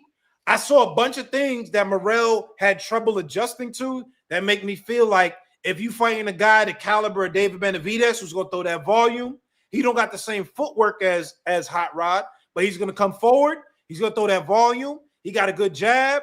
He got a bunch of pressure that he's going to come with. If you can't adjust the Hot Rod, I just don't see how you're going to be able to really stand in there with Benavidez. You think gonna get stopped? You think you're gonna get stopped? If I gave you $1 and I'm like, put your bet on what? KO, stoppage, decision? I bet on decision. It's possible, but I bet on decision. David Benavidez by decision if I had to bet. You think it go 12? Yeah. I hope that bet works out because I would love to see that fight go 12 because David Morrell got a good style. And that's the only reason why I say it's 50-50. And no disrespect to David Benavidez because he did a lot. But I say it's 50-50 because I'm a fan of Morrell.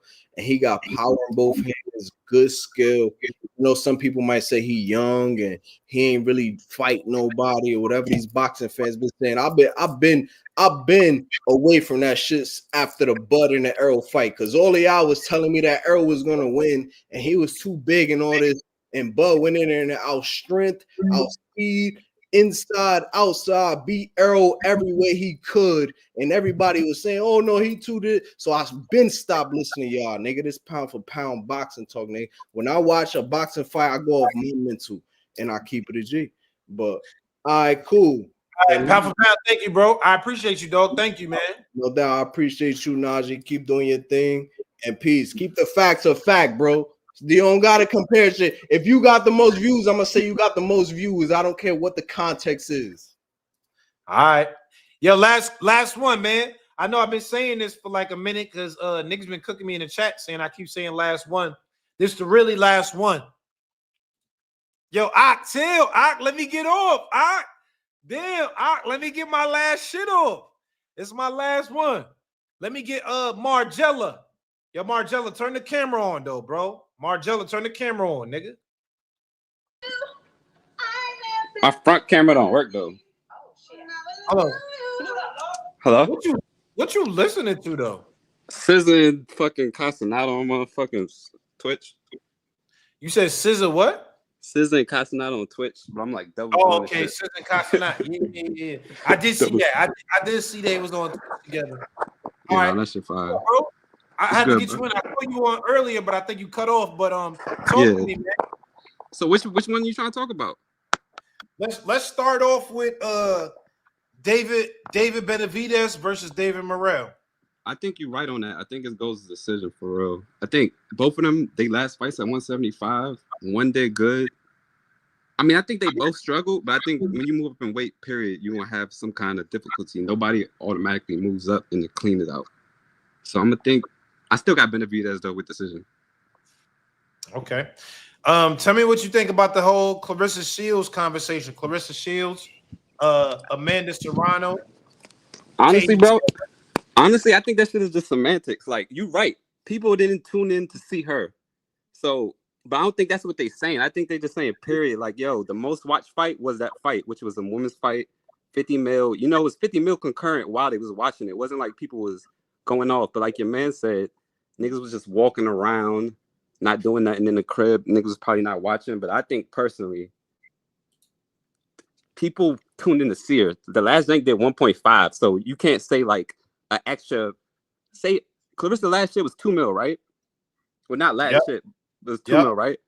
Yeah. So compare that to the 1.5 they did their last fight, which was crazy. You don't think an extra mil came to see her, or at least like 500,000? Like the shit with Clarissa, you got to realize she fought in the UK. He's ain't asleep over these niggas funny as shit. But nah, I'm on the couch. I'm on the couch chilling. I'm on the couch.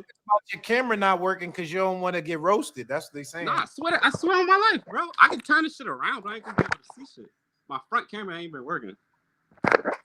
I'm gonna get All cooked though. I ain't worried about getting cooked. All right, go ahead. But no. But, Clarissa, the last fight she fought, that was in the UK. You gotta realize, you know the co-main to that fight? wait, which fight? The Clarissa fight that did the 2 mil. With Savannah Marshall. But who's the co-main to that though? I don't remember. Do you who It was was Alicia. It was Alicia and Maya. Okay. And people really wanted to come see that fight. So I'm not gonna say Clarissa didn't put them numbers in herself, but she ain't do 2 mil since, or even probably a mil since that, or before. Well, you can't say that because it takes sometimes. Everybody's not a star to where I could just do this with one person, right? Like even Tank and Ryan did however many views, but it took both of them to do that. You know what I'm saying? No. I agree 100%. All I'm saying is though, like I still think you're right though. Like if you're talking about headlining, Clarissa has the best numbers when we talking about headlining. But if we just talking about like, that's why I said I think it's just semantics. Because at the end of the day, the most watched women's fight was that. But it's not like they went and tuned in to see only Serrano's for Tyson. Jake Paul don't even do them numbers for real. You know what I'm saying? And we got to add in the Netflix and shit. Like I get all of that. But I think it's just semantics at the end of the day. And I do think Clarissa and Amanda both be hating on each other. I think they both have things that they want, and they both be hating on each other. I follow both of them, and I see that shit with both of them. They both be throwing little shots here and there anytime they can. Can you tell me about the Richardson Hitchins versus Liam Powell fight? See, Hitchins is my dog, man. Hitchins is my dog, but I don't think he's gonna get past Paro. I'm gonna be honest. I think he gets past. Hitchins reminds me of like Foster, where it's like I just don't see that dog in him. And I feel like if Paro can get past, I know style makes fights, but if Paro can get past Matias and his, I don't think Hitchins got no power for Paro, bro. I'm gonna keep it a buck. He have to go in there on some dog shit. Like I'm trying to wipe this nigga down, and I don't think. Yeah, they saying you scared to show yourself because you don't want to get cooked. That's what they saying. Right here, bro. Y'all can cook. I don't care about getting cooked. I'm not gonna be able to see. I can see you probably on the TV, but this shit kind of awkward. I don't mind this shit yet. I'm still trying to see the chat and shit. And I can't see without this. Sure. I just want to tell you what they were saying. Though. Chat, y'all seen him? He cook really me, chat. Cook me, chat, please. Cook me, chat, please. All right. The last question I wanted to ask you was, we had they said Shakur Stevenson and William Zepeda got hurt. They saying William Zepeda hurt again. Duck. Oscar on his bullshit, but go ahead. Yeah, I just want to know what you thought about that. You think it's a duck? Yeah, I think it's a duck. I think Oscar on his bullshit. Honestly, bro. I think soon as I'm gonna be complete honest. Soon as I saw him get dropped by Farmer in the back of my head, I'm like, that nigga's not getting the Shakur fight. Before the fight was even over, like soon as he got dropped, I'm like, this nigga's not getting that fight. Do you know Oscar? Like y'all must not know Oscar. He talk all this shit, but he knows good. He wasn't putting in that nigga with Shakur, bro. Niggas say you look like Blair Cobbs though. Yeah, fake, without the hair. Without the hair. I don't mind the Blair Cobbs, the blonde shit. Yeah, I've been called Cisco. I got blonde hair, so I've been called Cisco since I was young. You got blonde hair right now? Yeah. Okay. All right. But nah, yeah. On the Benavides and the Morel, I know we didn't get there yet. But I got. We already talked about that. Actually, never mind. Did we talk about Africa and Did we talk about Africa and Paro? I think I want Hitchins to win. Like if he go in there and show some, like I think he's probably going to adjust based off what Paro doing. But hearing him talk, he don't sound like he's trying to go in there and just destroy this nigga. He's trying to go in there like, oh, I'm just gonna figure shit out. Maybe that's gonna work for him. I'm not gonna put it past him, but I think to beat Paro, you got to go in there on some like show him that nigga no respect and just go dog walk that nigga. He gonna have to do that shit. Yeah. Okay. He's gonna have to do that shit. Martella, thank you, bro. I appreciate you pulling up. I appreciate you, bro. I'm gonna be back next week for sure. All right. Yo, listen, man. Thank y'all, everybody, for pulling up tonight. Yo, listen. Yo, chat. Y'all niggas is funny as fuck. Y'all make this whole shit worth it. I appreciate y'all pulling up and cooking everybody. Y'all cook the guests. Y'all cook me. That's what makes this thing funny. That's what makes this thing worth it, man. This is a boxing community. Tell a friend and tell a friend. I'm letting y'all know right now. Right now, this is what we do. This is Cigar Talk. You know what I'm saying? Best boxing channel in the business. I try to bring y'all the interviews that y'all want to see and conversations with the people that, you know, that we want to hear from, man. I appreciate everybody in this chat. Thank you very much. You know what I'm saying? Thank you. I appreciate everybody. And I'll be back next week. Like I said, next week, I got David Benavidez. The Mexican monster, pulling up next week. I just spoke to him today. He said he pulling up. It's going to be one of those ones. Make sure y'all pull up. I need the same energy, chat. Y'all got to cook niggas, man. Y'all got to come up, show some love. We could cook niggas and do what we do. This cigar talk. You know what I'm saying? Niggas want me to take my hat off, man. Come on, man. I got the little fade. You know what I'm saying? I got the little fade. I need to cut a little fade. You know what I'm saying? What day? I think it'll be Friday. I double check. Make sure y'all turn the notifications on. I'm make sure y'all turn the notifications on. I'm gonna post in the community chat as soon as I get the confirmation. I'm gonna put it in the community chat. David Benavidez coming up. Cigar talk. Niggas sound like Gerald from Hey Arnold. Hey yo, Enzo, fuck out of here, nigga. Yo, Gerald is crazy. But yo, I appreciate y'all, man. Thank you very much, man. This is Cigar Talk. Let's keep doing this. Let me put my handle in the chat. If you don't follow me on Twitter, make sure you follow me on Twitter. I get my tweets off. I get my opinions off. And I appreciate you. Like I said, I'm gonna tell y'all niggas again. I'm at every fight. Pull up on me, man. Cigar Talk, this not fan. I don't do fans. I don't got no fans. I got family. If y'all niggas fuck with me, y'all in this chat, this is family. Y'all my cousins, bro. Everybody in this chat, my cousins. So show some love, man. That's what we do. I'm going to keep bringing y'all the heat. I'm going to keep bringing y'all the big interviews. David Benavidez next week.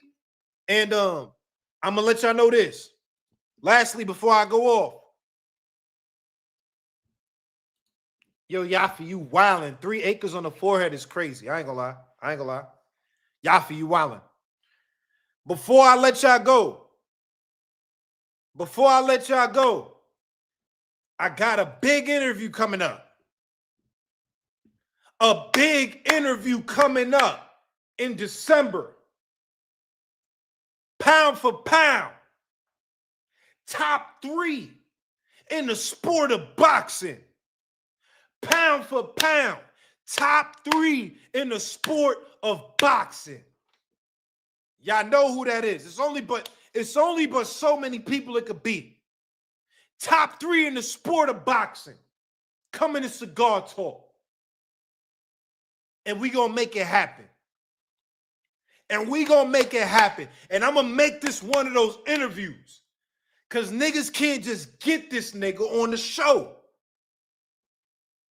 But I've been speaking to his people. And we gonna make it happen.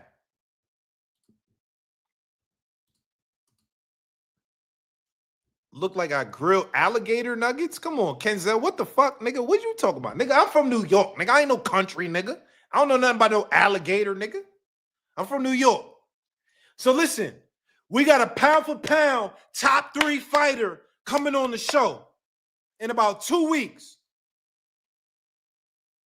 And lastly, let me do this. I want to know y'all opinion before I log off. Mr. Busted Gloves is crazy. Remy, you wilding right now, Remy. Mr. Busted Gloves. Lastly, I want to know y'all opinion. Give me y'all opinion. How do y'all feel if I interview Ryan Garcia?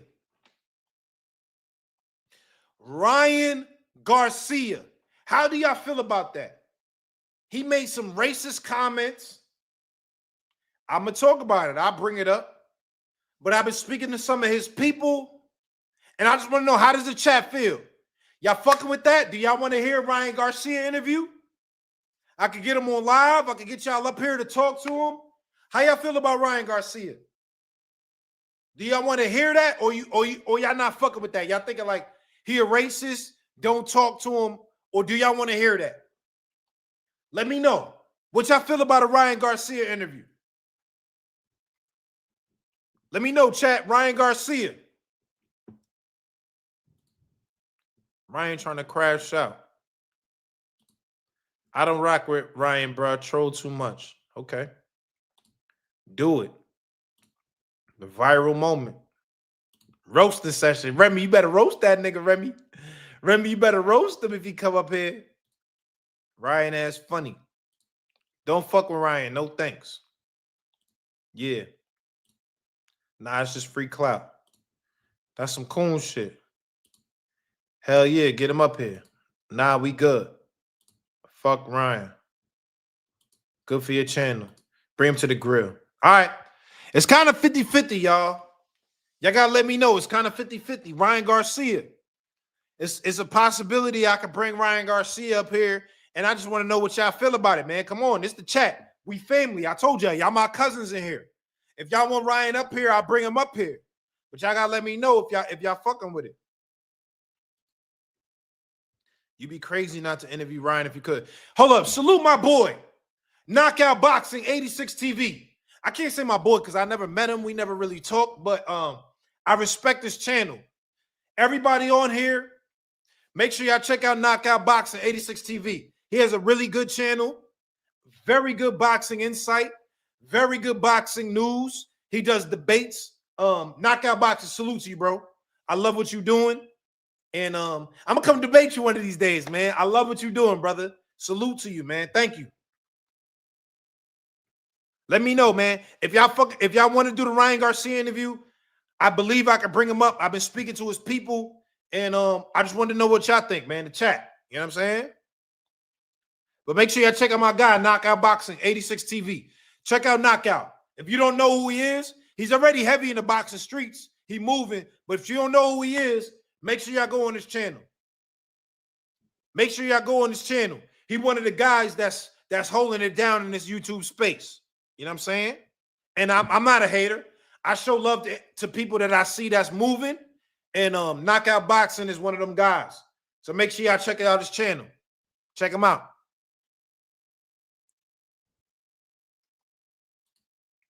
Knockout a sellout? Why? Why you say that? Why you say that? Been subscribed to Knockout. Yeah. Knockout one of them guys. I watch his channel too. I comment once in a while, but most of the time I just watch it and I don't comment, but I love what he's doing. I love what he's bringing to the game. He a real Tank fan. I'm a Tank fan too, but Knockout a real Tank fan. But I love what Knockout is doing for the sport of boxing. So make sure y'all support that, man. We got to support the real ones in this chat.